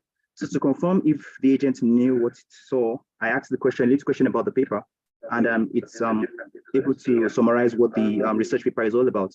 So with that, I did something more interesting. So I told the agent to do something quite different from what you'd see.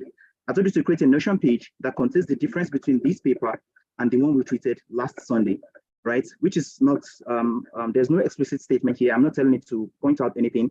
So you can see that in this instruction I'm giving to the agent, I'm making reference to this paper I'm sharing now and the one we treated last Sunday. This is a demonstration of the integration and the perfect memory capabilities of the agent. So by hitting send, and it's trying to extract information, and eventually I finally got a Notion link. So to confirm that Notion link, I copied the image and I sent it, and I opened it on a new tab, and then voila. Sorry, I'm trying to fast forward here so that 30 seconds left. So the agent was able to do this without any giving any real direction, any clear direction. So this is the future of how we are going to interact with computers. We don't need to learn how to integrate our own Notion ourselves. So with Mach0, we can do all of these. So it's a local platform, seamless integration. You can customize it and train it on whatever you want it to do. Like I trained mine on how to summarize the papers I enjoyed reading. And the roadmap ahead is for November 16. We are planning to launch the first initial release. Also integration with Notion and our custom knowledge base. And also we are looking to provide free access to humanitarian services on the continent, non-profit humanitarian services. And in the future, we're trying to launch Hub as well in the first quarter of 2024, which is for people to share their agents and also to train the agents on custom operation and custom tasks. And finally, in the future, we want to attain something called super generalization, which is the agent trying to learn by itself and also find ways to achieve tasks asynchronously without explicit direction. So we also plan to go beyond OpenAI to other platforms as well, and we are experimenting with Llama language models and other platforms as well. So who is Mach0 for? For information retrievers, doctors who need information of patients without needing to scan through record tables or record sheets, support workers like NGOs, customer support rep, marketers, researchers, like what I just did now, students, knowledge workers, researchers, entrepreneurs, those that need integrations to power their businesses without having to write any code. They can do all these operations, of course. And we're also looking at a new creator economy where people can train agents and push them on the hub, and the agents can serve other users, and they can actually get payments or get reward for that. That is what we are trying to launch. That is the future of software. And we are looking at product-led growth, which is building as much features to cater for the community, for the user base we're serving, and also partner-led growth. We're looking to partner with people, operators in some key domains like healthcare, like agriculture, like security, like governance, to see how we can use our tools to serve them more. And also, although we are focusing on Africa, but we want to expand our services as well. So the goal is to build a platform for you to build agents that can do things. They are intelligent. They are not just regurgitating what they trained for and what is in the base model. They actually do tasks and learn on their own and attain super generalization. So about me, I'm Farooq Ibrahim. My undergraduate dissertation was about generative AI. I'm doing it since 2019. I built software for the government. I built a machine learning platform for a leading teaching institute in Nigeria, and I finally quit my job to focus on UX intelligence. And hopefully, this should give you an insight. So these are the links you can check out. The full video of the demo is on the Mach0.com website. The company website is there as well, and then my website for more information. Thank you. Thank you. Thank you very much for an interesting pitch, Farooq. I will yield the floor to our judges for their feedback and questions. All right, so I have one question in terms of the competitors in this space. Have you identified any other companies that are focused on building these kinds of agents? And then also what devices or kinds of devices or platforms does your agent run on? Thank you. So the company that is focused, there are many companies building tools like this, and one of them is Imbue. Imbue, they raised $100 million to build platforms, AI agents that can perform tasks autonomously. And another one is Minion.ai, and backed by Sam Altman himself, to build platforms, to build AI agents for running autonomous tasks as well. Those are the two biggest players that are doing something similar. But there's the biggest rather. There's Inflection.ai, which is a $1 billion company recently. They are backed by Google and backed by bigger investors as well. Everybody is trying to build a platform for building intelligent systems beyond the ChatGPT question and answer system. We are trying to look for ways to make software more intelligent. And yeah, those are the ones I'm looking to. Sorry, was that your question? Yeah, thank you. I also did ask what devices are the agents able to run? Presently, Mach 0 runs on the web, right? So just logging through the web interface. And for now, that's what we are targeting for now. But also we are looking to, well, by we, I mean me, we are looking to build to ship to other platforms like mobile. Mobile is something we are looking at. And but when the web is launched and we can get enough traction, we can move, we can have an app, we can actually run your own agent from a mobile phone and give them instruction without having to use the web interface. But for now, it's just the web. Thank you. Thank you.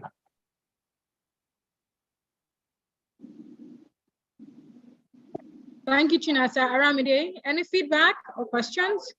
Yes, can I go ahead? Okay, thanks for that presentation, Farouk. I wanted to get a sense of what the market opportunity was. I know you didn't mention it, but I know you've looked a lot at on the tech side, which is great, went through the tech and how it works. But from a business perspective, what is the market potential for this solution? Thank you. There's a huge market potential for the business perspective. For example, knowledge retrieval. One of the integrations, apart from Notion, you can connect it to your database as well. And we also have an inbuilt knowledge base that is built proprietary knowledge base technology, which is you can connect all your data sources and ask questions right through them. So just like I did, I asked questions about something I did in the past, about a paper I did in the past. If it's a business executive, what they would do was ask about the reports that was given to them a few months ago, and things like analysis report, summarization of the analysis that was treated in the meeting, things like that. And they can also run autonomous tasks like log this analysis in our Slack channel, and let's give grants access to this so and so person. So these are things that people would require technical expertly knowledge to execute. But with this platform, they can do that just by dragging and dropping some notes and also giving text instructions. So there's a huge potential for the business side of it, automation and knowledge retrieval. Thank you. Okay. But you haven't actually sized your market or anything like that in terms of dollar value, right? Sorry, I didn't get that. I said you haven't done a market sizing, you've not sized your market yet in terms of dollar value for the potential. Well, I have an idea of what it is, but since I didn't put it in the page because I didn't want it to feel all businessy, but I have an idea of it's a huge potential. It's according to popular analysts from Gartner and other analytics services on analytics platform. They claim that AI agents alone has a potential of $1.3 trillion in the future because everyone uses software, and if all of the software becomes automated, like what Microsoft is doing with their Copilot on Windows 11 now has a Copilot for you to do everything just from a text interface. If everyone has that on their computer, that is trillions of dollars in value. And therefore, what we are building, which is something that makes you customize the platform to your own case. It doesn't need to be a general thing that everyone has access to. We can get a significant size of that market. So that is an idea of how I have, but I didn't include that in the page. Okay, thanks a lot. I guess to the moderator, my only feedback here would then be, we good to get an Africa market size, given that this solution is targeted at Africa for starters. So that's it from me. Thank you for. Thank you. Thank you very much, Aramide and Chinasa. Thank you, Farouk. I wish you all the best. We will now proceed to the second pitch of the summit. I would like to invite on stage to the virtual stage, Ebenezer Oyajumo. He is building Bloom Financial, building models for alternative credit risk scoring of immigrants to determine their financial capacity, financial financial prudency and to identify behavioral financial markers to predict risk of default on rent in a new country where the immigrant settles. So over to you, Ebenezer, and all the best. You have 5 minutes. Please, can everyone see my screen, please? Yes, we can. Yes. Okay. Thank you very much. Good morning, everyone. My name is Ebenezer Shoyajuba. Most people call me Ben or Sheo. And I'm the founder of Bloom Financial Technologies. At BloomFi, we're building a ML-based financial infrastructure for immigrant settlement. I'll start with an anecdotal story about myself. So 3 years ago, I moved from Nigeria to Canada as a permanent resident. When I arrived in Canada, I couldn't get housing because I was a new immigrant. I was unknown to the system. I had no record in the country. I had no credit score. I had no prior record of employment. I had no prior financial history in the country. Nor did I have references. I was saved from being homeless by family. Someone co-signed my lease so I could rent a place. But as of today, over 86% of newcomers to Canada don't have any family member or close family ties or friendship ties in the country. Who's going to help these people? How are other immigrants who move to other countries, how are they going to settle into this country and have a fulfilled life and be able to reach their full potential? This is why we're building BloomFi. So I'll move ahead. So like I said, when newcomers come to a new country, they are like ghosts in the system. Even a person who just finished high school here has more records in the system than they do. The only thing they have with them is their visa and their international passport. Service providers in that new country can't assess their risk, whether for housing, whether for financial products, or for anything. So they are basically like a blank slate. So because of this, they can't access basic services. So because of that, people can't rent houses. When you move to a new country, the first thing you want to do is you want to rent a place. You don't want to be homeless. You don't want to live under a bridge. You came to this country to build a new life. And because you don't have these documentary requirements, you can't get a house. So what are people dealing with that problem currently is that they pay 6 to 12 months rent upfront. Imagine paying $24,000 upfront as a rental deposit for you to rent a place. That's patently illegal in one instance, and it's also a significant financial burden on anyone moving to a new country.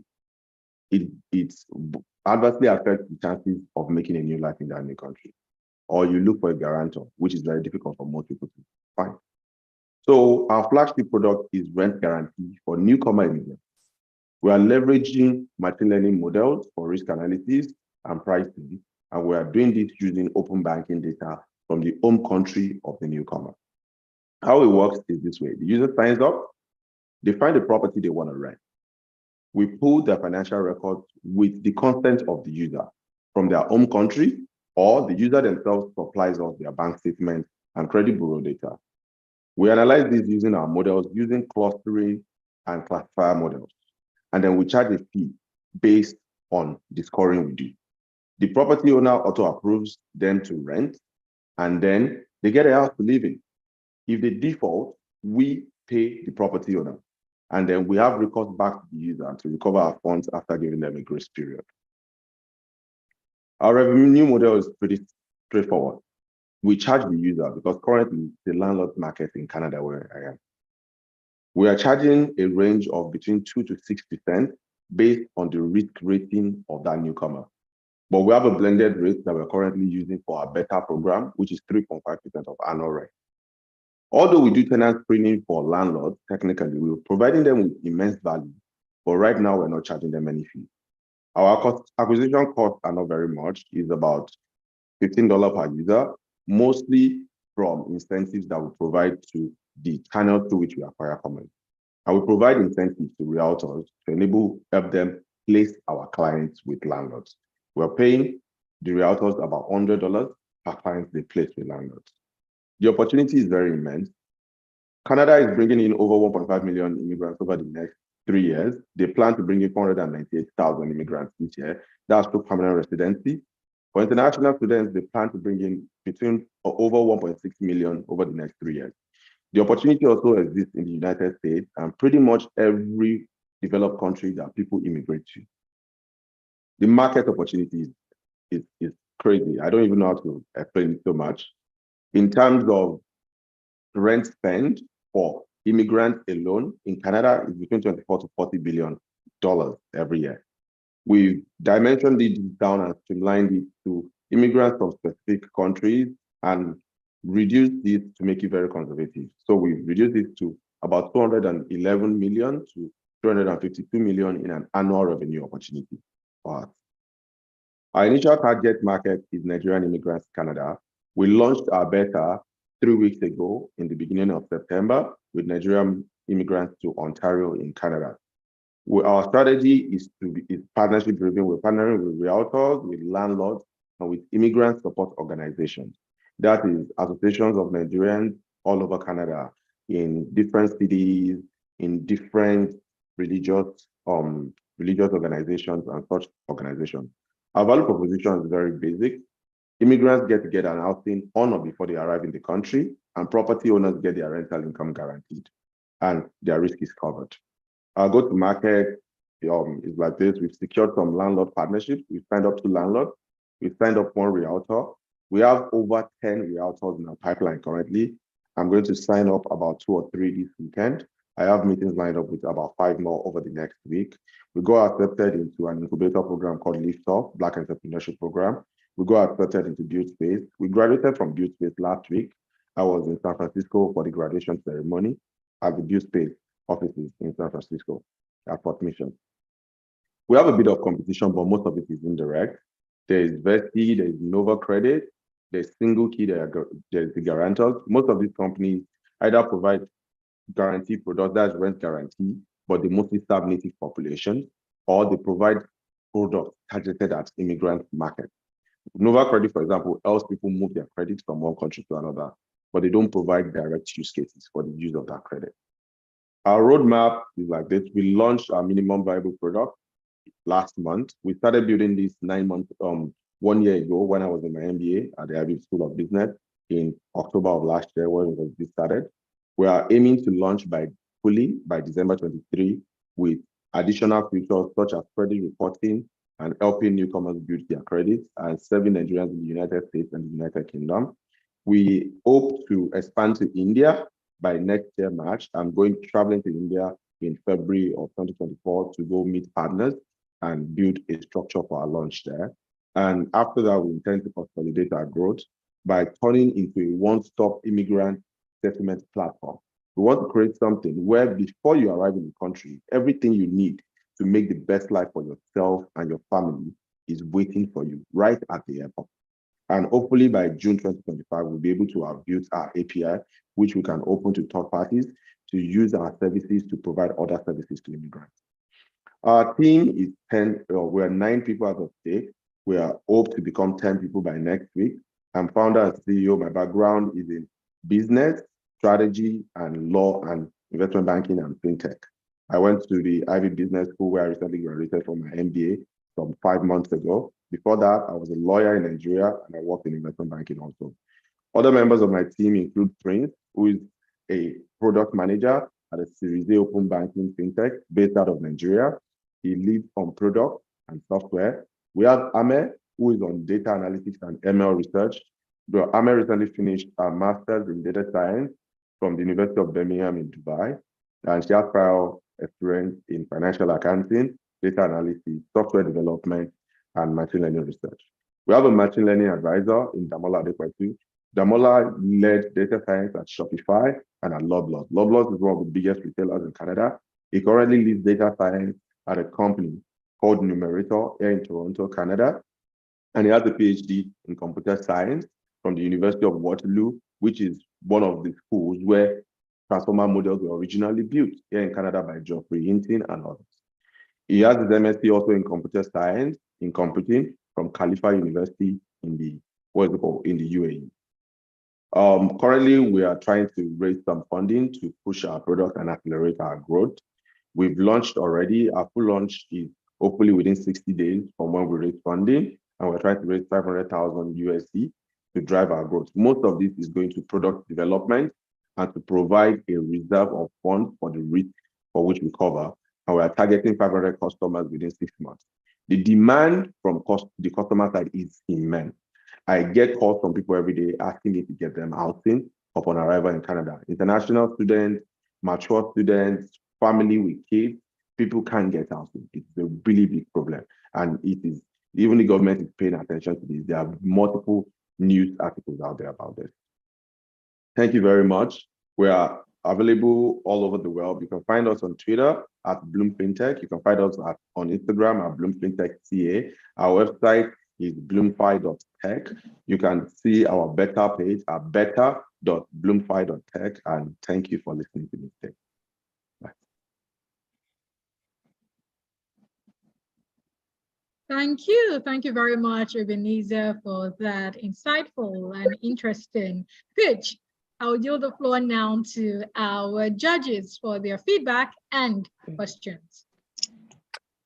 Sure. Yeah, so very interesting pitch. I just had one question. You mentioned expanding to other markets, and I wanted to understand how flexible is the product that you have to adapt to the different rental structures? Because even within the United States, some states or some jurisdictions require different things. So for example, you may have a broker's fee, a renter's the first month's rent, a deposit, and the last month's rent, where some places only require, let's say, just like the last month's and the first month's rent. And then also like in Nigeria or in India, I'm not familiar with the pricing structure there, that you are expected to produce a bit more upfront. So how was your product, I would say, adapt to that? Okay, so our product is adaptable. So what we do is, even in Canada, the rental market differs from province to province. Canada is a confederal country. Each province makes its own policy. So that's why we started with Ontario, because we understand the Ontario and British Columbia market really deeply. I've lived both in Vancouver, BC, and I've lived in multiple cities in Ontario, Canada. So what we do is, for every new market we're entering, we do deep market research. That's why it took us so long to launch, because we're partnering with realtors in that market. Currently, we're already discussing partnership with realtors and other organizations who are adjacent to our product in other provinces in Canada to understand that market. Currently, we are exploring a partnership with a company that helps landlords train tenants in Alberta, Canada. So we're exploring that. When I was in San Francisco, I met other organizations supporting immigrants. One of them is a company called immigrantfirst.ai. We are talking to these people to see the cities which we are going to expand to first in the United States. We cannot expand into the whole country. That's a recipe for failure. So this is very targeted at each market. We're starting with Nigerians because I have built a company before in fintech in Nigeria. That company is called KoboPay. It was a new bank for Nigerians. We did both agency banking and digital payment. So that's why we're starting with Nigeria. The goal is to understand each market before we go into them. We're a diverse team. All the members of my team are not on the deck. We have somebody who's of Indian heritage on my team, and I have advisors who are of Indian heritage. I went to business school. About half of my class were people of Indian heritage. I myself have had a lot of love for India for the longest time, and I grew up learning more about their culture. And I've even interned with an Indian back in Nigeria before.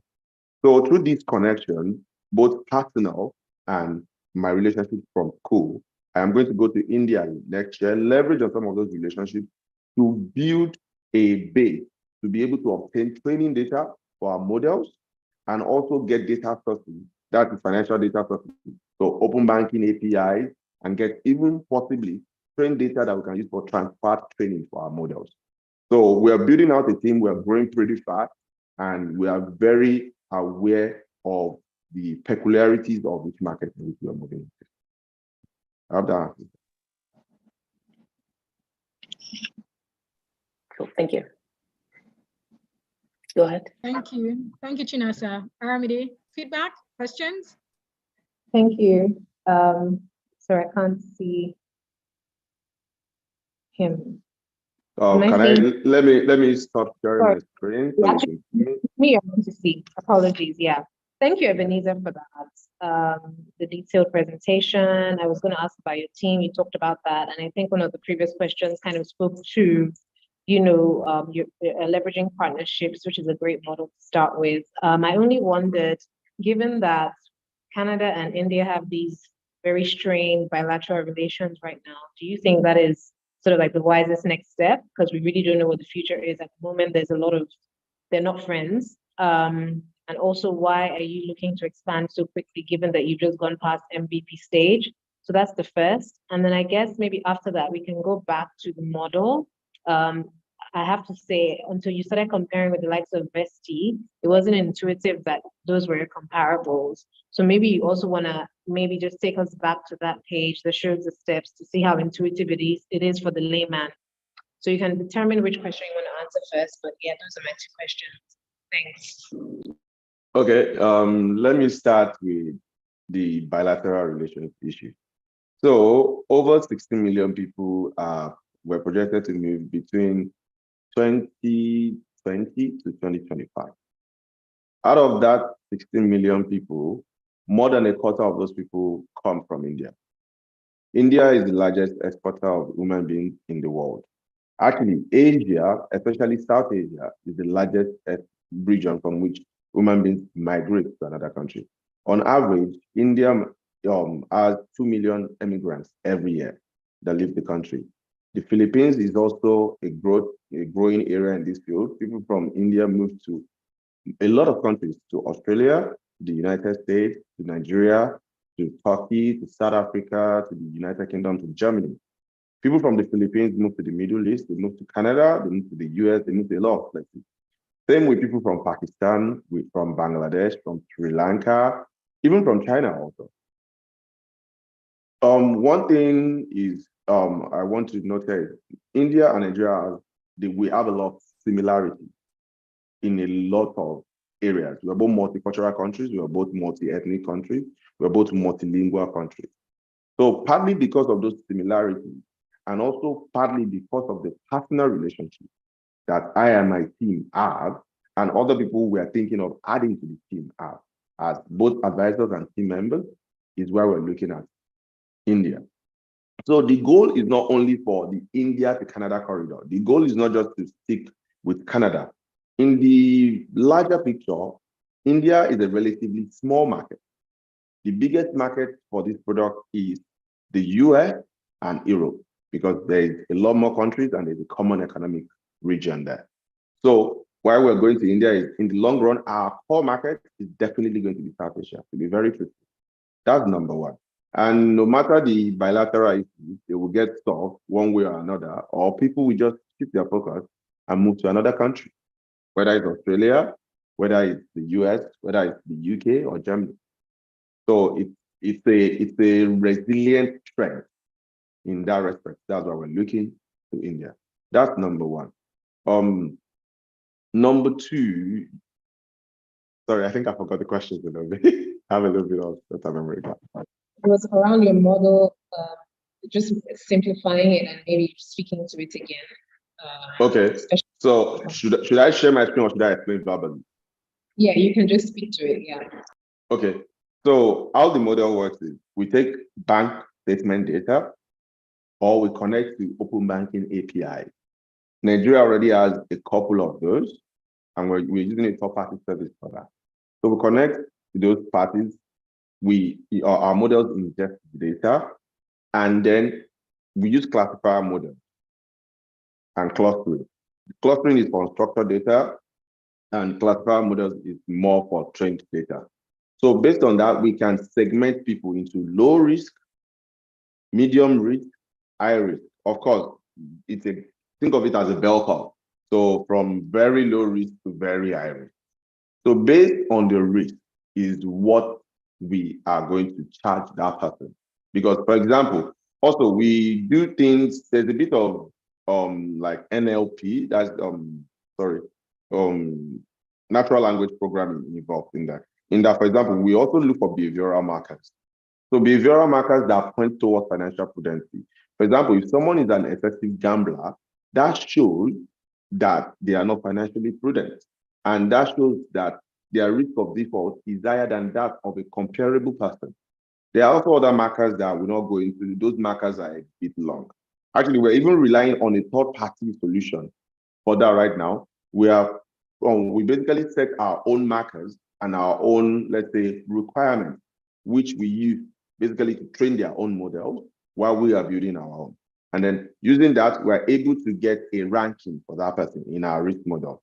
Based on that, we start. As of today, because we're in beta, we're charging everyone a flat fee. You get. We initially started with 5%, but a lot of people complained that that amount was too much, so we reduced it to 3.5%. So that's what we're charging everyone. So we charge that person, and that money goes into a pool of funds. So think of it as like insurance, like an insurance pool of funds. If anybody defaults, we pull from that pool of funds and whatever reserves we have to pay their rent. So we cover people, we guarantee them for 24 months to a landlord when they sign a lease agreement. If they default at any point within that 24 months, we'll pay their rent for up to 6 months. That's the maximum for which we're going to pay to someone. If at the end of 6 months, they still haven't resolved whatever issues they have, sadly, the landlord will have to evict them. We cannot continue to pay someone rent for eternity. We are not a charity organization. So once we do that, we give that person a grace period of between 30 to 90 days, depending on their partner circumstances. So for example, if let's say somebody is in a domestic violence situation, or they're sick, or they lose their job, we can extend that grace period for a very long time. Because at the end of the day, whatever we pay your landlord is a loan to you. And then after the grace period, we're going to structure a repayment for that person, so they can pay us back the money on a schedule that works for them. So that's how it works. And a feature which we hope to introduce in the near future is credit building also for immigrants, so that every rent payment which they make to the landlord, which when they don't default, we report their payments to the credit bureaus so they can build their credit faster. So that means if someone defaults in not paying us, and it is not an extenuating circumstances like those circumstances which I mentioned, then sadly, we would also have to report their default also to the credit bureau agency, not to the credit bureaus or credit agencies. Yeah. I think I missed one more question, but I'm not sure. That was it. Thanks so much. That was it. All right. All right, thank you so much. Thank you very much, Ebenezer, and well done. We will now proceed to hear from the next startup. I'd like to invite to the virtual stage, Morakinyo Adejare. Morakinyo is building Move Health. He's building an AI-based exercise and activity coaching platform at Move. Over to you, Morakinyo. All right, thank you very much. Can you hear me clearly? All right, thank you. I'll be sharing my screen shortly.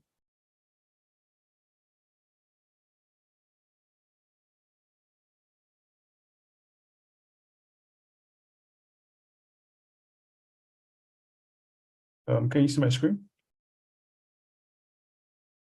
All right, thank you. Yes, we can. Just to avoid any confusion, Move Health was recently rebranded to Juice Life, and I'm happy to answer any questions on that at the end of the session. So I'll be presenting today on Juice Life, and I'll give a quick summary of what the crisis is. So globally today, health issues like obesity, cardiovascular diseases are on the rise.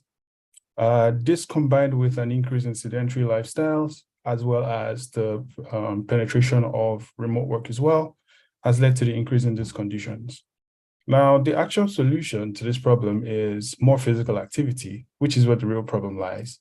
Most people struggle with exercising, either because it's difficult or because they lack access to tools or facilities and resources, or in most cases, some people even complain about it not being engaging or exciting enough for them, which is why we built Juice Life. The problem in numbers, essentially there are over 18 million annual deaths from cardiovascular diseases. The global healthcare burden is about $555 billion. Over 80% of these diseases are caused by our daily lifestyle decisions, and a lot of those deaths are also linked to lack of physical activity. Our solution, a flagship product, is called Juice Life, and in summary, it's artificial intelligence that helps you to get and stay in shape and also rewards you for it. How do we do this? So Juice Life essentially makes exercising and staying consistent as fun as playing video games, and it rewards users for playing. How? We've built artificial intelligence that leverages computer vision to track and guide users through physical activities, from jumping jacks to squats to high knees to push-ups to planks, and so much more in real time. Every time a person completes a workout on our platform, they earn juice credits, which they can use to redeem all sorts of exciting rewards that are being provided by our reward partners. Rewards range from things like movie tickets to beverages to access to events and so much more, and discounts on even gadgets. Our main purpose really is to convert exercise into playtime for most people. So on our platform, users can take fitness challenges either alone or compete with others and win even more exciting rewards. Like I said earlier, our rewards range from things like event passes to beverages to spa treats, discounts on gadgets, and we're acquiring more and more reward partners. I'll be playing a video demo very soon after the presentation is done, just so we see the product in action. Our business model is a couple of things. Firstly, a freemium model that allows people to use the basic features from taking workouts to taking step challenges for free, and a premium feature where they pay $4 a month, where they can get access to things like yoga, our yoga AI, personal step challenges and competitions, and also versus challenges. Lastly, something we call Juice Pro, which is more like a tool for creators, influencers, gyms, and instructors to also manage communities where people are interested in fitness and wellness. Other things we're exploring include things like what we call Juice Studio and Juice Mirror, which is a physical setup that gyms can essentially purchase from us that runs our software that allows their members to come in, interact with our software, take workouts in real time, and earn rewards as well. The market opportunity for us really is over $480 million annually, because we're targeting over 10 million millennials between the ages of 20 to 45 years, paying an average of $4 per month from countries from Nigeria all the way to Rwanda, Ghana, Kenya, and South Africa, and even other countries outside of the continent. For our traction so far, when we were initially Move Health and we launched, we were able to gather up to 1,500 signups with our MVP. We've been able to get grants funding of up to $15,000. And also today, since our public beta launch a few days ago, we've been able to log over 50 hours of workouts, and we're now up to 5 reward partners. Today, users on our platform can do things from creating their accounts to starting AI workouts in real time, winning juice credits and redeeming actual rewards, and then participating in competitions with other players on the platform. For our go-to-market strategy, we are currently exploring things like partner with gyms, but also partner with large communities where people are aggregated for the purpose of fitness and wellness. We're also co-branding with other brands interested in partnering with us. And we're also sponsoring competitions and leagues where users can wager with cash to win cash prizes from participating in fitness challenges with others. From time to time, we also host live competitions with grand prizes to attract more users to our platform. Today, the user persona we're seeing is typically men and women between the ages of 25 and 34 years who are interested in majorly 2 things: getting or staying fit and getting rewards for participating in these challenges. The trend we're also seeing is, despite the fact that there are more men on our platform today, women are typically 2 times more engaging on the platform. So far, our milestones, we've been able to grow our team to a size of 8. We launched our step challenge feature. We raised the grant. Our public launch is this month, and we've deployed our functional machine learning models that can track this workout in real time. Now our active users are up to about 300, and now we're rolling out more customer acquisition campaigns. Our goal before the end of the year is to grow our paying customers to 5,000 users and then complete our pre-seed raise of $250,000. My team is comprised mostly of myself, Steven, and Tochi, as well as some very interesting full-stack developers that help us to make Juice Life a reality. Myself, I'm a pharmacist with a background in product design, in gaming, and health insurance technology. And Steven is also a pharmacist with experience in genomics technology, financial technology, and in building for healthcare as well. Tochi, on the other hand, is a machine learning expert who leads our artificial intelligence development efforts.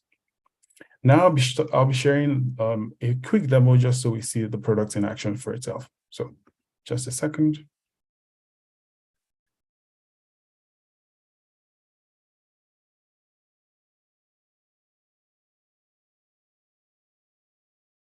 Can everyone see my screen? Thank you. Yes.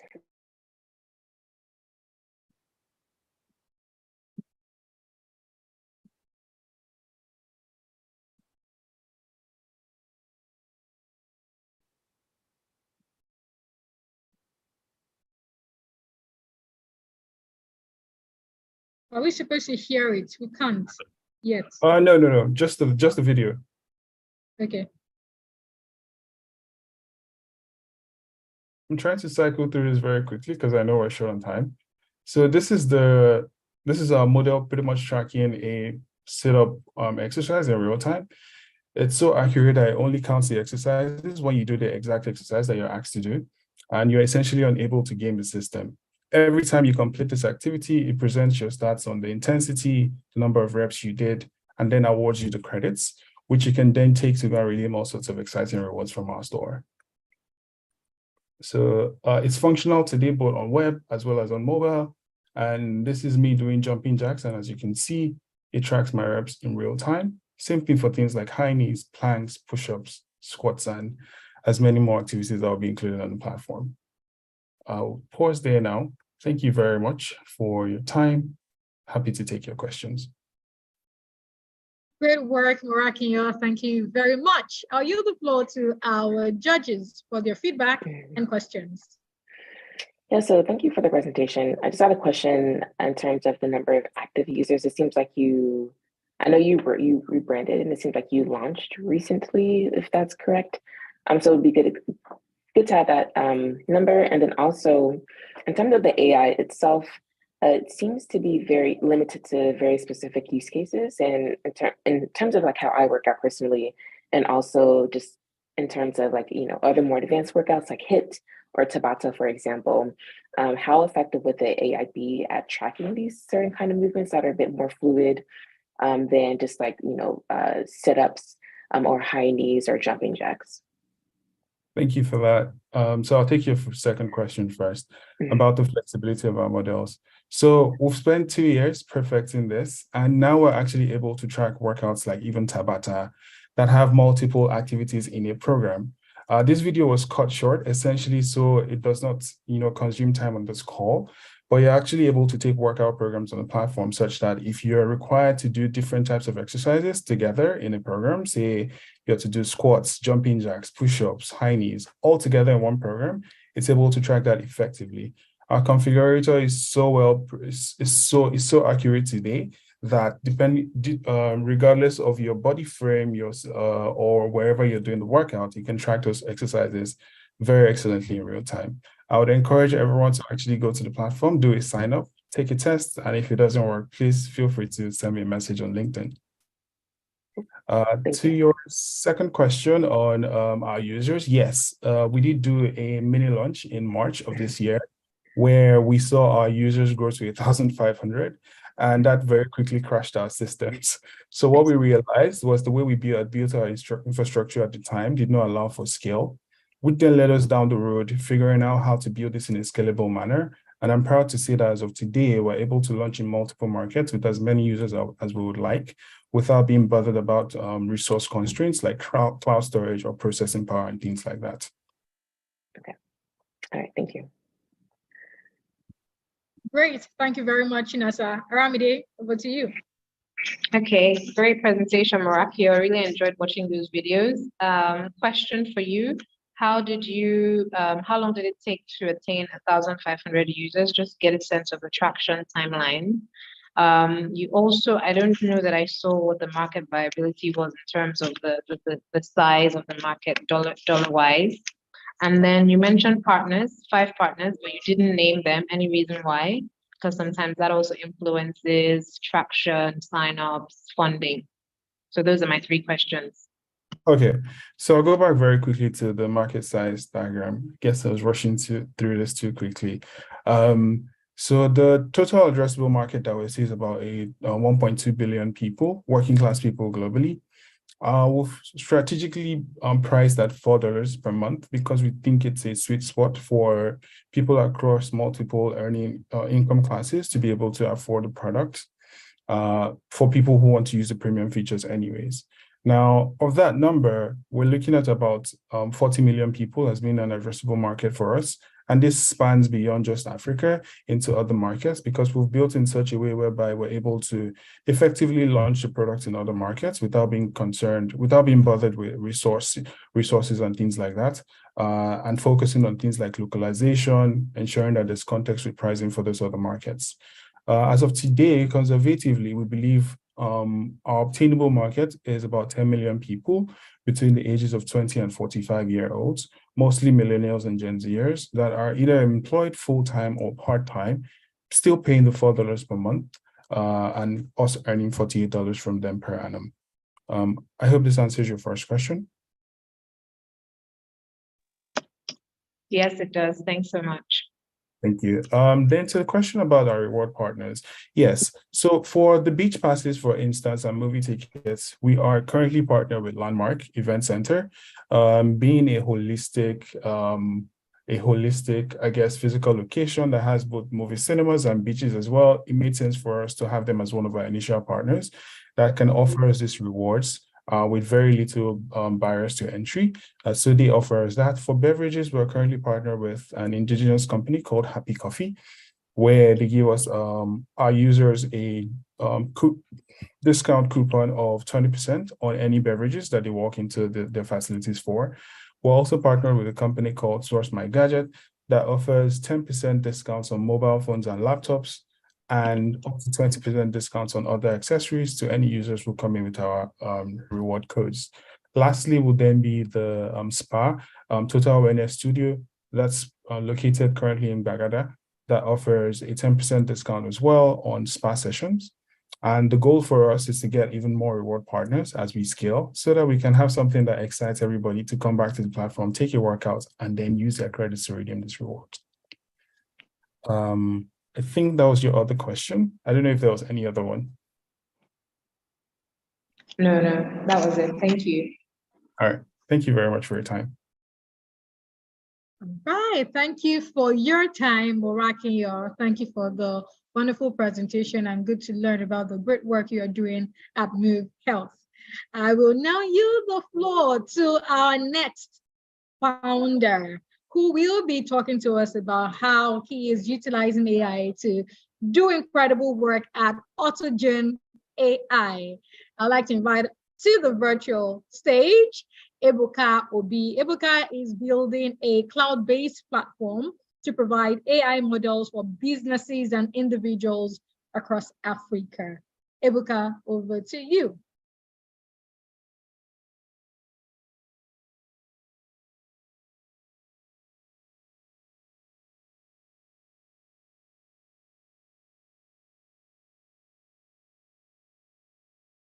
Is Ebuka able to speak?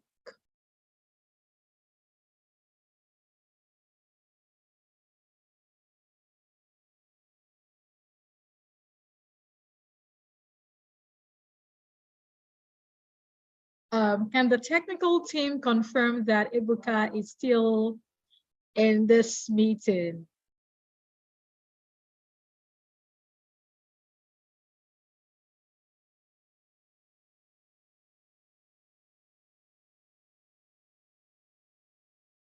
Okay, I see. It seems Ebuka isn't currently on the call, and he's supposed to be the final.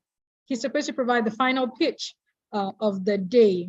However, I think we could utilize the time to receive general feedback from the judges for all of the teams, and if there is any specifically targeted or any specific feedback for a team, for a company or a startup, the judges can also provide that. Thereafter, we'll give the judges some time to collate the scores, and we will announce the winning pitch of the summit. So Aramide and Chinasa, okay. Ronald, could you confirm that? I'm not sure if there is any I don't think I have the details. Could you confirm? Okay. All right. Good, good, good. So I see that we've got room for one more startup founder. Cleave AI is right with us in the room, and they will be pitching their idea to us. So over to you, Pitch AI, Cleave AI. Kindly blow us away.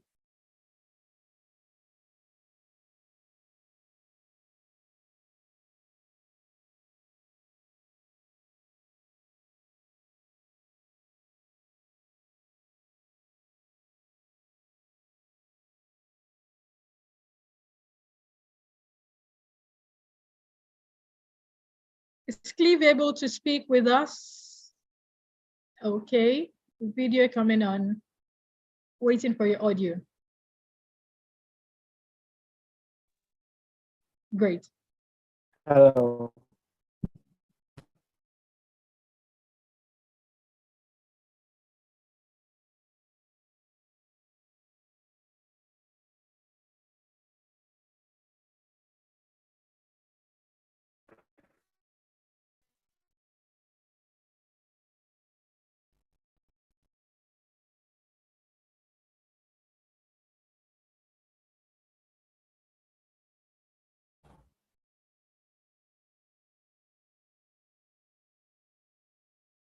Hello. Okay, hello. Yeah, you can go on, and you could choose to turn off your video if it will help with the bandwidth.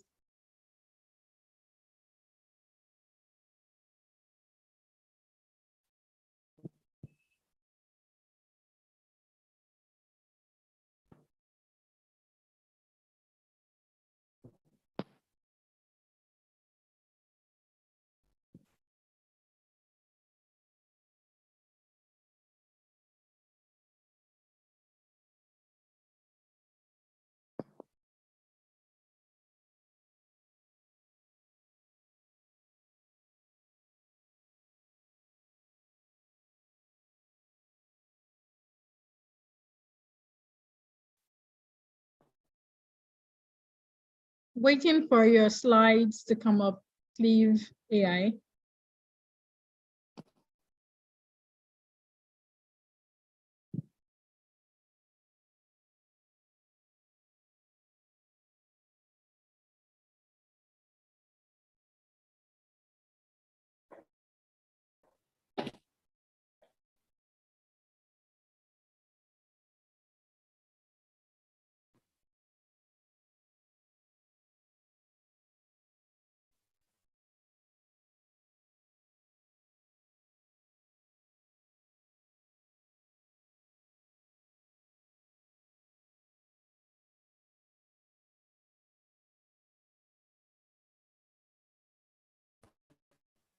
Cleve AI, is there a challenge?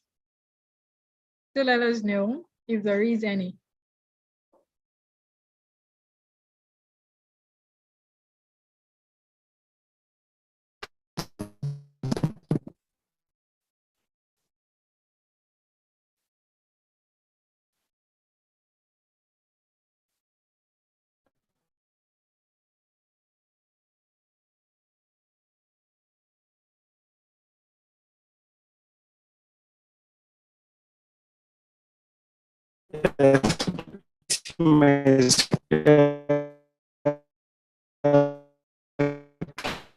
Okay, we can see your screen now.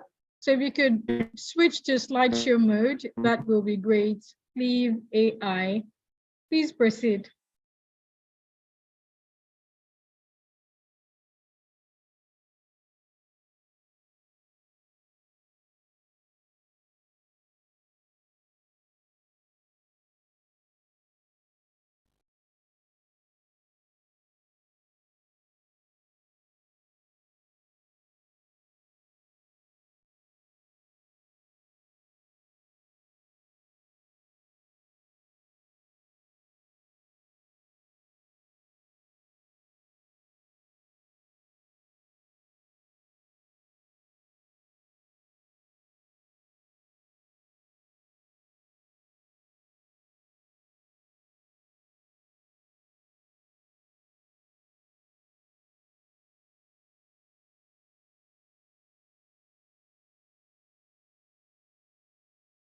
All right, so it seems like Cleave AI is unable to deliver his speech to us today, sadly. We, however, need to proceed, and I will invite the judges to share with us general or specific feedback that they might have for the teams. Aramide, you want to go first? Okay, thanks for that. Happy to go first. Don't mind at all. I think altogether there were really great presentations given today by all three participants. Just talking us through the products, I think they all had really great ideas. In terms of some reflections for starters, without the market opportunity, it's hard to determine whether it's a viable business or not. So I know he did mention the Africa market potential, market size, but it's always good to reflect that. Also, because we didn't get to see who he was, we had no sense of the team, and it's always important to know your team as well, to just get a sense of their background, just to know how you're going to sort of take it to the next level as a business. So that's a piece of feedback for Farouk. For Ebenezer, it definitely sounds like he's done a lot of pitch presentations. So it took us through every single aspect from end to end. Of course, there were a few questions that we both had, but I think off the top of my head, apart from just the AI factor, it's fintech essentially and tech, and a great idea, great story as well. I wasn't really seeing the AI factor there, apart from yes, it is the typical fintech solution. For Morakio, also good idea. I like the video as well because that brought the idea to life. If there wasn't a video, I may have even rated it a little lower of the idea. So for us, it was just to get a sense of how the traction would speed up. If he's achieved 1,500, which is great for signups, but how long did it take to do that? And that can help us project for the future. And it's great how they both were able to show the market potential, because that gives a sense of how viable it is. So those are the comments from me. Anything else? Just presentation-wise, I think all were quite good. It's important that your presentation is as strong as the content. So you have to kind of, it's juggling, different things, not just give us slides. It's also how you take us through from the first slide to the end. So I think it's just important to bear that in mind. Try not to make it too long, just so you don't lose the judges. And yeah, I think all together, really great ideas. Thank you. Thank you very much, Aramide. Chinasa, over to you. Yeah, so I'd say Aramide pretty much covered a lot of things. I would say in general, I believe that the first pitch was good, but it was a little bit too fast in terms of the pacing of it. So I would suggest just, understanding, how to structure your content just so it can fit into a 5-minute pitch. And then also more generally, I'd say in terms of the demos, maybe even try to understand how to make demos that can fit within a specific time frame. I know that it seems like there's some cases where the demos had to be sped up or just kind of scroll through. And so it's somewhat a bit hard to understand the full scope of the product. I would say this happened for the third pitch for Juice Life. And so I think that just tailoring your pitch a bit better would be helpful. And then also I would say kind of going off of what Aramide said, said for the second presentation in terms of just understanding how AI is a core function of the product, definitely be helpful just to mention some keywords in terms of what kinds of models that you're using for your system, if possible, and not to spoil your IP, but just in general, this is an AI pitch session or a pitch session focused on AI startups, and so as an AI researcher myself, I'm familiar with these terms, so it would be helpful just to understand that let's say you're not building a wrapper that's based on some existing model, that you're actually, you have a novel product that you're training and building yourself. So yeah, overall great presentations, and thank you all for being here today. Thank you. Many thanks to our phenomenal, impartial judges. Thank you so much for doing a great work. While we give the judges some time to finalize their scores, we will now have a presentation on a phenomenal AI solution that the team at the Africa AI Summit is building. And the team will be launching AI Safari, and we'd like to tell you more about it. I'll invite Ayomide Owoyemi to take the floor.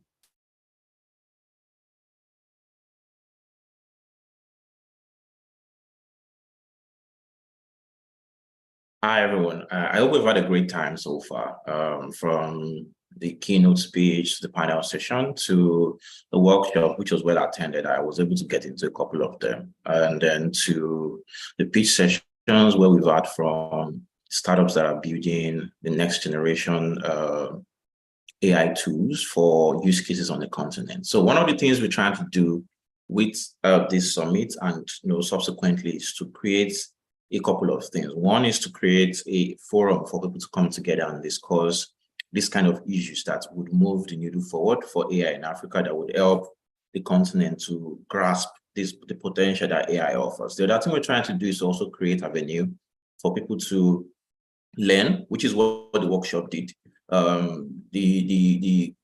People led the workshop sessions, led people through creating Gen AI products, and I believe it was a very insightful and interesting session and a learning session for everybody that attended. The other thing was about the panel session, which sort of focused on the issues around AI from a couple of leading experts about AI on the continent. And then the pitch session, which helps to showcase and promote people who are building in the arena presently. Now, what we're doing with AI Safari is meant to sort of bring all those together in a way. So one of the things we're doing with AI Safari is to build a platform that helps to curate and promote AI products on the continent. Because I remember there was a time someone asked, where can I find the AI products that are coming from the continent? You can go elsewhere and you can easily see repositories elsewhere, but there isn't a single place where you can come to and be able to say, okay, this is what someone is building. This is what this person is working on. This is a tool that has just been released. And that is why we built AI Safari. And if you can look at AI Safari, this is the home page. You can see a couple of people that pitched today. Juice Life pitched today. Jurist, Cover AI, which will also works with the BDOT, which is one of our sponsors and all. And you can always look through each of these products to see what they offer, see screenshots of the products, and then you can always visit the website to see what it looks like. And you can also upvote. So the idea is to just create this central place where you can easily find what AI tools are available. If you need to use one, if you need to adopt one. And then the other thing is that this is also a place where you can put your AI products that you have on GitHub, where it's a bit difficult for people to find. And one of the things we help to do is to now push this through our social media channels, push this through our newsletters, push this through our partners and everyone, for able to have more insight into what you're doing. So signing up is very easy. You just log on to aisafari.io, sign up, and you can easily upload your own product. Submitting a product is super simple and straightforward. You log in, you see a screen to submit a product, and then you take it from there. And we approve whatever it is you've submitted, and then it shows up on your page. All you need is your link, a few screenshots, and a brief on what you're working on. So we hope you can check out AI Safari, post your products there, share the products that are there for people to find out, and engage us more. In the coming days, one of the things we're going to do in the coming days is to organize specific sessions that will feature specific people who have posted their products on the platform, so that more people can hear about what they're doing, how they've done it, and where they're going with that. And subsequently, we're also going to have a couple of all these sessions. We're going to have another workshop session that are focused on other specific areas for potential for AI. So while this has happened today, we look forward to engaging people, continuously going forward through AI Safari, through the workshops, through a couple of sessions that would have. And then one of the things we're doing, which would come out much later after this session, is we are writing a white paper that covers everything that was talked about today, and a couple of other insightful things about AI on the continent, how to build with AI. And we're going to release that paper in about 2 months from now. So check out for your email. We're going to have a small session with the people that are leading the writing of the white paper. The white paper is meant to help each and everyone easily understand what AI can help with, how they can use it and how they can apply it. Thank you very much. Over to you, Taiwo.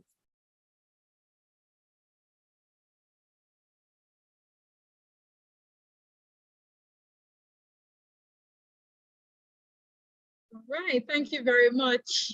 Thank you very much, Ayomide. So while we wait for our judges to finalize their scores, I think this is a good time to also network with one another. Kindly share links to your social media handles and other relevant websites, maybe for your product or about yourself, so that we can connect even right after the summit. And after the summit, I would like to encourage us to please share our key takeaways and talk about the Africa AI Impact Summit on social media using the hashtag AfroAI Summit. Let's spread the word and let more people know about the great work that we have done and that we are doing. All right, judges, please confirm if we are good to go. All right, please give us some moments. I think we could take about 3 to 5 minutes break with some music while we finalize the scores. Thank you.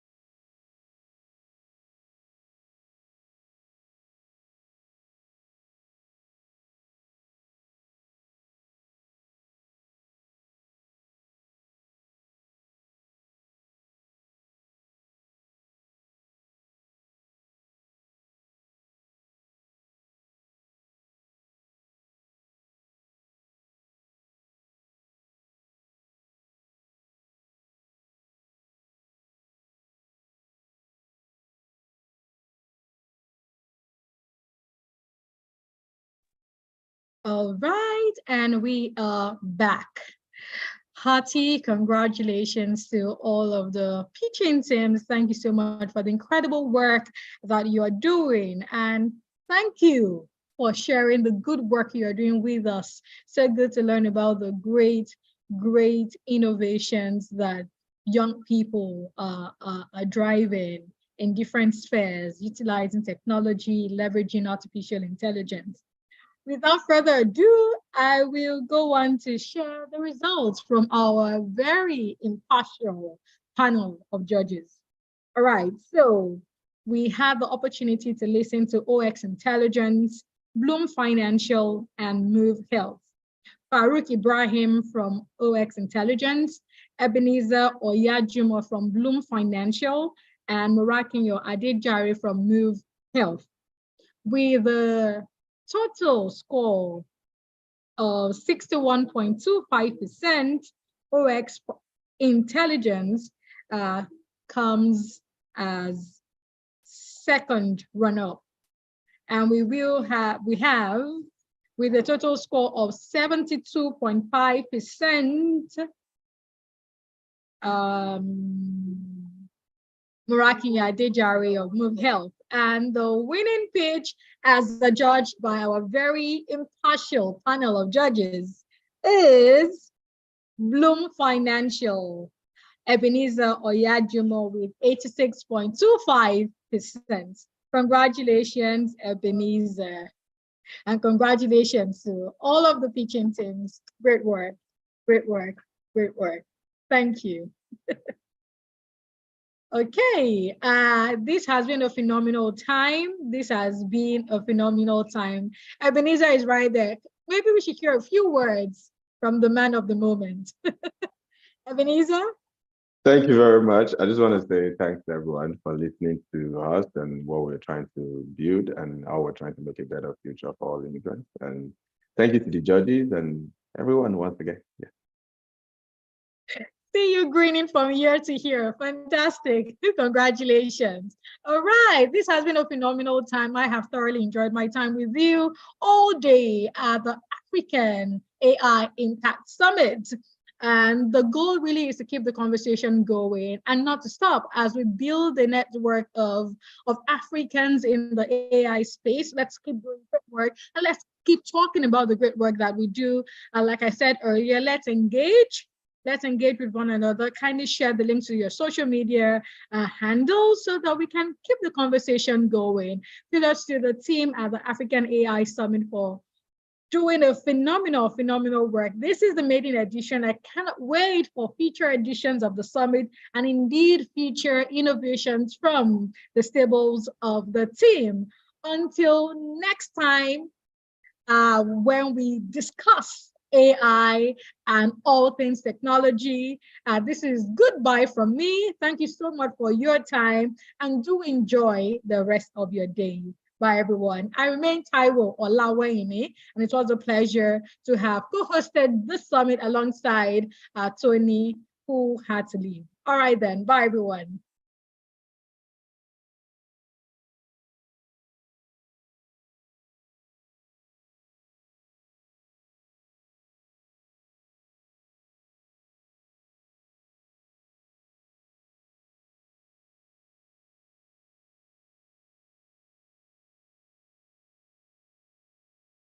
Okay, if Ezekiel is still here, Ezekiel would like to share some brief closing remarks as well on behalf of the team.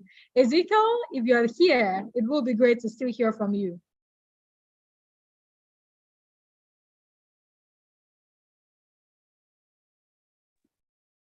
Okay, great.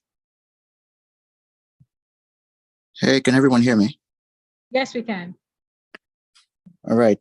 I just wanted to also join in saying a big thank you to everyone who's joined the summit so far from beginning to end. Big thank you to all the attendees, the speakers from our keynote speaker, Lavina, to all of the panelists who were able to join, our workshop facilitators, and our pitch judges. We want to thank you all for making the time to be part of this, this first summit, Africa AI Impact Summit. And also big thank you to the startups who were able to pitch their various products. And congratulations to the pitch session winner, Bloomfi. And yeah, we hope that this is going to be the first of many other meetings or, summits like this where we bring enthusiasts and everyone else who's very interested in just the great impact that AI can have in Africa to share together and to forge ahead as we bring all of these various solutions to life. Thank you all again, and I wish everyone a very lovely rest of their day. Bye for now. Thank you, Ezekiel, and thank you, everyone. Do enjoy the rest of your day. Bye for now.